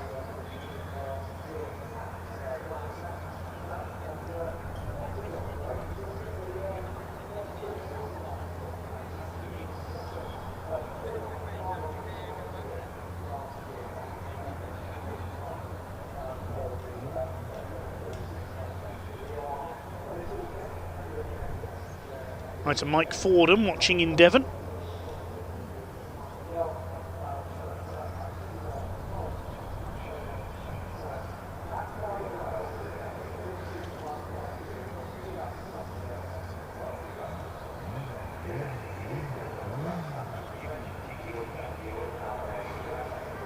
Right to Gary Vine cheering on Team WDE. They're running Callum Eason.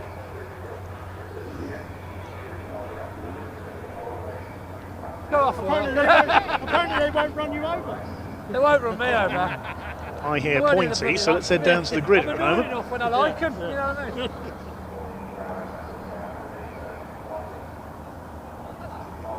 Are we on, John?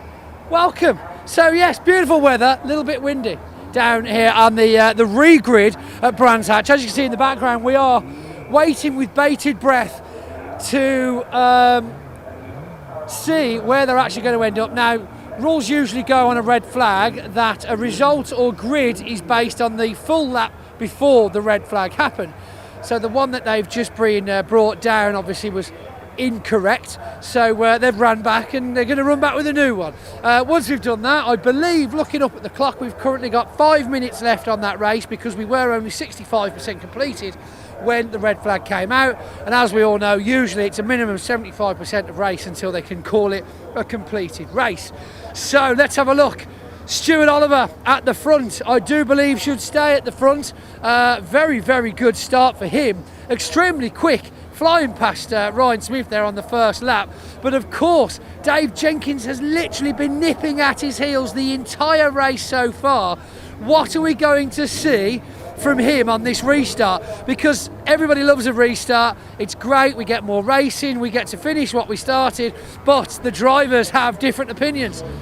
So here comes Stuart Oliver then, and let's have a look if we can see any damage on any of these trucks as they come past, as I do believe we had a bit of slap and tickle in that second race before it got red flagged. So Dave Jenkins on the outside, then going into Paddock Hill Bend in second position. So it really will be a clash of the titans.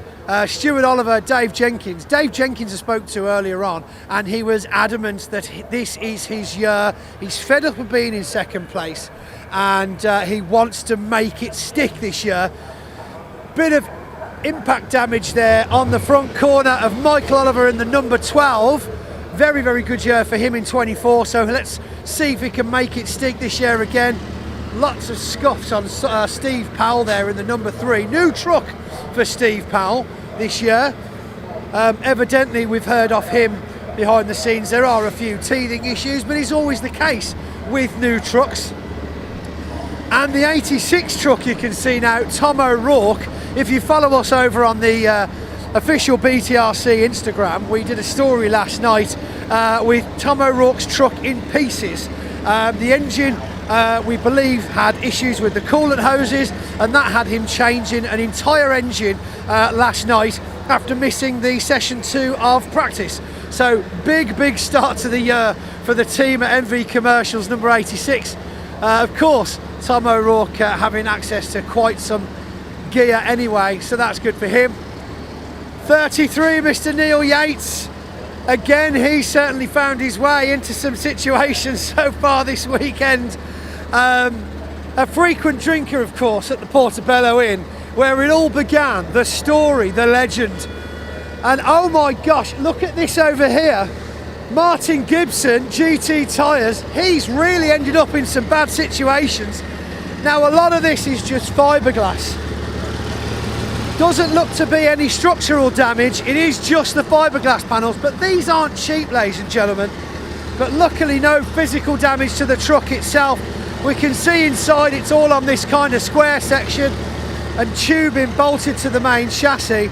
But let's just quickly look around the back here, because this is usually the kind of thing that scrutineers will be looking at to make sure that we've got no issues with damage to the tyres, damage to the rims. There's obviously been an impact here, but again, this will most likely get bent back out when we go down. Again, this is last race for today for the trucks, so they'll have plenty of time to put right any wrongs. Let's have a look at Dave Smith then in the number 11. Looking pretty good for Dave Smith. Little bit of rubbing. Again, just fiberglass damage, nothing too major, and they do say rubbing is racing. But unfortunately, when it comes to the trucks, rubbing isn't as gentle as you'd see in some other motorsport, ladies and gentlemen, not at all. So here's a new one. Sami Oyanen, I believe that's, I'm pronouncing that correctly. In a Sisu, you might have seen this kind of truck earlier in the BTRC story, being piloted by Mika Mäkinen, but Sammy's over here with the Mad Croc energy drink, and I believe I'm being told he's here for the entire season, which will be fantastic, a great addition coming over from the FIA to show us how they do it. Interesting back end on this as well, like it really stands out interesting look to it. There's no other truck on the circuit that looks like this Caesar, especially with these rear fenders. They just look great, don't they? Absolutely brilliant. I am currently not running on Mad Crack energy drink, but I might well be by the end of the season. So, over here then, Archie Handy, behind of course, Father Simon Cole. Gearbox issues in the first race, the Simon sent him off. That was the first red flag of the weekend. But as you can see, great lap times for Division 2 and leading Division 2 pack, I believe, with Sammy nipping at his tails. I don't know whether you've seen the video already or not, but brand new truck built from the ground up by Adam Bint and his family. And I do mean family, as they've been working on that for quite some time now. As we see on the back, a wonderful memorial for the late Steve Miller, of course from Apollo Tyres, that was instrumental in bringing us so many teams to the British Truck Racing. And we're being told to get off the grid, so here we go. At last we've been gridded. Whoa! Back into the pit lane.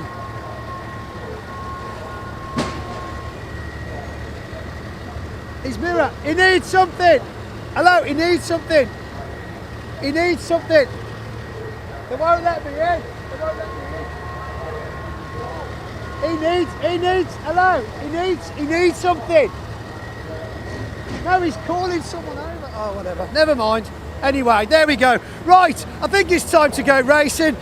John Powell seems to be in a bit of distress there, so I'm going to hand back over to Dave Goddard up in the commentary box. Sorry about that. Communication.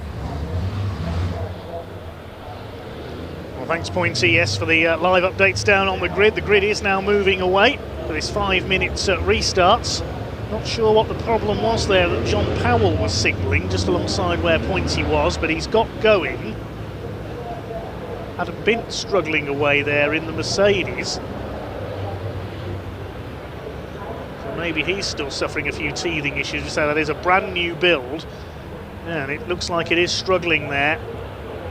What has happened to Adam Bint? Let's hope we don't see another aborted start. Let's hope he can get this truck going. Was it overheated there? Seems to have got away now, so he may be starting from the rear of the grid, if at all.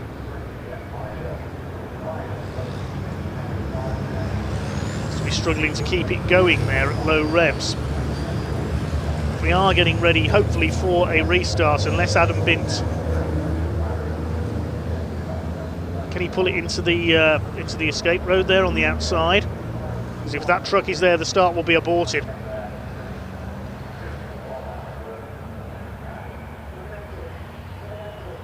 Not trying to pull it off to one side here.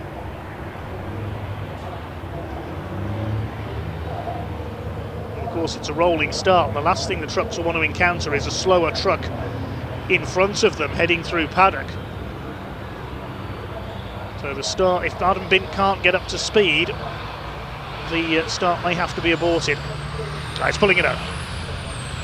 Sensible option there, pulling it off onto the grass.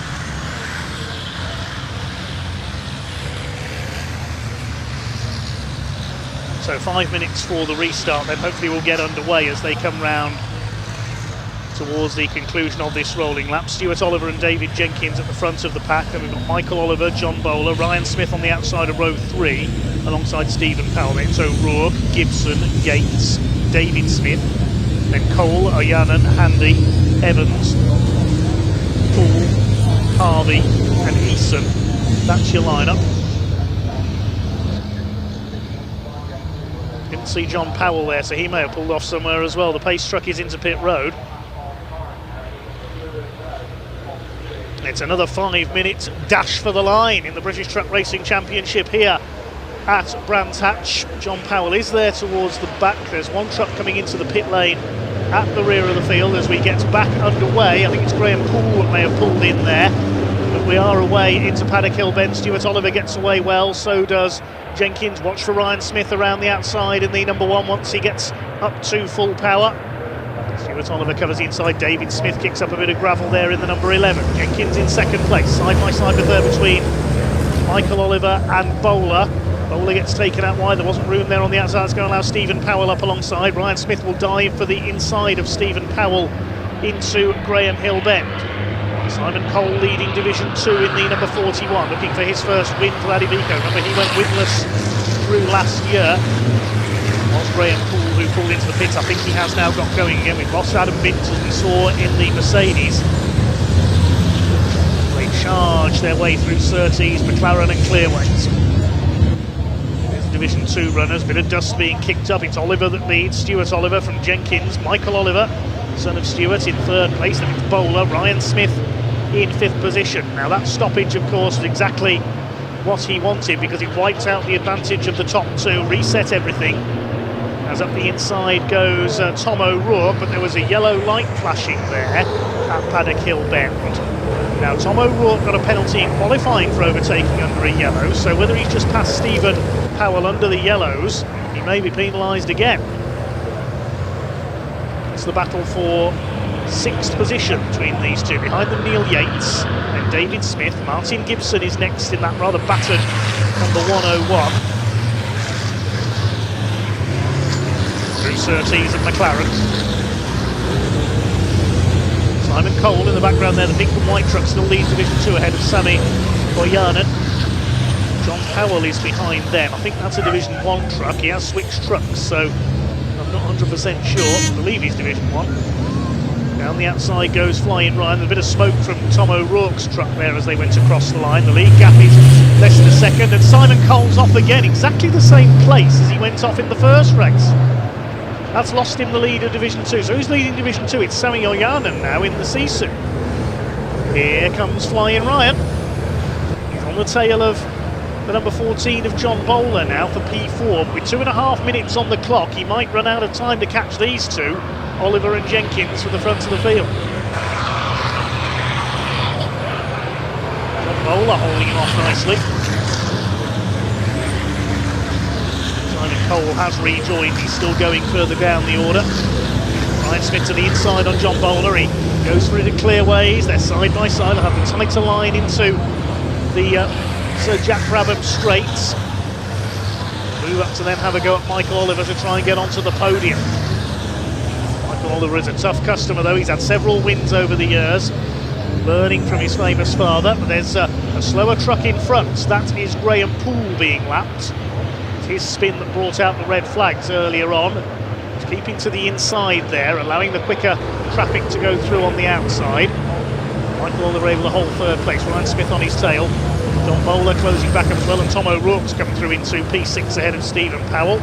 90 seconds left on the clock. Michael Oliver determined to hang on to this podium place. His father Stuart is holding off David Jenkins for the lead. They've gone clear once again. Ryan Smith dodging about on the tail of Michael Oliver. He's going to go for the inside at McLaren once again, I think. No, Michael Oliver positions his truck on the inside. There's contact between the two of them. That's nearly dislodged Smith's bumper. And not get up alongside that MAN. Great stuff, good defensive driving by Michael Oliver. Moves to hold the inside, Smith goes to the outside.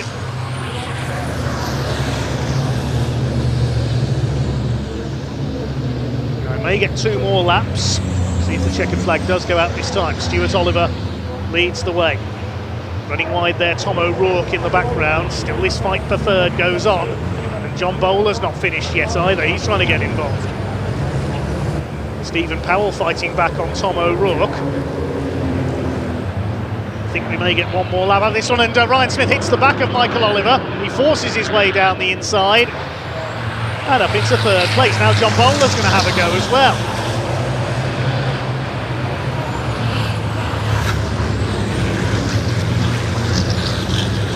Oliver over the grass there, almost on the entry to Surtees, and McLaren trying to hold off John Bowler now. Smith will be away to try and catch these two. There's 5 seconds on the clock as they come to the line. I think they'll do one more lap. Yes, they will. That's music to David Jenkins' ears, because he's got one more lap to attack and try and take his first win of the season. Can Stuart Oliver hang on? They're well clear of Ryan Smith. He's not going to catch them. Into Druids for the final time. Division 2, meanwhile, is being led still by Sami Ojanen. Looks like the Finn is going to take his first win on UK soil, or UK tarmac. Along the Cooper Straight go the leaders for the last time. I don't think David Jenkins is going to do it. It's going to be the 10 times champion, the former European champion, Stuart Oliver. First meeting back with the rebuilt Volvo VNL after its smash at Cruxton last season. He's going to take his first win of 2025. David Jenkins trying to close up, but he's not going to do it. They come into the Sir Jack Brabham Straight for the final time, and Stuart Oliver wins race 2 of the weekend for the British Truck Racing Championship. Second goes to David Jenkins. Back through the pack comes Ryan Smith to take 3rd place. And Michael Oliver holds on for 4th ahead of John Bowler. Then it's O'Rourke, Stephen Powell, Neil Yates, David Smith, Martin Gibson rounds out the top 10. And in Division 2 it's going to be Sami Ojanen in the Sisu to hold off Jake Evans. 2nd place will put Jake provisionally into the championship lead, I think, after 2 races. There's John Powell over the line. 3rd in Division 2 goes to Bradley Harvey. John Powell comes over in 11th ahead of them. Side by side across the line there, looks like Archie Handy just held off Callum Eason. Graham Poole will be the final finisher a lap down. We lost Simon Cole, of course, into the pits again, and Adam Bintz pulled up on the rolling start. Congratulations, Stuart Oliver. 10 times champion holds off the threat of David Jenkins all the way. Ryan Smith charging his way through the 3rd place.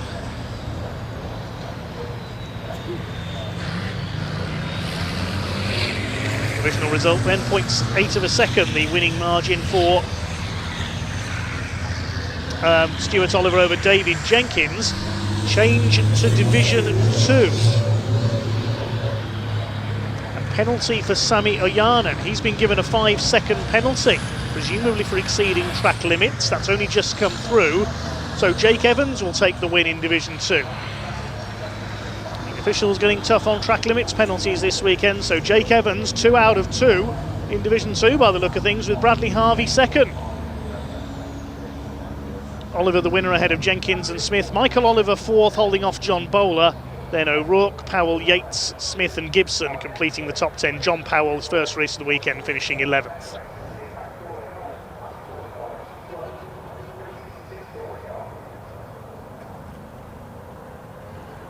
Let's head down to pit lane with Pointy.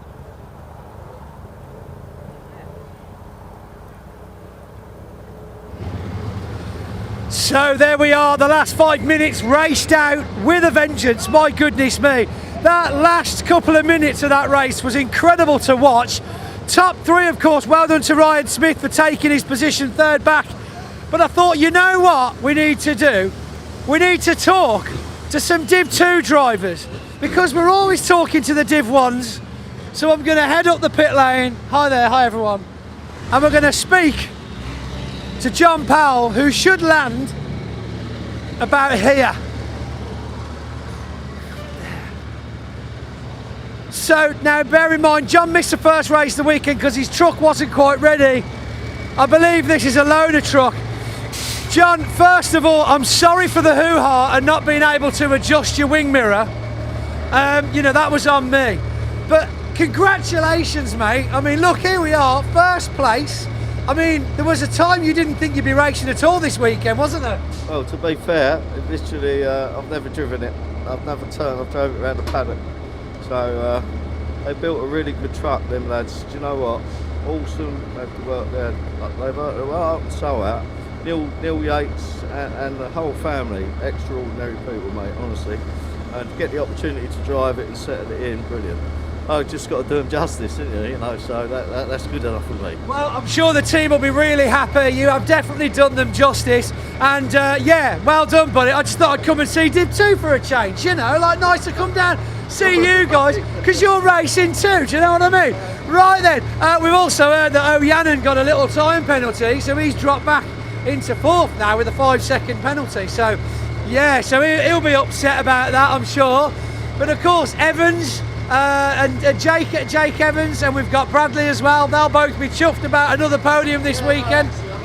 to be fair, their driving standard's really good. You know, it's nice to mix it up with them. You know, they're new as well. Everything's new, but you know, they're driving good. They're doing well. They should be proud of themselves, really. So. Oh, looking forward to a great bit of competition from Division 2 then. I'll hand you over. Thank you, John Powell. I had to take my earphone out. I could barely hear him, I tell you. Obviously, they don't want to be shouting at me, but I do shout, and that's how we roll, isn't it, you know? Right now, unfortunate for Sammy O'Yannon. O'Yannon got third, so 5-second penalty, that means so he's still in third position, which is good stuff. But let's just, there we go. It's just a gentle tug. That's what you've got to open the doors with, a gentle tug. You heard it here first. Congratulations. How'd you feel? Yeah, fantastic. Yeah, we a little bit of a kerfuffle there on the restart with the grid position and whatnot. So P2 on the road at the minute. We need to go up and just see actually where we were when they deduct all the penalties and the people moving around and whatnot. But no, couldn't be happier really. P1 this morning, P2 now. If it stays that way, we'll be over the moon by Sunday night, won't we? Absolutely fantastic. I mean, it's another trophy, second race, second trophy. Absolutely brilliant. Much to do to the truck tonight? No, some tyres, fuel, water, probably set of front brakes and then go again tomorrow. And dinner? Oh, of course, dinner, yeah. What have we got for dinner, do you know? I think we've got an option tonight. I think we've got a lasagna and we've got a chicken curry. Oh my God, curry or lasagna? Now that is an eclectic mix. Are you a little bit of both kind of guy? 50-50 that, yeah. That might be 50-50. But here's the question, is it naan or garlic bread? Well, it's got to be naan, hasn't it? It's got to be naan. It's hard to know. Let us know in the comments if you're having a mixture of curry and lasagna. Do you go naan or garlic bread? Or both? Or both, maybe. Or, wait for it, garlic naan. Oh, solve the problem. Done. Right, see you later. Right, absolutely great feelings all round. Very good finish to the first day. The British Truck Racing Championship is officially on, and it looks like we're going to have a very nice evening if this weather holds out. Back to Dave. Thanks for joining us at Brands Hatch for the trucks, ladies and gents. Lots more racing left to go.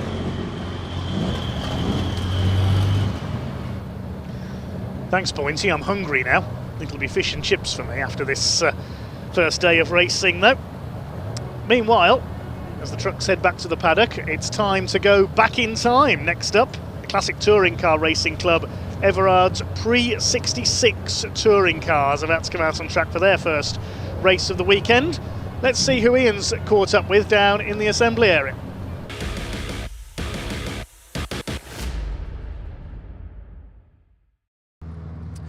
Right, it's time for one of my favourite races now, the Classic Touring Car Racing Club Pre-66. They always deliver. We've got Michael Loveland here. Let's just go have a quick chat with Michael, shall we, before they head out on track. Michael, it's good to see you. And you, long time no see. It has been a while, isn't it? That's why I thought I'll come over and have a quick chinwag with you. Very kind of you. How are we feeling ahead of this? Apprehensive. It was a bit slippy out there this morning. Someone dropped some oil, so didn't really get the time I wanted. But yeah, I'm just going to enjoy it, you know. Just got to, not only have I got James to chase now, I've got young Brendan Rooney to chase as well, so they're up the road. But you've got the best attitude, just going to go out and enjoy it. I'll tell you what, go and enjoy it. Yeah. You say that, but as soon as the green lights go off, is it like red mist, that's it? Oh, absolutely, yeah. How many can I get before Paddock Hill Bend it'll be, yeah. Tell us about the car, the Hillman Imp, it's a thing of beauty, isn't it? Yeah, I've had it for 8 years now. My first ever car was a Hillman Imp when I was at university. And I didn't buy another one until I was 55 and always wanted to go racing, and I thought the only thing I can race is an Imp. And one came along, so here we are, and yeah, I love it. Just love it. What's it like being part of this Pre-66 grid? Pretty special? It's fantastic. When I think back to where we were in sort of 2018, 19, 20, when we had like 12, 13 car grids and we were sharing with the Pre-83s, now we're getting the biggest grid in the club.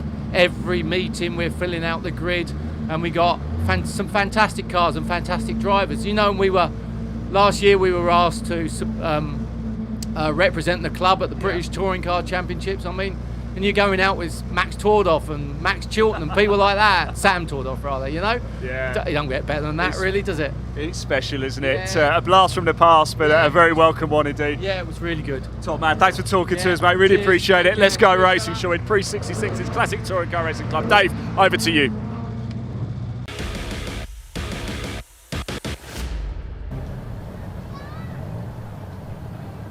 cars will be heading forward shortly out of the assembly area then once all the marshals and recovery crews are back in position.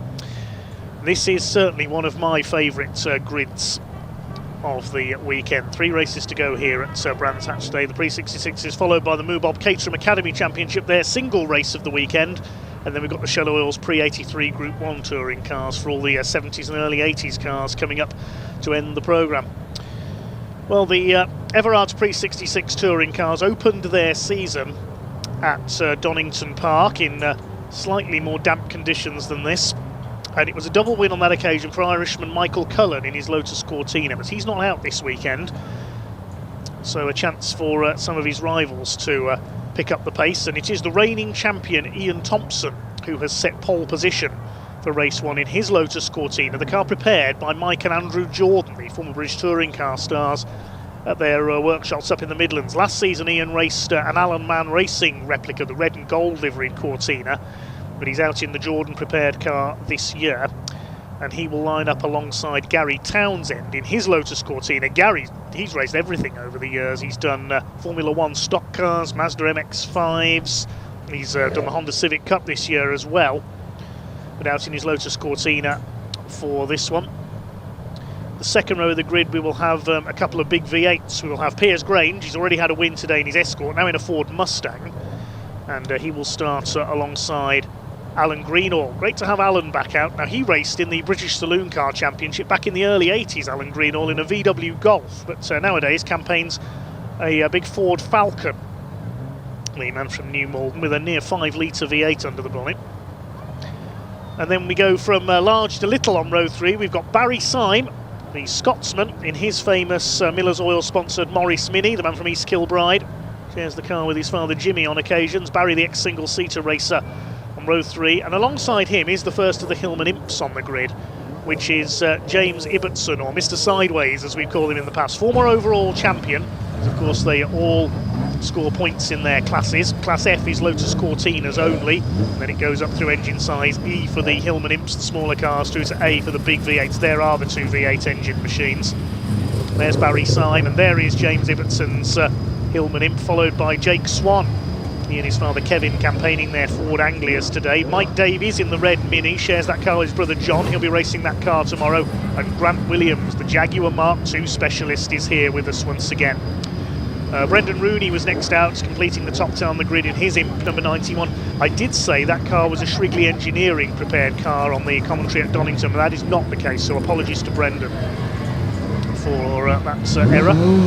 He completes the top 10 on the grid. We've seen the big and small cars all mixed together. Look how many Hillman Imps there are. It is wonderful to see so many in the championship this year. We've got Austin A40s, a couple of those out there.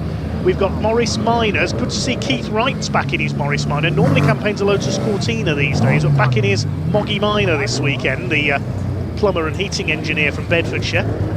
There's Pat Keneally in his Lotus Cortina. His son Billy, an ex-champion in his Ford Anglia.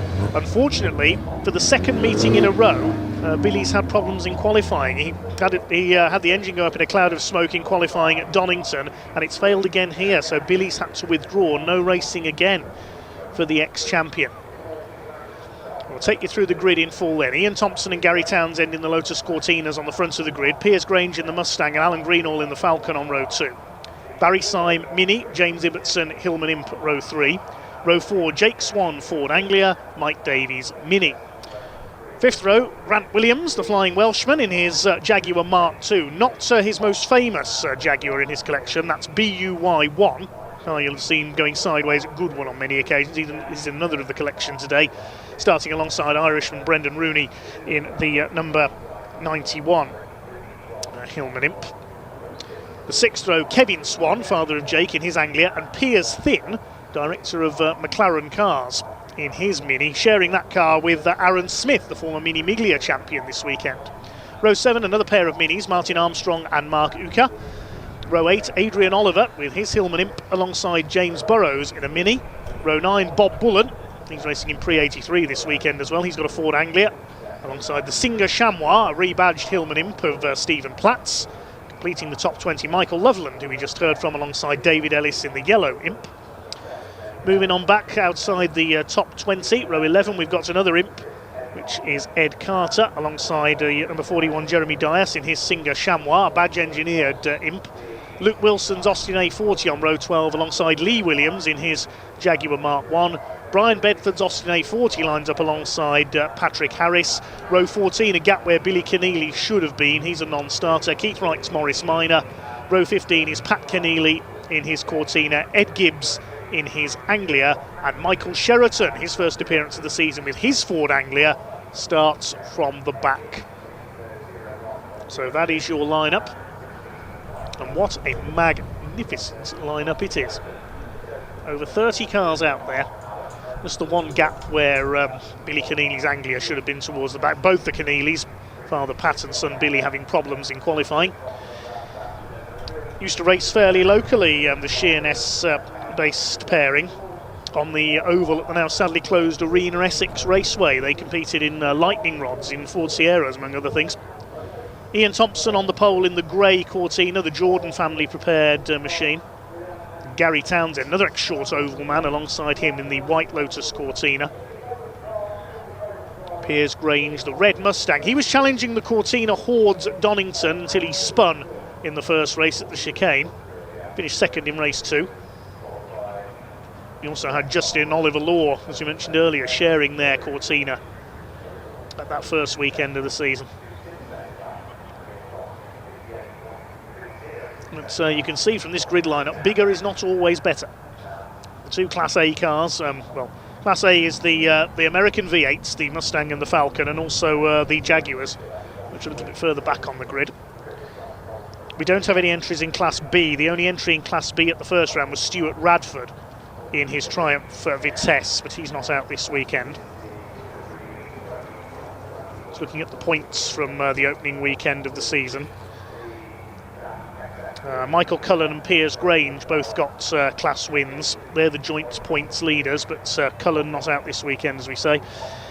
James Ibbotson was a double class winner. He's a point behind them because he was beaten to fastest lap in the second race. I believe it was Brendan Rooney who got fastest lap in Class E. Barry Syme a point further back. He had some good battles with Jake Swan in Class C. Class C being for the Minis and the Anglias. Class D, we've got a couple of entries. The Austin A40s and the Morris Minors are in Class D, so good to see an increase in entries there. There was only one the season opener, which was Charles Norris's Austin A35. Class E is for the Hillman Imps, the smaller capacity cars, and Class F is dedicated to Lotus Cortinas. We've also got Class G, has a couple of entries this weekend, which is the guest category. But this is going right back to the dawn of what was then known as the British Saloon Car Championship. That was back in 1958, the first year it ran. And it was here at Brands Hatch that the inaugural title was decided in a rather bizarre way, because it was a class-based championship, and in the first season, Tommy Sopwith in a Mark II Jaguar and Jack Sears in an Austin A105 Westminster both won their class in every round and couldn't be separated on points. So how did they decide it? They had a race-off. The two drivers raced a pair of identical Riley 1.5s, did 5 laps, then swapped over cars, did another 5-lap sprint race here at Brands Hatch on what is now the Indy circuit, and the aggregate times of the two races decided the winner, and it was Jack Sears who came out on top. To my knowledge, that's the only time, certainly in the UK, that a championship has been decided that way.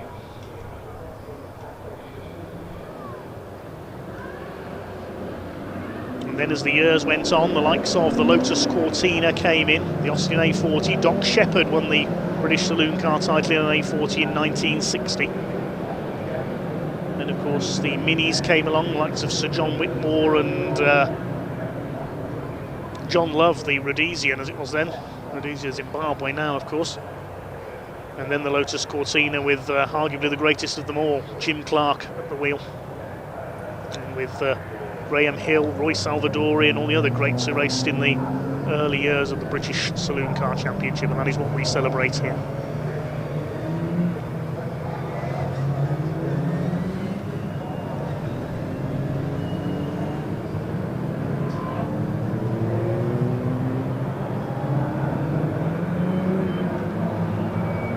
As Alan Boddy in our comments has mentioned, Grant Williams with the Jag registration BUY1. He's not in that car this weekend, he's in another of his Jaguars. It's the grey Lotus Cortina of Ian Thompson on pole. White Lotus Cortina, the traditional Lotus colours with the stripe down the side for Gary Townsend. Piers Grange in the red Mustang, the white Falcon with the blue stripes, the USA Racing colours for Alan Greenall.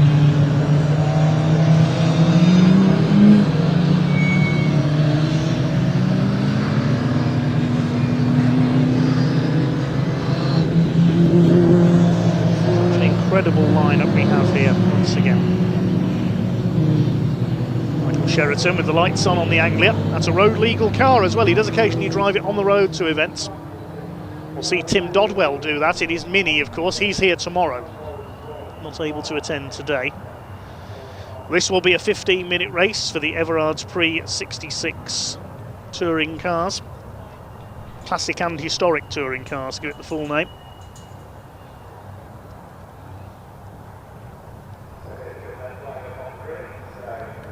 Watch for Alan Greenall. He normally goes well around Brands Hatch. He's going to try and get the big blast down the outside. I wouldn't be surprised to see those two big V8s try and make their way through from the second row in the initial charge towards Paddock Hill Bend.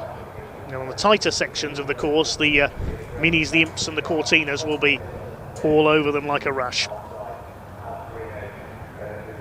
Waiting for the last couple of cars to get into line. Michael Sheraton, last of all, had one or two problems in qualifying.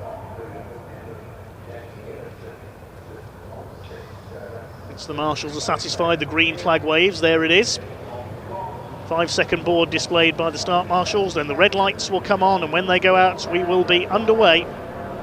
Revs are up, a little bit of creeping from Gary Townsend, away we go, Townsend off into the lead. Look at the Minis coming up well. I said the big V8s are getting well, it's the Minis who are off like a shot, and Grant Williams in the Jaguar. Now the power comes on from Piers Grange, he's in third. It's Townsend who leads, but he was creeping a bit at the start. We'll have to wait and see if he gets a penalty for that. One of the Anglias on the grass on the inside, I think that was Ed Gibbs in the 102.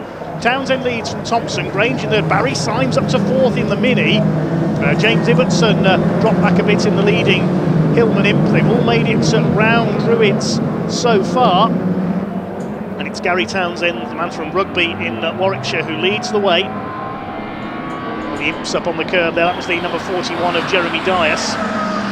Tina's 1 and 2, then Mustang, Mini, Falcon in 5th place, Alan Greenall. First of the Anglia, I think that's Jake Swan, he's had a good start up in the 6th. Mike Davies in the Mini is 7th, then Williams, Kevin Swan and James Iverson, that's your top 10. We've got a spinning Mini at Surtees there. I think that might be Mark Uka, number 66. We'll see as they come across the timing line who's dropped to the back of the field. Grant Williams charges around the outside of one of the Minis there in his Jag. Great to see so many Hillman Imps. It was Bill McGovern who won a hat-trick of British saloon car titles in the early 70s in an Imp. It was the George Bevan tuned machine that he used to race. Townsend leads, and yes, Gary Townsend, 10-second penalty for jumping the start. I thought he crept away early. Gary Townsend has got a 10-second penalty for a false start. So he did jump the start. That would probably be his hope of victory gone. The pack charge their way through. There's Brendan Rooney, the light blue Imp ahead of the Mini, number 230, that's Martin Armstrong. So they make their way through Surtees for the second time. There's James Iverson. Loves to get that Imp's tail hanging out. It was Mark Uka's Mini who spun at Surtees. He's going again at the back of the field. Now, here comes Piers Grange. He's got the Mustang wound up. Now he's having a go at the Cortinas. Ian Thompson ahead of him in the number 1. Greenall going with him. American muscle against Colin Chapman's nimbler handling machine, which arguably was the first truly race homologated saloon car. Thompson up the inside, he's not letting the Mustang go there. Look at Barry Syme, always a tenacious battler in the Mini, and Jake Swan. These two had some great battles at the season opener at Donington. And Swan all over the back of the Scotsman there. Then in the order we've got Grant Williams in the Jag, such great variety. Battling it out, cars of all sizes, so evenly matched. Wonderful to look at. England through Surtees and McLaren. There's Mike Davies, he's Mini. His brother John will take over for race 2 tomorrow. There's Kevin Swan ahead of Iverson. Brendan Rooney. together. Anglia is in behind them. That's Bob Bullen, the maroon liveried number 169, I think. Bob will be out in pre-83 in his escorts as well. Swan up the outside. Jake and Kevin Swan, also ex-short oval racers. A lot of them out there today, guys who graduated from oval to circuit. Gary Townsend leads, but only on track. He'll have that penalty applied. So the de facto race leader is Piers Grange in the Ford Mustang. Ian Thompson on his tail in his new Cortina for this year. Greenall. The biggest car out there is the Ford Falcon. There's a yellow flag waving at the Cooper Straight, so someone has come to grief down there. Pat Keneally's Cortina has dropped down the tiny screen, and Michael Sheraton's Anglia after their initial charge at the back of the grid, so maybe one or both of them has come to grief at Surtees. Can't see any issue there. That's number 13 of Adrian Oliver, son of Eric Oliver, the former 4-time world sidecar champion. Smoke out of the back of the Mustang. Is that just a little bit of fluid overflowing, or has Piers Grange got an issue? Yeah, that smoke's getting worse. Piers Grange is in trouble, I think. He's still going. I don't think he's noticed that Mustang. I hope it's not dropping any fluid. Ian Thompson running with him. If that smoke gets worse and Piers doesn't notice, he could get the black and orange flag telling him to pull into the pits. There's Pat Keneally's Cortina, that's pulled up on the Cooper Straight, so that's what the yellow flag was for, I think. He's pulled into the back entrance to the pits. Big Swan running well, holding off Grant Williams in the Jaguar. Mike Davies, James Ibbotson. Here's a battle of the imps further back. Michael Loveland under fire from the number 7 of David Ellis in the yellow imp. The red one there is Ed Carter, I think, just behind Ellis. No, it's Steve Platt, sorry. The number 94, that's the Singer badged in, I think. He's under fire from one of the minis in turn number 121. That's the car of Piers Thin. Recently taken up racing in the Mini. And Piers Grange is in the pits. So our second place man, well, the de facto race leader has gone. That smoke was spotted fairly quickly by the crew, so Ian Thompson is now up into second on the road, and the overall lead effectively when that penalty is applied to Gary Townsend. Behind him is Greenall. Side, Jake Swan. Let's have a look at the class leaders. Class A is being led by Greenall, Class C by Syme, Class E by Ibbotson, Class F by Townsend, or by Thompson on the corrected time it will be. Car in the gravel at Druids, it's Ed Gibbs, Ford Anglia. Now that could be a safety car. He's right on the edge of the circuit there, and if anybody else goes off, they could collect that Anglia. Yeah, safety car is being deployed, I think. The other class leader we were going to get round to is Class D, which is Luke Wilson, the former champion in his Austin A40. And Class G, the guest class, is led by Lee Williams in the red Jaguar.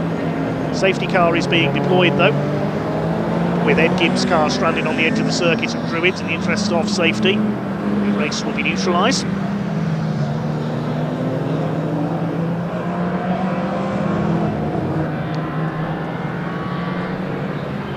With 8.5 minutes to go. The clock will keep running.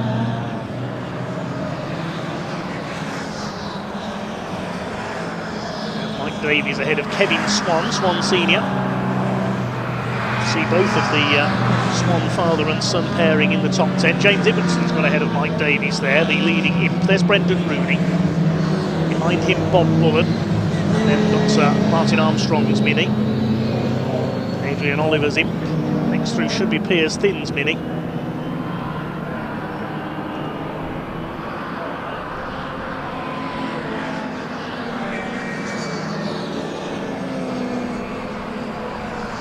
Piers Thin is the former COO of McLaren in Formula One. Previously served in the British Army. Having a go at racing for himself. There's the safety car looking for our race leader. It's almost picked up Gary Townsend, who is the leader on the road. If any further penalties been handed out, there's been one black and white flag for number 182.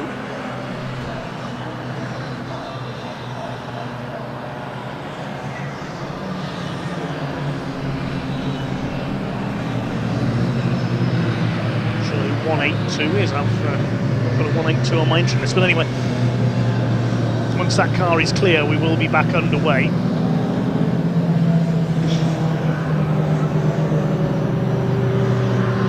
There's Oliver, he's in 13th place, next to the Michael Loveland. He's got ahead of Piers Thin. David Ellis in the yellow Imp, Steve Platts and Jeremy Dias. The recovery vehicle from Trackside Recovery does arrive to pull Ed Gibbs Anglia out of the gravel, the man from Sheerness in Kent, on his local circuit.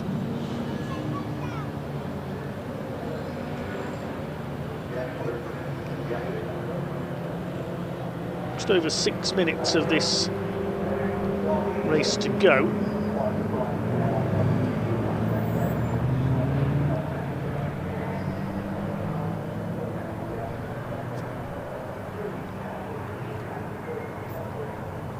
Well, our commenters asking, are the Hillman Imps still 1000cc? Yes, they are, 1040 to be precise.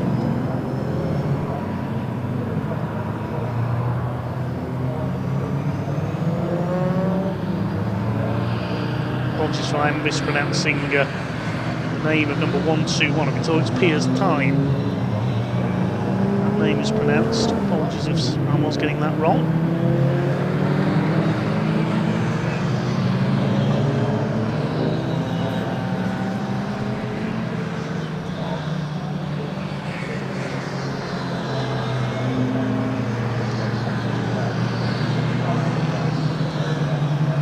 Waiting the all clear to get the tow vehicle in here, get the rope attached.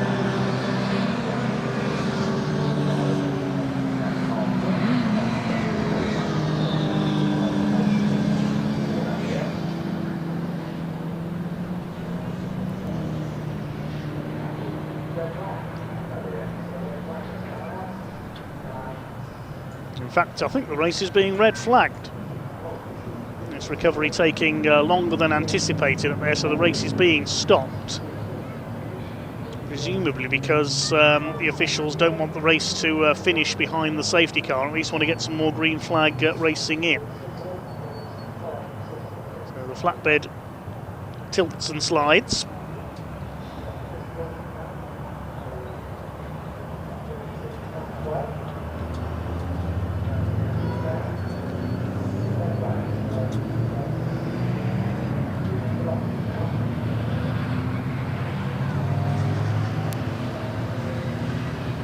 So we're going to have a short sprint for the line now.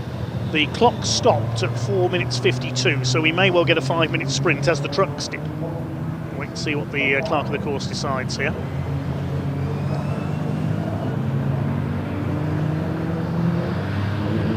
"25 cars still running.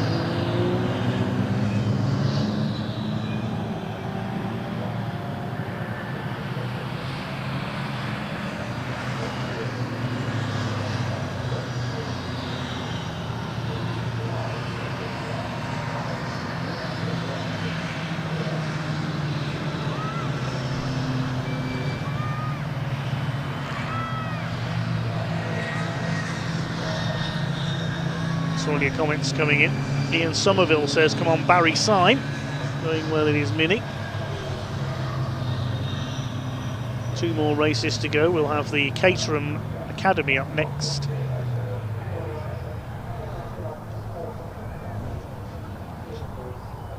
Right, to Django Jones, it's having your name mispronounced is an honour in my experience. Don't tell me I've been saying your name wrong all the time you've been racing Caterham, Mr. Jones.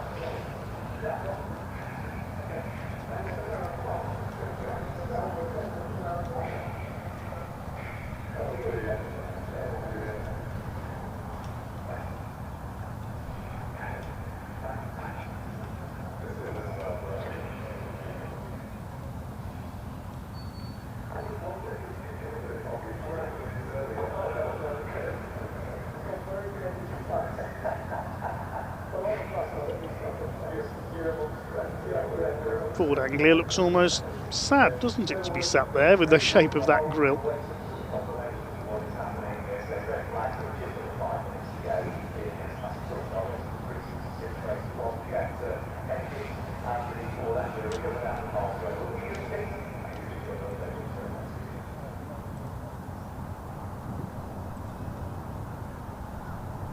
So we'll await advice on what's going to happen with the restart of this race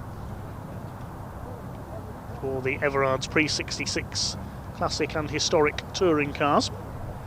The trackside recovery Ford Ranger comes in to try and retrieve Ed Gibbs' Anglia. Oh, we're going to try it from this side instead now.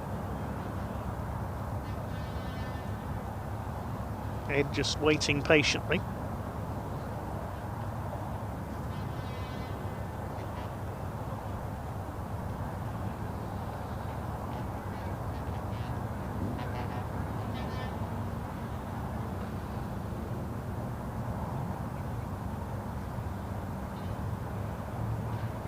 Timing screen now showing 5 minutes, so we are going to get a 5-minute sprint for the line, as I thought.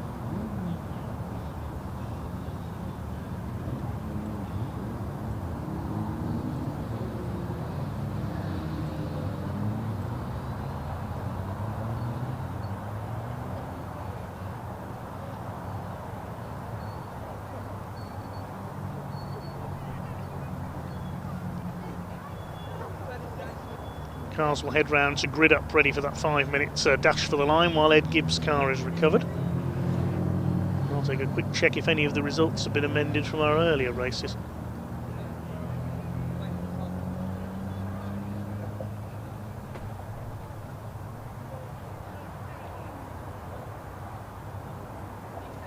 Going back to Junior Saloon Car Race 1, I can confirm Luca Maserati as your winner.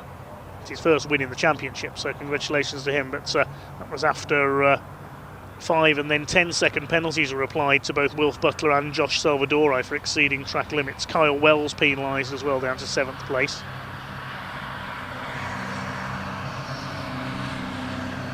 I think this might be the reason that the Anglia couldn't be recovered there. Those wheels don't look like they're pointing in the same direction to me. That's why it's had to be recovered from the back. Loving the retro Scale Electric sticker on the front there below the grille.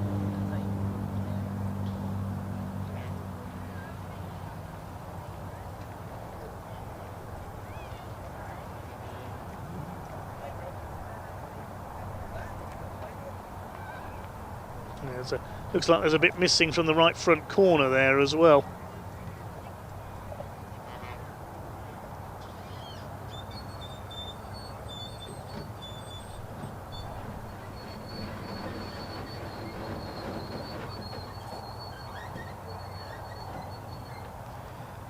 Confirmation as well that in the Miltech Civic Cup race, Alistair Camp was penalised 5 seconds for exceeding track limits. He drops to 4th place behind Harvey Caton.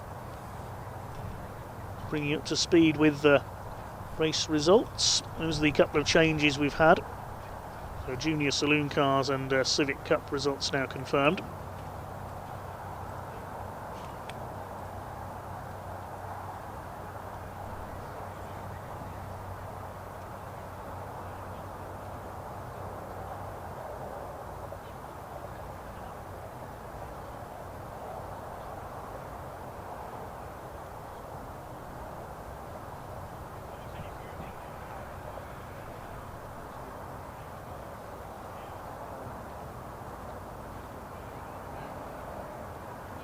And there we can see that's what we couldn't see from the other side of the car.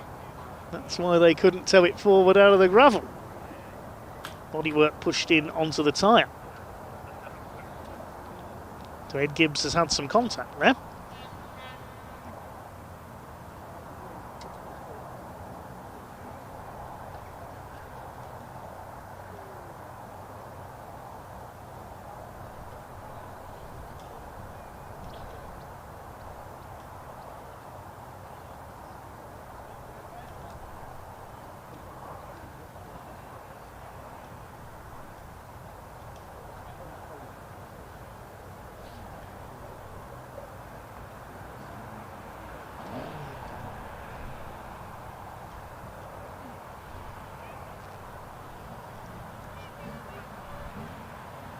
I love this comment, in better shape than when Ron Weasley drove it.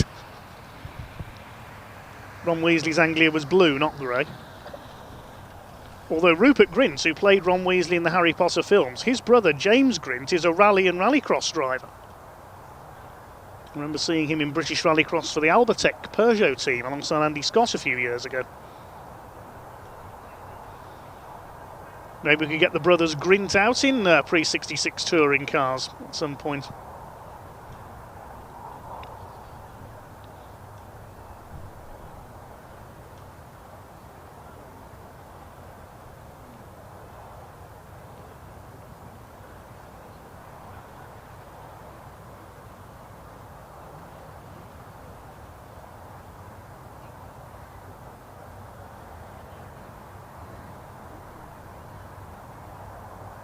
Now the cars will be gridded in the order that they were in when the race was halted for the restart. 5-minute restart. Gary Townsend's been held back, so has he been re-gridded in the slot where the penalty would place him, I wonder? Yes, they've applied the 10-second penalty, look, and Gary Townsend, who was in front on track, is going to restart from, I think it's P10.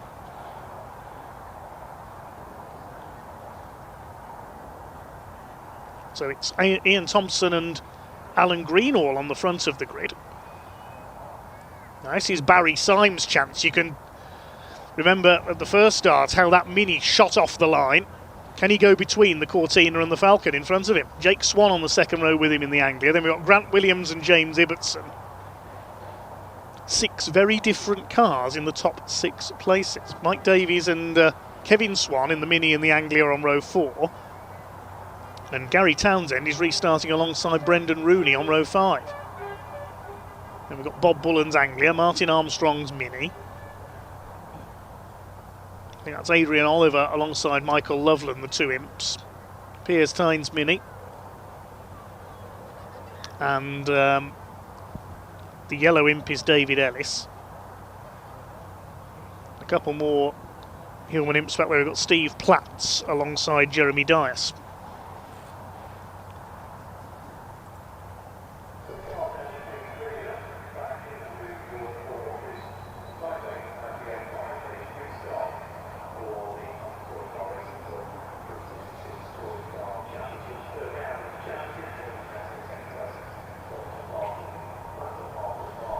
Yes, we can hear the show trucks having a horn conversation in the background. Almost like Morse code, isn't it?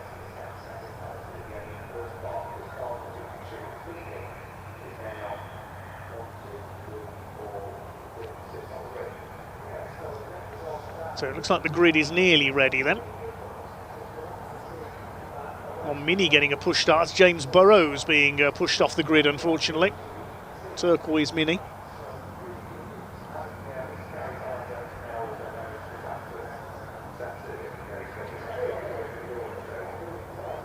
Lee Williams down there towards the back with his Jaguar. A couple of the Morris Minors out there as well. I can see Patrick Harris's black Morris Minor down towards the back.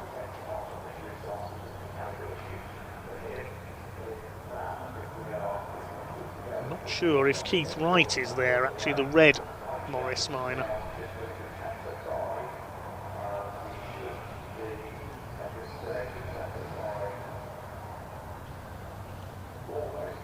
The A40 is there, that of Luke Wilson, the ex-champion. He was leading his class at the time of the stoppage. Bright two-tone blue imp, number 6 Ed Carter, towards the back of the field. Slightly reduced field then ready for this second attempt. It's a 5-minute sprint for the Everard's Classic Touring Car Racing Club pre-66 classic and historic touring cars. I mentioned the Lotus Cortinas. The Ford Falcon in period, it was Frank Gardner, the Australian, if memory serves me correctly, who was a champion in the Falcon. Before that, and the Lotus Cortina, Ford had the gigantic Galaxy, ex-NASCARs, which Jack Sears, among others, drove. So named because they were the size of a small Galaxy, I think.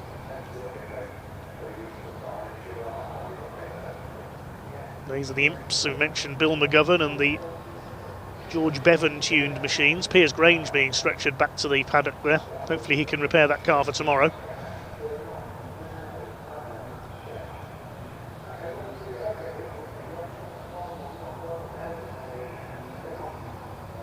The other mini champion at the other end of the 60s was Alec Poole,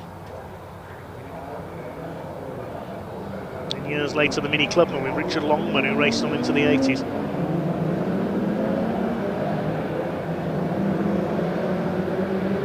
Another green flag lap then, before we get this restart underway.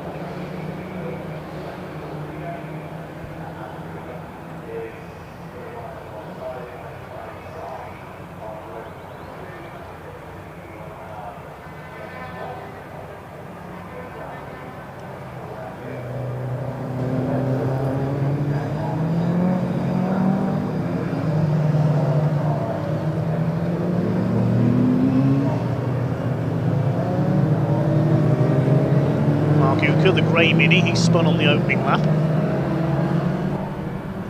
Patrick Harris in the maroon coloured Morris Minor, not his previous black machine. The last driver to win the title in this category in the Morris Minor was the late Tony Preston back in the 2010s.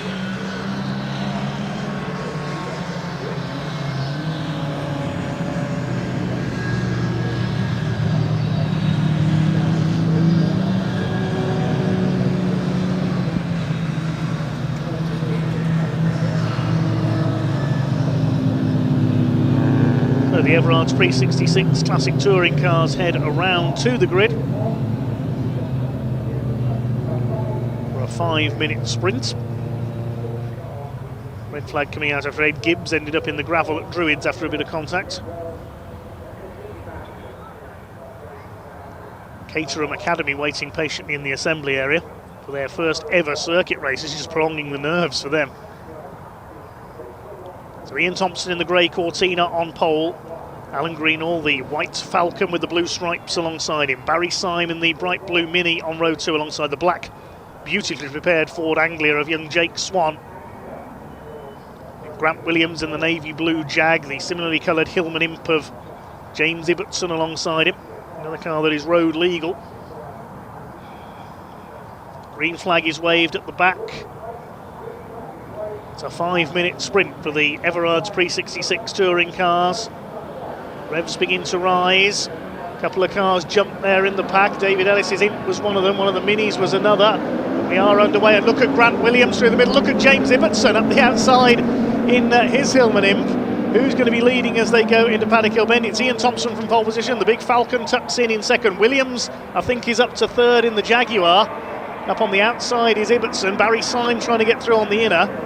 But it is Ian Thompson, the reigning champion, who leads the way. Is that Gary Townsend that's come through? Yes, it is, up into around 6th position. But there were definitely a couple of jump starts in the pack. David Ellis's yellow Hillman Imp was certainly one of them. So I think there's going to be more penalties possibly handed out there. Kevin Swan nearly clips the back of Gary Townsend. Townsend got a flyer through it once again as well. 2:30s, the first lap of this short restart. Ian Thompson leads the way in the number 1 Cortina. Swan family running together through McLaren. David Ellis charging back around the outside in the number 7. But it is Thompson who leads, but now the power of the V8 tells for Alan Greenall. Charges past down the straight. He's had several wins here at Brands Hatch in the past in that big Ford. And he takes the lead from the smaller Ford, the Lotus Cortina. Williams fishtailing as he always does in the Jaguar in 3rd place, but once we hit the tight of it, you can see Thompson can brake so much later in that Cortina, and through he goes. Yes, it's all right getting the Falcon moving in a straight line, we've seen that, but much more difficult to stop the thing because it's so much bigger and heavier. Here comes Barry Syme up onto the tail of Williams, then it's Townsend. The rest of them go through as Brendan Rooney chasing Kevin Swan, behind them Mike Davies in the Mini. Thompson is who leads the way. He's got that Falcon looming up in his mirror like a ocean liner, closing in on a smaller craft behind him. Puff of smoke from Jake Swan's Anglia as up the inside James Ibbotson takes Gary Townsend. Jake Swan trying to follow him. Terrific racing once again. Now here comes the big Ford. He's going to go for it down towards Paddock Hill Bend. Meanwhile, Gary Townsend side by side with Jake Swan. He gets around the outside and they pass James Ibbotson as well. Power tells again. Greenall has got the lead back around the outside. It's hard to know where to look. There's so much going on. Now, is Thompson going to get the lead back on the brakes for Druids? I don't think so. The Falcon's got the inside this time for Greenall. We'll watch these three, Cortina, Anglia and Imp. James Ibbotson, such a tenacious young racer in his Hillman Imp. Not afraid to take on the bigger cars. It's the biggest of all that leads the way. Alan Greenall. There's Ibbotson. That was the first car he owned after learning to drive, would you believe. He drives it on the road as well. Here comes Thompson up the inside at Surtees. Greenall moves to cover, don't hit each other. And the Cortina gets through on the inside. So Ian Thompson leads the way once again. But Alan Greenall has only got to put his foot down. Here he comes again. Breezes past and leads into paddock. This is great stuff. Less than 2 minutes to go. Brilliant, I could watch this all day. Grant Williams still third in the big Jag. Thompson has a look again. Falcon drifts out a little bit wide there on the exit of Druids. Is Thompson going to have a look down the inside? He's not close enough at Graham Hill Bend. Couple of cars. Oh, Greenall goes wide on the exit of Graham Hill Bend there, and Thompson says thanks very much, I'll take the lead back again. Meantime, a couple of cars getting penalties for those jump starts. Piers 10 in the Mini and the number 7 Impa that I expected, David Ellis. 10 seconds for jumping the start. Gary Townsend's fighting back in the Cortina. He's on the tail of Barry Syme there for fourth place, got the headlights on.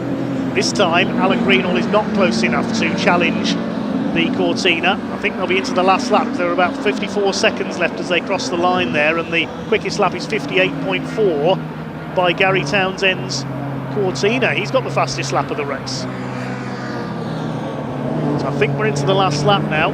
Townsend's got ahead of Barry Syme in the Mini. The only disappointment here is it's a short restart. That's brilliant racing from the pre-66 touring cars, as always.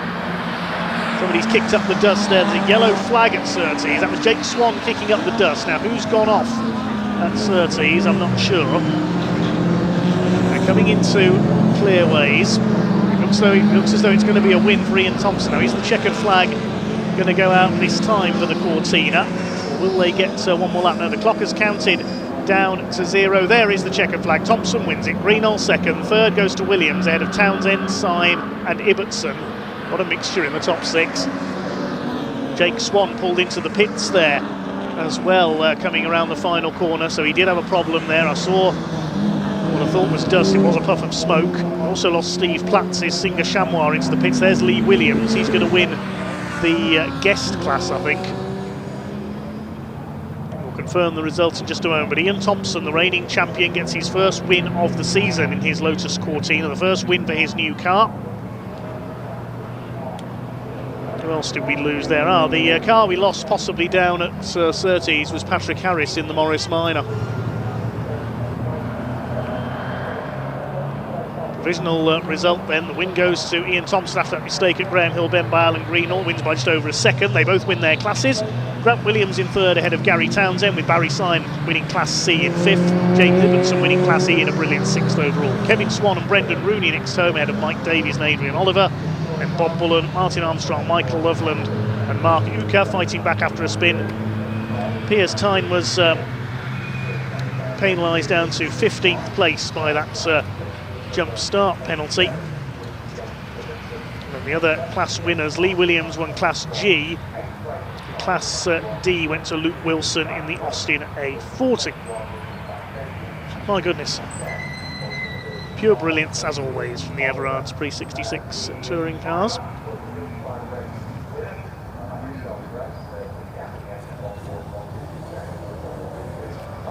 I think momentarily we can head down to Ian in pit lane, hopefully hear from Ian Thompson, our race winner.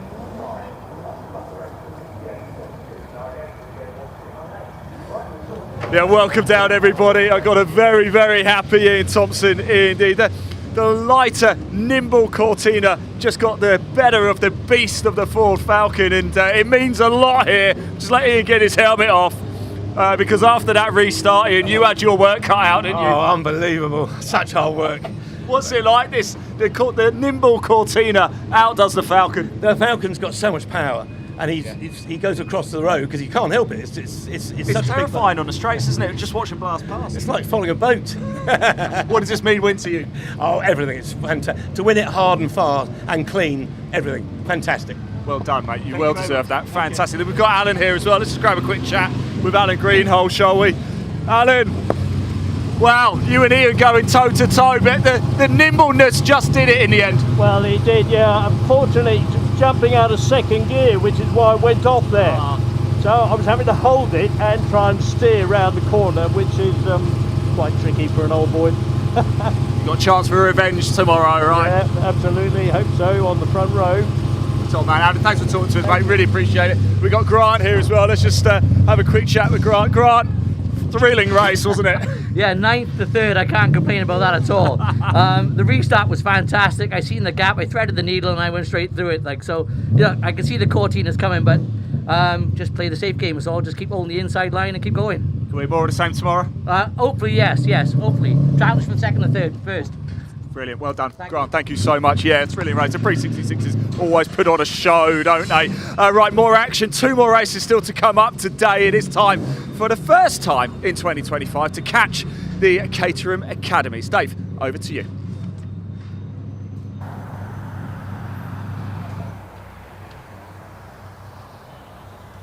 Yes, thanks, Ian. So now it is over to a group of drivers nervously awaiting their very first motor race. The Caterham Academy, sponsored this year by moobob, is open only to drivers who have never held a race licence before, and the idea is you buy the Academy car from Caterham and you get as a package your race licence test, your test days and everything else, and then the season begins with a sprint event that was held at the Curborough sprint course near Lichfield in Staffordshire 2 weeks ago. That is just driving solo against the clock, and then you go into your race programme. And this is the first race of the season for the moobob Caterham Academy. They say a new sponsor for the championship this year.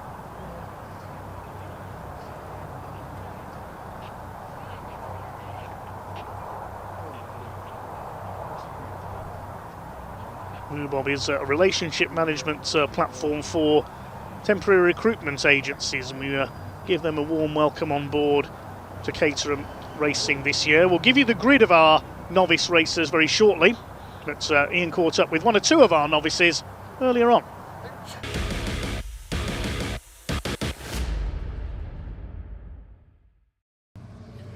Right, everybody, we're back at the assembly area and it's time for the moobob Caterham Academy, the first race of the season. A number of fresh-faced rookies getting ready to go. One of them is Georgie here. Sorry, don't disappoint. I promised you I'd come talk to you, didn't I? You I did. promise. How are we feeling? Oh, I'm a little bit nervous, but I'm buzzing. Yeah, really excited to get out there. I think it's going to be, yeah, very interesting to see what happens. Could be chaos. Well, I saw you at Snetterton last week, of Yes. course. We had the other Caterham classes out there. Yeah. Were you getting some tips up there from some of the drivers? I was trying, I'm doing my best. I'm pretty sure it's all going to go out the window as soon as the lights go off, but yeah. How come you decided to join the Caterham Academy? Well, I've been doing like a few track days, so I got into track days, had a few mates that got me into it, and yeah, I get a bit competitive, so I thought it might be a As good soon as way those to- lights go Yeah, out, right, yeah. that's it, the mist is coming over. Exactly, the visor's down and I just see red, but yeah, so we'll, yeah, just see how, yeah, I kind of I heard about the Academy at Goodwood and just sort of thought it was a good way to get into racing. So, And was yeah. it an easy process from finding out about it to registering an interest? Yeah, it's been a long journey, but the Caterham guys have been, I can't sing their praises highly enough. They're brilliant. Like, really, everyone holds your hand through it all. It's very, like, then I think I signed up about a year ago, so it's sort of been a long journey, but everyone's so helpful, and yeah, it's been the best year ever. So yeah. What was your experience of qualifying like then? Was there a few nerves because that's like the first real time of going for it? Yeah, definitely a few nerves. Honestly, I had the best time out there. I think it was the most fun I've had out of all we did a few test days. Compared to any track day, quali was just like epic, so much fun. Just kind of us all being out there. It's quite busy, so a lot of people around, so yeah. Do you know what? You've got a massive smile on your Yes, face. You're yeah. laughing, you're happy, you're about to go racing. Life doesn't get much better. It does really doesn't. I'm so happy, so excited. So yeah, I can't wait to get going. Go enjoy it. Have a great time. Thank you for talking to us. There we go. A number of fresh-faced rookies ready to take to the track for the first time here at Brands Hatch. It's the moobob Caterham Academy. Dave, over to you.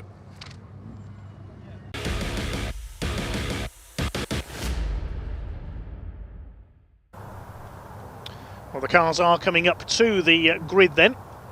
We're scheduled to see 31 drivers start their first ever motor race here. Qualifying took place this morning, and it was the winner of that sprint at Curborough who has set pole position for this race. Londoner Max Richardson in car number 6, the green and gold car. He is on pole. Number 19, Kyle Townend alongside him. Row 2, 24, Sebastian Tolle, and 89, Ollie Smith. Not the same Ollie Smith who we saw in the junior saloon cars earlier, incidentally. Row 3, Ben Oliver, number 80, and number 12, John Bond. Row 4 is George Hawkins, number 56, and 55, Oliver Walsh. Nick Tomadakis, number 77, on row 5. He was briefly quickest in qualifying, got bumped down late on, alongside Richard Davies, the Welshman, number 25. He was second at Curborough in the sprint, completes the top 10 on the grid here. Third at Curborough was number 99, Matt Fox. He's on row 6, alongside 86 of Richard Watson. Row 7, number 4, Richard Northridge, and 62, Georgina Tuffin. Then 47, Sam Eminson, 27, Rob Hicks. Row 9 is 70, Joe Oliver. Number 10, James French. Completing the top 20, number 72, Christian Bond. And number 88, Mark Hensler. On row 11, 13, Stephen Vischer, and 21, Luke Wilson. Not the same Luke Wilson who was in the Austin A40 in the previous race, incidentally. This championship, as you say, only open to drivers who've never held a race licence before. They're all complete novices. Row 12 is 15, Shane Forster, and 14, Andrew Johnston. Row 13, 8, Jason Spencer alongside 11, Stuart Beggs. Row 14 is Ross Pamphel on number 67 alongside 23, Chris Longley. I know his son Chris was in the chat earlier on YouTube. Row 15 is 37, Andrew Symington, and 33, Martin Smith, and 22, Michael Smith, rounds out the grid.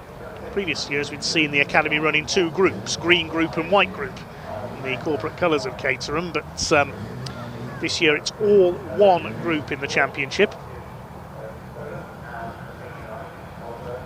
It'll be a 20-minute race, not 15. 30 points for the win, descending to 1 point for all classified finishers, a point for the fastest lap. Trackside support all provided by Caterham cars. There's no teams run these cars. You get the full support from the Caterham factory. The car has a Horse HR13 engine. The package for the Academy when you buy the car includes getting your race licence, you take your ARDS test, paid for by Caterham. Technical support as well. 130 horsepower engine, these cars, open differential, 6-speed gearbox, and low grip tyres as well to teach car control. You'll notice these cars, a lot of them have number plates, and they are road legal, these cars. You can drive your car on the road to the event. Last year it was Paul Oglesby and James Hall who won the 2 groups. They've now moved up into higher levels on the Caterham ladder because you can upgrade your car for the other Caterham series. We saw them out at Snetterton on BARC TV last week. It goes Academy, then Road Sports, 270R, 310R. And the top Caterham Championship, of course, is for the 420R model, the Caterham 7 Championship UK. We've seen drivers go on right to the top of Caterham racing from the Academy, the likes of Charlie Lower in 2021, Taylor O'Flanagan in 2020. Henry Heaton back in 2013, he's now in Caterham 7 Championship UK. Patrick Scharfegger, there's a name you might recognise from today's junior saloon cars. I think Patrick's the father of a certain junior saloon car driver, or other relation certainly. Apologies if I have miscalled that. Max Scharfegger, of course, we're seeing racing today. But the grid lining up then with Max Richardson in pole position, the green number 6 car, the yellow number 19 of Kyle Townend alongside. Number 24, Sebastian Thole in the white car on row number 2, alongside Ollie Smith in the blue number 89.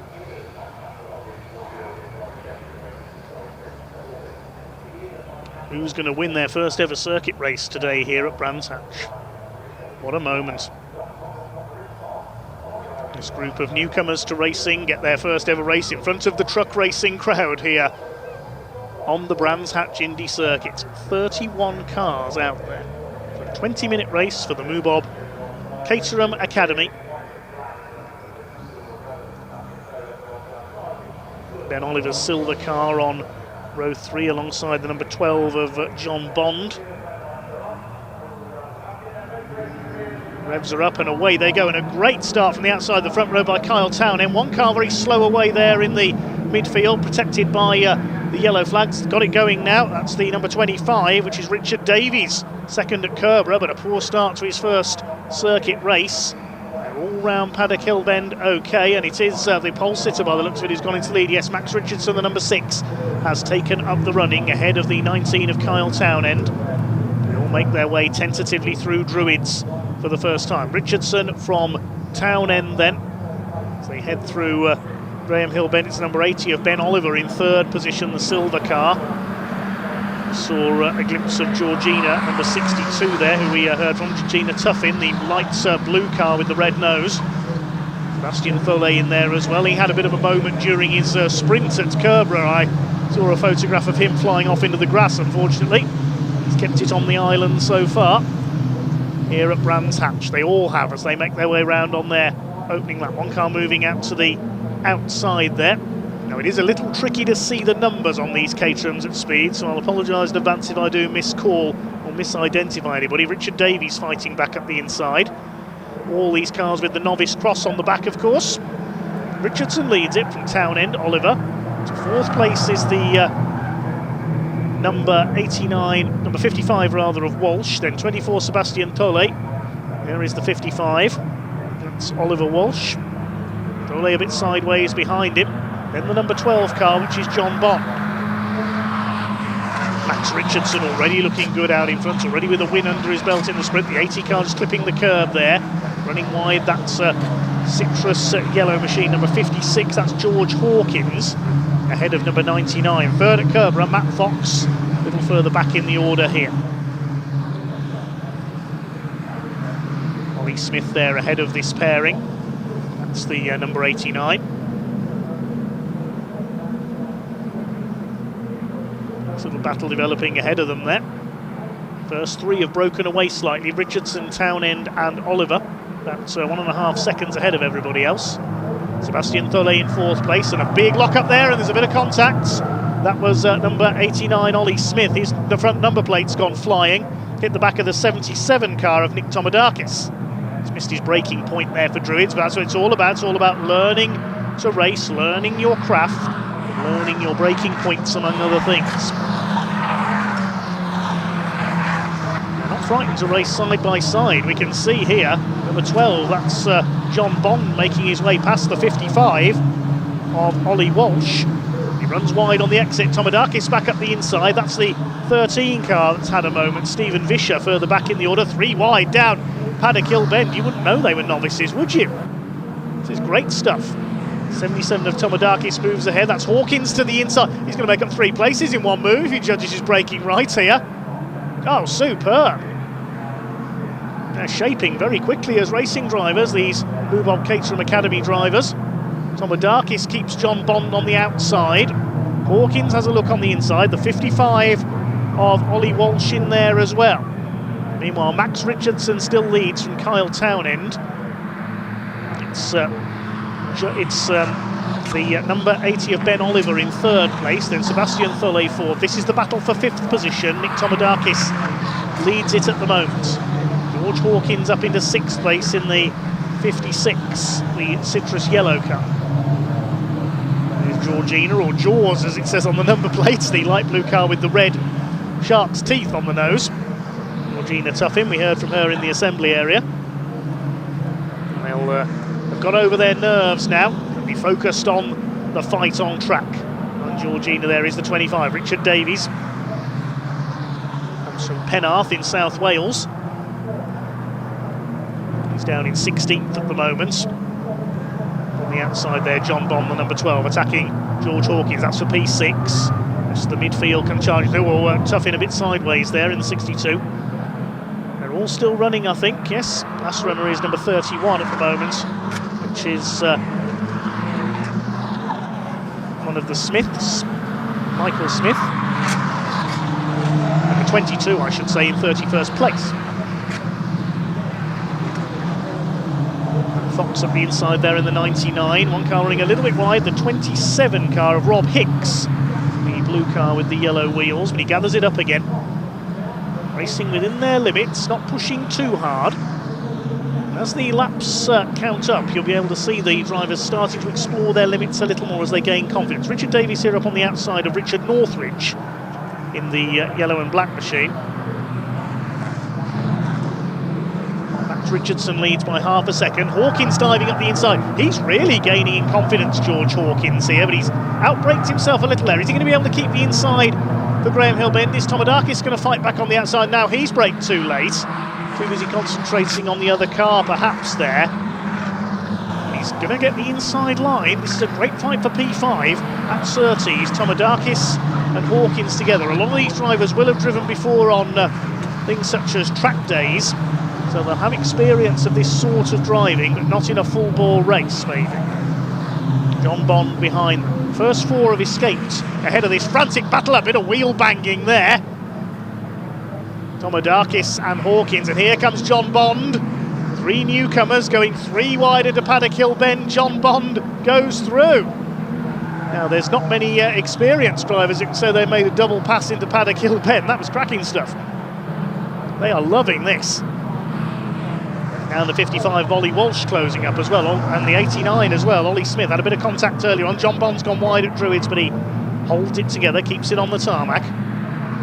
Richardson leads from Townend, Oliver and Sebastian Tholle in fourth place, further ahead. They're about 6 seconds up the road of this little lot. John Bond is still there in P5, the white and purple car. Then it's Ollie Walsh now up into 6. He's got ahead of Tomadakis and Hawkins. Ollie Smith next in the 89. There's Matt Fox, the 99, in behind them.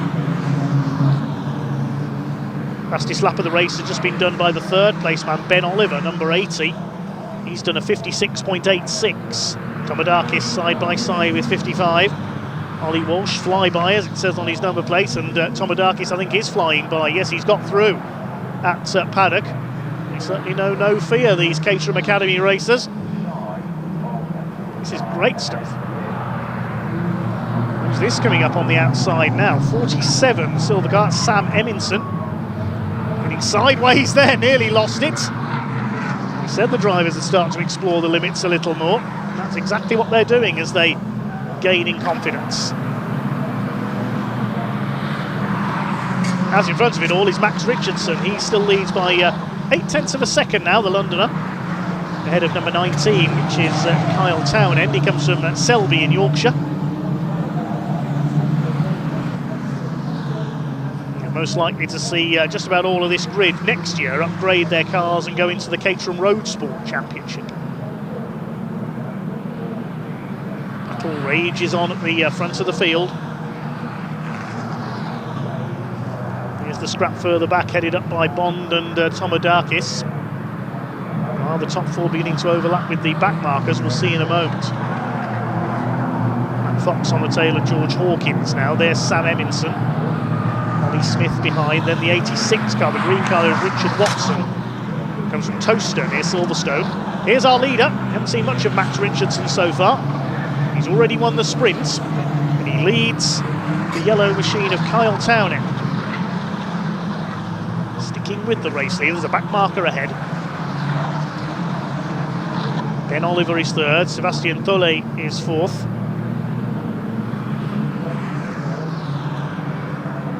First couple of back markers I think have been lapped. Now here's another lesson to learn. What happens when the leader is coming up behind you? Number 11 there is Stuart Beggs, about to be lapped. Shown the blue flag by the marshals. Moves aside, good driving by Stuart Beggs, lets the top two through. Flag signals are all part of the written part of your ARDS licence test, the ARDS Association of Racing Driver Schools. The fastest lap for Sebastian Thulle, the 4th place man, the white car there with the red trim. It's all over the back of Ben Oliver. Thulle is really thrashing that car around. He's sliding about all over the place. Looks spectacular. Won't necessarily help his lap times. He's in the slipstream though of Ben Oliver. Is he going to try and go for a lunge into Paddock Hill Bend? He's on the tail of the number 80. He's learning slipstreaming. Look, he right on the back there. He got into the tail a bit late there to get down the straight. You need to do that at the top end of the straight and then draw past. He's going to go for the inside into Druids instead, and he gets the move done. Good driving by Sebastian Thulle, based in Leatherhead in Surrey. Past Ben Oliver, comes from Norwich. Snetterton would be his local circuit, where the other Caterham Championships were racing last weekend. All 31 cars still running. 10 laps completed by our leaders. Here comes the leader. He's had to go wide there to lap the number 23 car of Chris Longley. Lewis in Sussex. I think somebody may have just had a spin in the background there. I heard a squeal of tyres. Can't see anybody off. Oh, there he is. It's the number 11. It's Stuart Beggs. Maybe spun while trying to get out of the way of the leaders, and he's beached in the gravel. That's a clear ways. Not a clear way out of the gravel for him, though. Sadly, that might mean a safety car. There are the leaders. Max Richardson still unable to shake off Kyle Townend. Thulle up to 3rd now. They're lapping one of the tail enders. Then Oliver up on the outside, and the safety car is being deployed. Thought it might, with Stuart Beggs, the Londoner, stuck in the gravel. There is the safety car. The Ford Focus Estates picked up our race leader Max Richardson. 8.5 minutes just over of the race to go. Well, I have to say this has been a very impressive display so far from the moobob Caterham Academy in their very first race.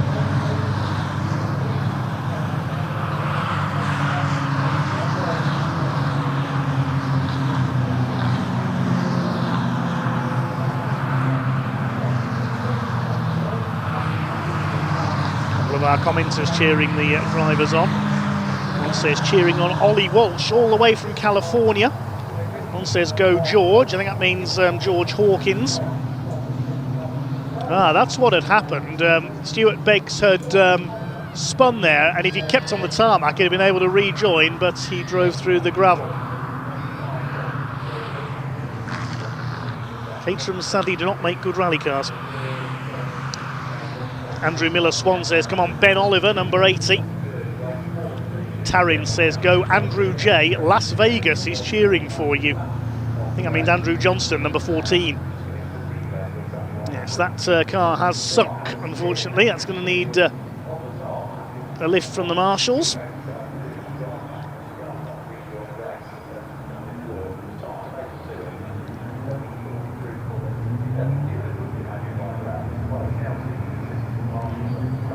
Safety car out, Max Richardson leading from Kyle Townend. Sebastian Thulle 3rd. Ben Oliver. Nick Tomadakis is up to 5th ahead of John Bond now. He's finally got past him. Then Ollie Walsh, Matt Fox, Sam Eminson and George Hawkins has dropped down to 10th. It's the citrus yellow car with the orange roll cage. He's got Ollie Smith and Richard Davies behind him. Then it's Richard Watson. 27 of Rob Hicks, and running up the top 15 is Georgina Tuffin.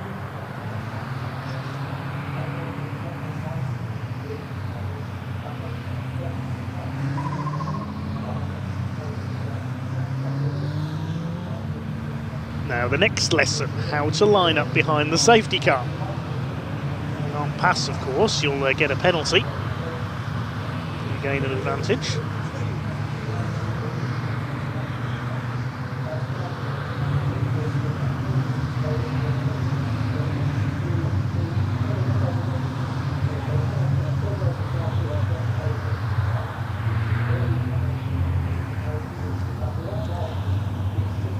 Go Shane Forster, says Gabriel Forster.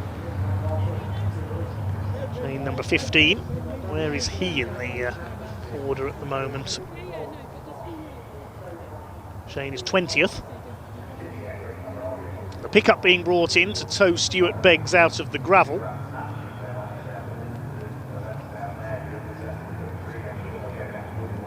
Martin Fowler says go Fox from the team in Singapore. That must be Matt Fox, number 99.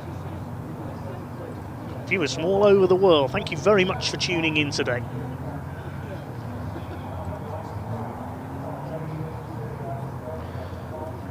I never mentioned we got our 500 likes as well. We've got nearly 600 now.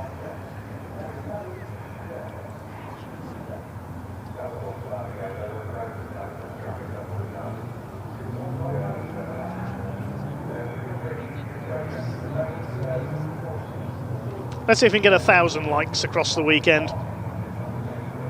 That's a separate stream tomorrow. Let's see if we can get 1,000 likes. Come on.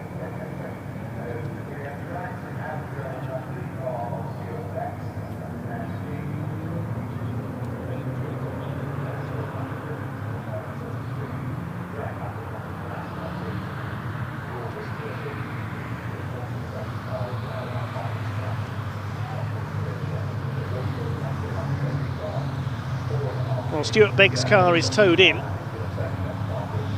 He's out of the race. Just the one race, of course, for the Caterham Academy, and they've got just over 4 minutes of it left.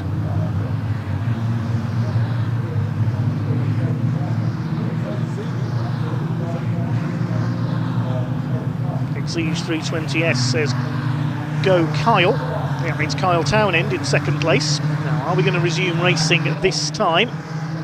No, one more lap behind the safety car, so it's going to be a sprint of about 3 laps to the line.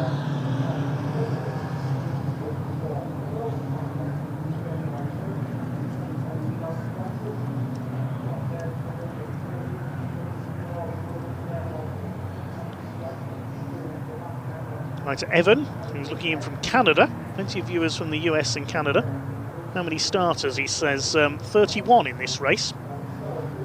Lindsay cheering on George Hawkins from Washington DC.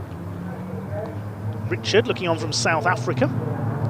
Dan Longley cheering on his dad Chris. Where is Chris Longley at the moment? He's 28th.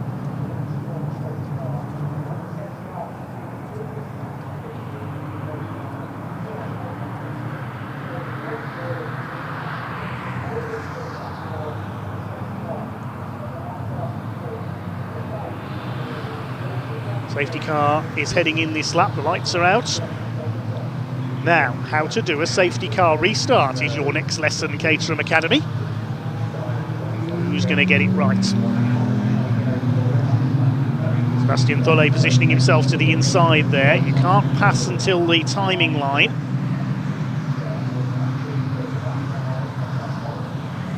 Off they go. The first and second place cars have taken the green. We're back underway. Across the line they go. Race is back underway. Tomadakis under fire from John Bond there, but the two leaders have escaped. I think there's a back marker just behind them. That might be why the field has split slightly. There's back marker traffic in there behind these two. There is Thulle in third place ahead of Ben Oliver. Then Tomadakis, John Bond, Ollie Walsh and the rest of them, and they head through Druids. You need to remember that the tyres will have cooled down slightly during those slower safety car laps. Just 2 minutes left on the clock, so it's a short sprint to the line.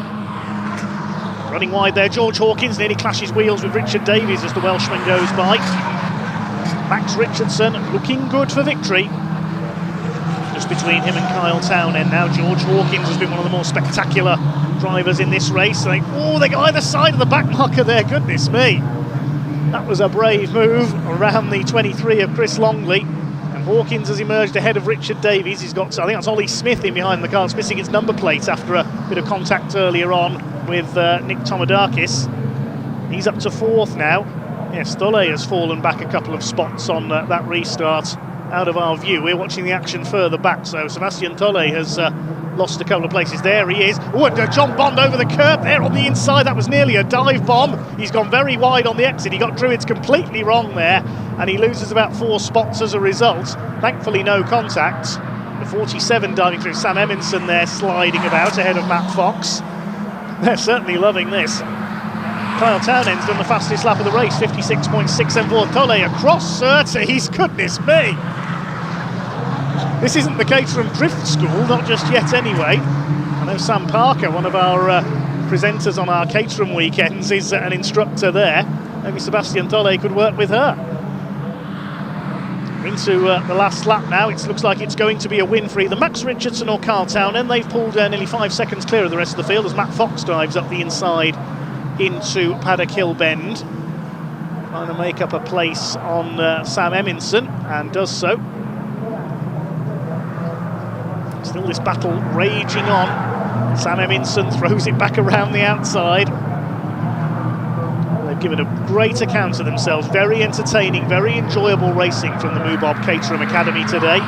But here comes the lead battle into Surtees the last time. Can Kyle Townend get a run on Max Richardson, or is it going to be a second win? He won the sprint at Curborough, and I think he's going to win his first ever circuit race today.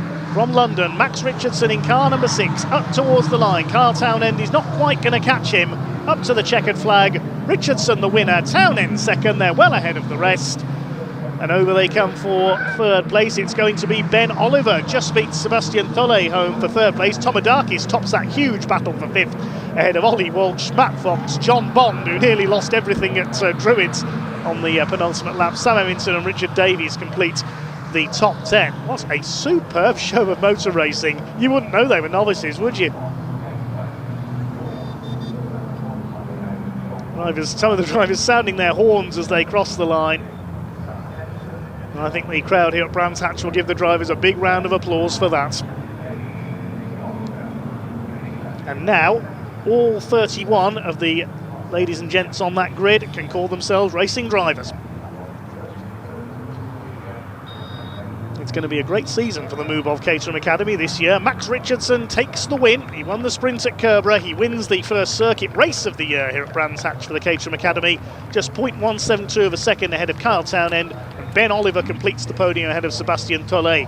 Then came that huge battle for fifth. Nick Tomadakis ahead of Ollie Walsh, Matt Fox, John Bond, Sam Eminson and Richard Davies completing the top 10. George Hawkins tried hard, ended up 11th ahead of Ollie Smith, Richard Watson and Rob Hicks. Georgina Tuffin completing the top 15. Sadly, just the one non-finisher there. Bad luck to Stuart Beggs after getting stuck in the gravel at Clearways.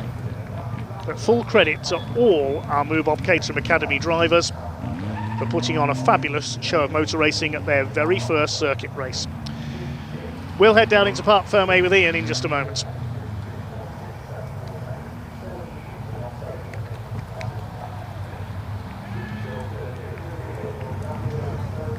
Well, welcome down everybody to Parc Fermé. Max Richardson has just come in, absolutely punching the air in delight. Max, that meant something to you, didn't it? Oh yeah, oh, that was mega. Kyle pushed me really hard on that last lap. I thought he might go for a move, but. Were you a little bit? You're having to do the restart there under the safety car. Were you a little bit nervous? Yeah. I've seen that a million times in F1. I thought that's easy, that. And then in the moment, what is it really like then? Terrifying. Oh my god. But no, I got a nice little jump, so I was safe into turn 1, and Kyle got a great jump as well. So us two, final couple of laps, it was just us. But to be fair, you two just dropped the rest of the field, didn't you? So yeah, great stuff. Oh, I'm buzzing. You've got to do it all again tomorrow, mate. Well done, congratulations, you did amazing. Well done, fantastic. Let's grab Carl for a chat as well. As he just said, he pushed Max all the way. Carl, congratulations. That was fantastic. That was Max, just a slight edge. Yeah, he was so quick, he just didn't make a mistake. That was my only strategy, wait for him to screw up, and he didn't, so maybe next time. Look, you two fantastic after the safety car restart. You just dropped the rest of the field. Yeah, the pace felt really good. Max, he drove in a predictable way. It was easy to race. It was great. Just tell me, I can't see your face really, but you're smiling under there, aren't you? Like you wouldn't believe. No, you would not believe it. Yeah, this is mega. You want some good news? Got to do it again tomorrow. Well done. Cheers, congratulations. Mate, good stuff indeed. Congratulations as well to Ben Oliver, just coming home in third place as well. Just come with me, stay with me a little bit if we can, just for a moment. The rest of the cars coming in as well. There is the Classic Touring Car Racing Club, just the other side of the fence, the pre-83s. They are about to head out on track very shortly for our final race of the day. I'm going to hand back to Dave to take you through the action.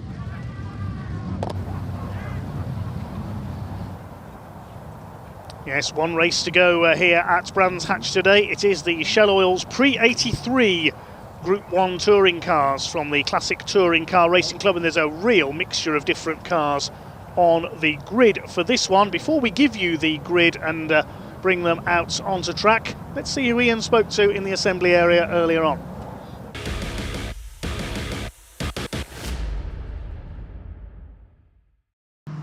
Right, everybody, it's that time of the day. Unfortunately, it's almost over the final race of this Saturday, but don't worry, plenty more racing action coming up tomorrow. And we say one of the best till last, haven't we? It's the Pre-83s for the Classic Touring Car Racing Club. Let's come for a quick walk, shall we? A quick chat with Stuart Guy over here. Stuart, how are you? I'm very well. It's good to see you. Yeah. Looking cool with your shades. Well, you know, I do try.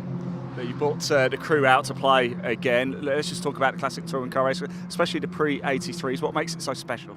You just look around, you know, every single car's different. It's just incredible, the selection of vehicles that have turned up for this weekend. And yeah, I thank everybody who's made the effort to revive it a little bit. Last couple of years, it's kind of suffered with numbers. And but no, you can see here we've started off with 24 cars, and that will increase certainly for the next couple of events. Yeah. So I'm really pleased with it. Really pleased. What are you most excited for this season across Classic Touring Cars in general? I don't know really. You know, obviously Super Tour of Power in the summer, you know, which is sort of our star event. We do have some great little events. We've got the Silverstone International to finish on down in October. Just you know, so just close, clean racing all year. The clubs sort of, we were worried because there's some other clubs you could see numbers dwindling in certain areas, and I was worried it's going to impact us. I think we're kind of on the cusp of that, and just trying to ride the wave whilst things are tight for people. So good man. Look, let's turn attention back to this race. You're down this end, down in 15th. What can we do from here, Stuart? I can only go forward. Well, you could go backwards. Well, yeah, I have no idea how I ended up here. I was really trying quite hard, and I got out and looked at TSL. I was like, "Oh, you're joking." So yeah, we are where we are. We'll have a little race and we'll have a little bit of a laugh. That's what we're about. Man, enjoy. It's great to see you again, buddy. Take care. And here we go. Final race of the day. The Pre-83s for the Classic Touring Car Racing Club. Dave, over to you.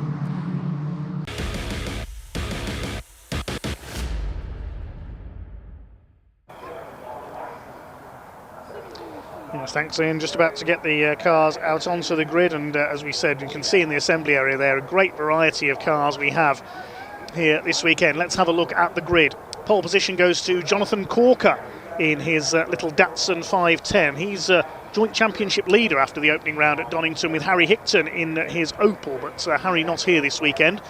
Great to have Nick Grindrod in the club this year, the Birmingham-based racer, making the switch to the Classic Touring Car Racing Club. He's been racing MX-5s for the last few years. He's out in a Ford Escort, lines up on the outside of the front row.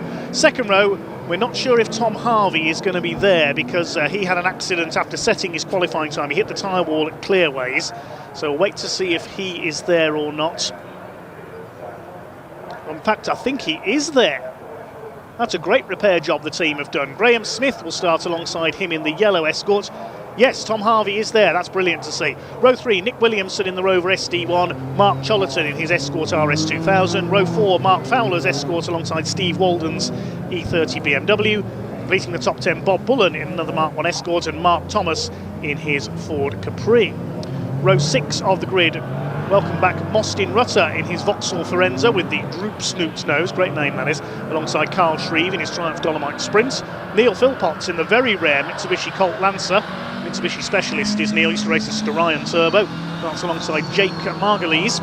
He's in the Alfa Romeo GTV6, the Andy Rouse 1983 lookalike. Row 8, Stuart Kay, we just heard from the chairman of the Classic Touring Car Racing Club in the Triplex Capri alongside David Claxton in the Triumph Dolomite Sprint. David and Colin Claxton sharing that car this weekend. Row 9 is Gary Fletcher in another Vauxhall Forenza, first time I've seen him this year, and Rhys Cannell in another Ford Capri.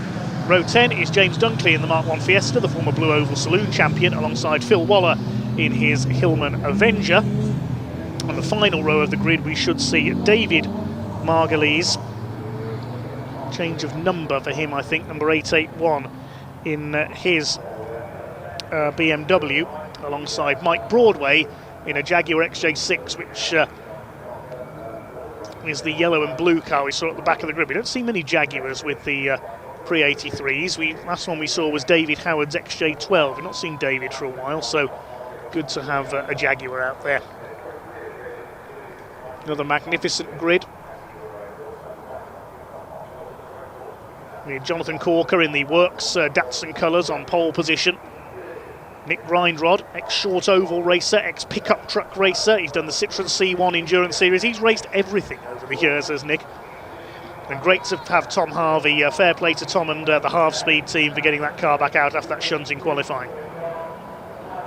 Looks like the full complement of cars is out there. The revs are up and away they go, and Tom Harvey makes a flying start from the second row of the grid.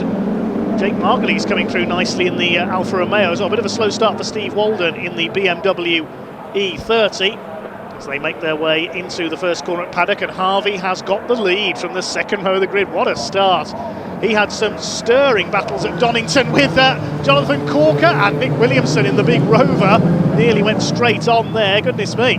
Nearly took a couple of cars with him. It is Harvey who leads, Corker second, Grindrod is third, Graham Smith in his Escort is fourth, then Williamson rounding up the top five. One of the Capris up into sixth position. I think that's Mark Thomas in the white Ford Capri. Yes, there he is, ahead of Mark Cholerton, the man from Kings Lynn, in the Escort RS 2000. Then it's Mark Fowler in the number 2 Escort, Bob Bullen, who we saw in action in his Anglia earlier. There's the black car, Neil Philpotts, that very rare Mitsubishi Colt Lancer. Very unusual car indeed, that machine. David Margulies, father of Jake, and that's problems for Nick Williamson, the Rover SD1 going up in smoke. Unfortunately, that's a great shame. Big Rover's the mainstay of 1980s touring car racing, but it isn't very good times for Nick Williamson. He's out of it. Going sideways there into Druids. Wonder if there's a bit of fluid been dropped by the SD1 there, maybe. Steve Walden recovering from his slow start in the E30 BMW. It's been a change for the lead while that was going on. Jonathan Corker has taken Tom Harvey. It's the Datsun up front then, Escorts second, third and fourth, then Mark Thomas in the Capri. Great to have him out this weekend. Cholerton sixth, Mark Fowler seventh, then Bob Bullen, Steve Walden, Jake Margulies in the Alfa Romeo, his father David's BMW towards the back of the field. There's another Capri, that's Reece Cannell in the Mark II Capri with the bigger headlights. Here comes Nick Grindrod round the outside up into second place. Tom Harvey doesn't seem to have the straight line speed. I mean, he said Tim Harvey then, voice of the BTCC these days, along with David Allison, of course, a former champion back in 1992. It's Tom Harvey, no relation, putting the pressure on in the Shell Sport Escorts. Graham Smith in fourth. V-Tune Rolling Road Escort of Nick Grindrod. That colour scheme doesn't look too dissimilar to the Alan Mann Racing colours, does it? Again, Frank Gardner raced Escorts in those colours. Jake Margulies up the inside takes Neil Philpotts in the black Mitsubishi. One of the Triumph Dolomite Sprints in behind them. There's that stunning livery Capri of Mark Thomas, one of the European touring car Capris, that is, based on at least.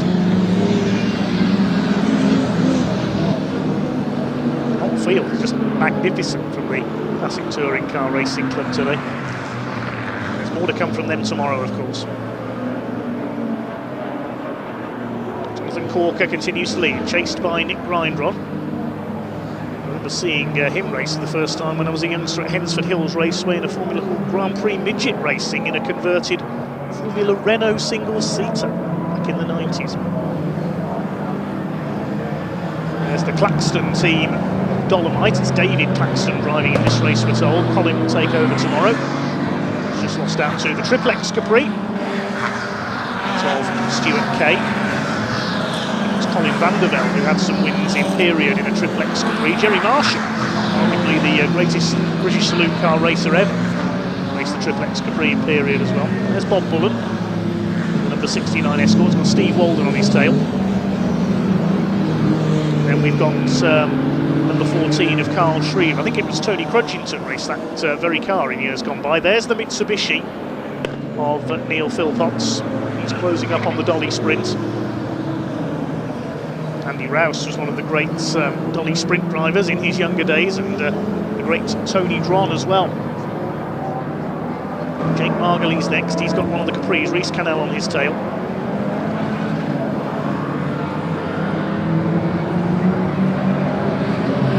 There is a race going on as well, of course. It's not just a nostalgia trip viewing the cars. Jonathan Corker is leading it. The Datsun driver looking to extend his championship lead. The championship will be a lot more competitive this year because 12 times winner of the title, Stephen Privet's not racing with the CTCRC this year. He's on to pastures new with his famous Escort. Swing their way through clearways. Here come your leaders up Halewood Rise. 0.7 of a second in it. Nick Grindrod is trying to grind down Jonathan Corker's lead. Tom Harvey trying to keep up with them. They've gone clear of Graham Smith in 4th place with his Escort.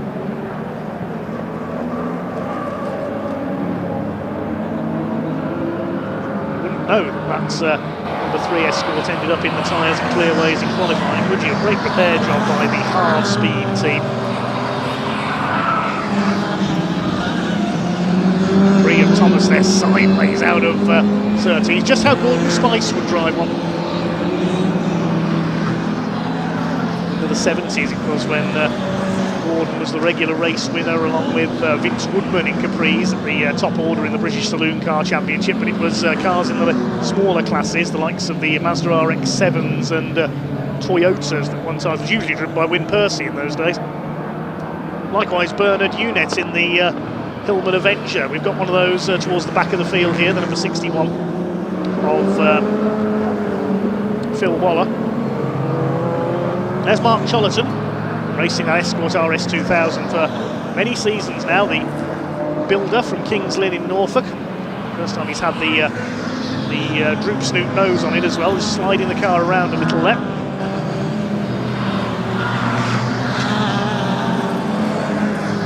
Gap then back to Mark Fowler's Escort, next in the order. Capri closes on Graham Smith for 4th place. Still just over 8 minutes of this race to go. Plenty of laps to do yet. Austin Rutter under fire there from David Claps. Then a gap back to the Mark 1 Fiesta. That's James Dunkley, a newly built car for this year, for Mr. Bacon as he's known. Runs a food and catering supply business in Worcestershire.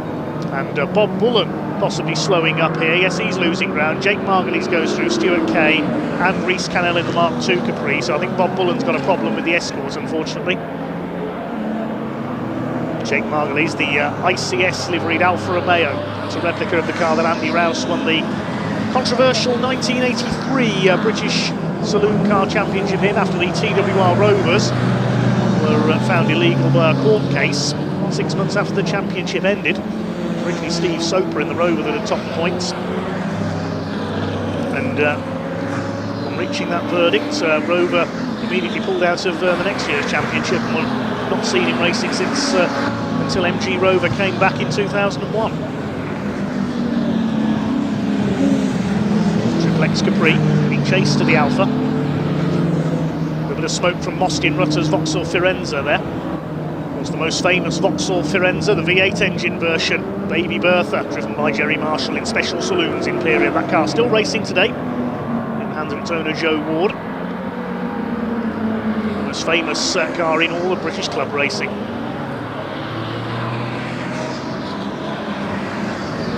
Here are the leaders, still Jonathan Corker, the little Datsun. Datsun 510, the only one of its kind racing in the UK. Grindrod up there in 2nd place. Went on from the ovals to race Legends cars. He raced in the pickup truck racing championship as well.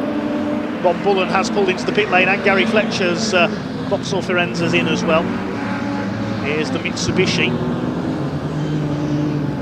Phil Potts is going past the Jaguar there of Broadway. That's a Series 1 XJ6.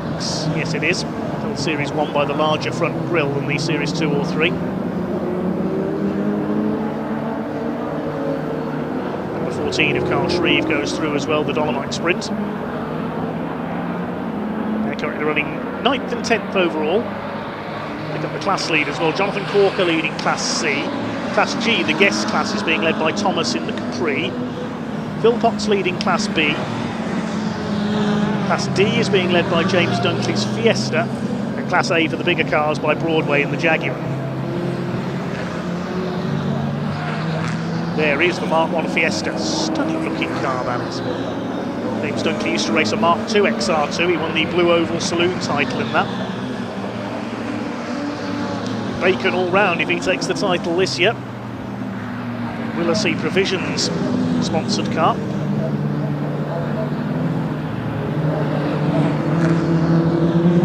There are the leaders through Druids, 5 minutes to go. It's still Jonathan Corker looking to extend his championship lead. He's joint top of the points, as we said, with Harry Higton after the opening meeting of the year, with Jake Margulies and Neil Philpott 4 points behind James Dunkley on top in Class C.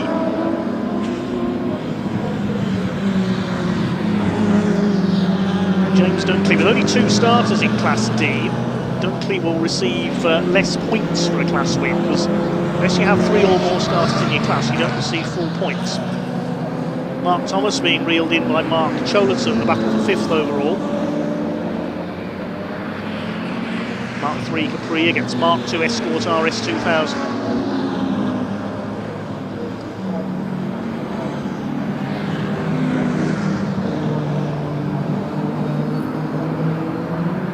Graham Smith just ahead of them, and the yellow Escort come from Burton-on-Trent.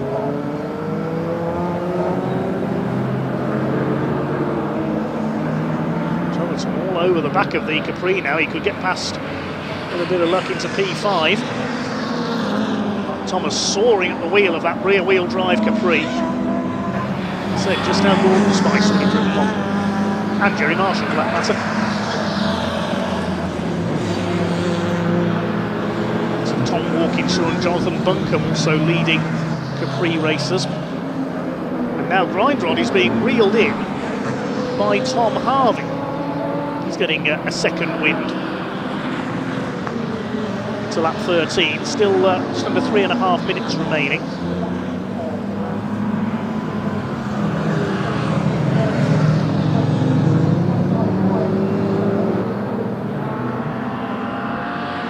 Big lunge up the inside there, and Tom Harvey makes it stick as well. It certainly is. A fearless young racer is Tom Harvey. Past Nick Grindrod now up into second place. To see a replay of that, that was one of the moves of the day from Tom. Now he's going after Jonathan Corker. Maybe he's conserved the car better than the other 2 leaders. Grindrod's fighting back though. Here he comes up the outside into Paddock, but he's never going to go round him on the wider line. Oh, there's a back marker there as well. The Jaguar was there of number 88's Mike Broadway. Now is Grindrod going to lunge back again into Druids? He is. He's going for the inside. Tracking battle between these 2. No, you don't, says Tom Harvey. I think Grindrod will try again though. He knows all about going round the outside, the ex-short oval racer. Through Graham Hill then, there's still 2 minutes to go, so still a couple of laps left. This is letting Jonathan Corker get away.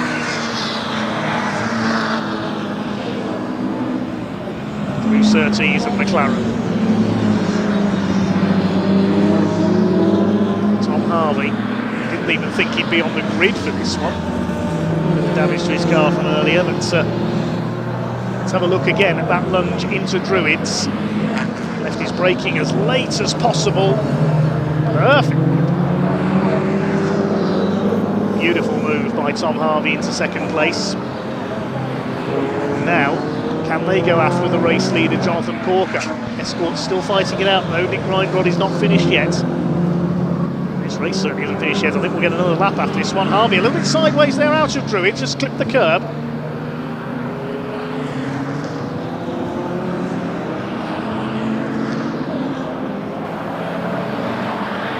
Jonathan Corker looks to be heading for victory. He's 1.25 seconds up on the 2 Escorts. To start the last lap of day 1 here at Brands Hatch. Can the Escorts reel the Datsun in? What's the gap going to be as they cross the line? We'll see if they are within striking distance. It has come down by a couple of tenths, but the Datsun of Jonathan Corker still just over a second clear. Grindrod is not finished yet. These 3 are nearly 8 seconds clear of Graham Smith in 4th place. There's the yellow Escort in the background we caught a glimpse of. Harvey covers the inside. It's wide on the exit, just to cover the line off down towards Graham Hill Bend. There's a back marker ahead as well, I think. Spread out a little bit more. It's a back marker pulling off. That's David Margulies, I think, he's pulled off. Coming into Surtees, the last corners of the day here on the Brands Hatch Indy circuit. It's going to be a win for the Datsun 510 of Jonathan Corker. Second win from 3 races this season in the Shell Oils Pre-83 Group 1 Touring Car Championship.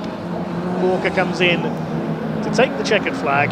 Tom Harvey, a great drive for second place, and Nick Grindrod completes the podium, his first race in the championship. And well ahead of Graham Smith, who takes 4th in the escorts.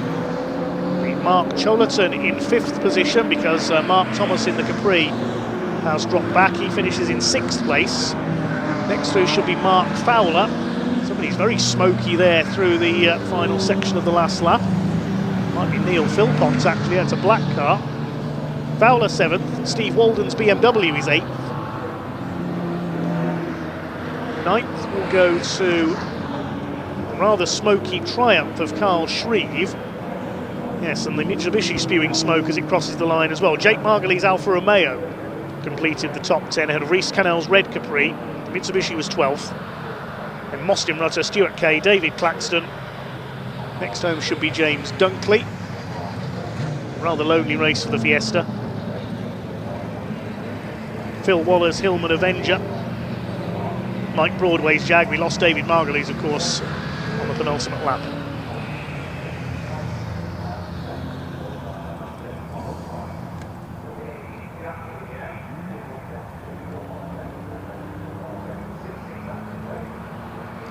So Jonathan Corker takes the win by 1¼ seconds, near enough, over a brilliant drive by young Tom Harvey. Great lunge down the inside at Druids on Nick Grindrod. Graham Smith in 4th position in his escort. Mark Cholerton 5th. Mark Thomas wins the guest class, Class G, in 6th position overall. Other class winners, Jake Margulies took the win in his Alfa Romeo in Class B. Most of the top 10 being Class C runners. Class D went to James Dunkley, and Class A to Mike Broadway in the number 88 Jaguar. Let's head down to Ian in Parc Ferme.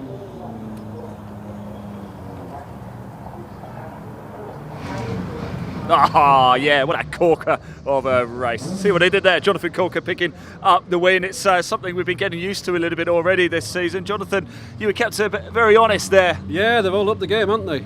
They certainly had. Because you're the man to beat, that's why. Yeah, well, yeah, I don't know. Yeah, it seems a bit strange without Steve being here, but I think there's a few replacements. Right, before I let you go, because we've asked you to come and park it so we can have a quick chat.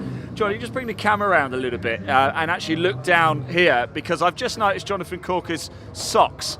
What's the story behind them? You know, at Christmas. You just like... So you actually wear them then? Yeah. Well, I've got abundance of them. That's all I get. Right, well, you've got plenty of trophies to go with it as well. More of the same tomorrow? I hope so. Gearbox is making a real racket, so not 100% confident it'll make it through, but we'll have to have a look. Fingers crossed for you. Thanks for talking to us, Jonathan. I really appreciate it. There we go. We'll close that for him. That rounds out the racing action on day 1 here at Brands Hatch. Plenty more coming up. The British Truck Racing Championship back in action as well tomorrow. Of course, we've got Junior Saloon Car Championship, more classic touring car, and we'll also track action join us tomorrow as well. The Caterham Academy actually won an only race. That was a little bit earlier. They are going home. We're going to go home for the night, but like I say, we'll be back tomorrow nice and early. It's been an absolute corker of a day. Just ask Jonathan Corker. I'm going to throw back to Dave for the final word. See you tomorrow.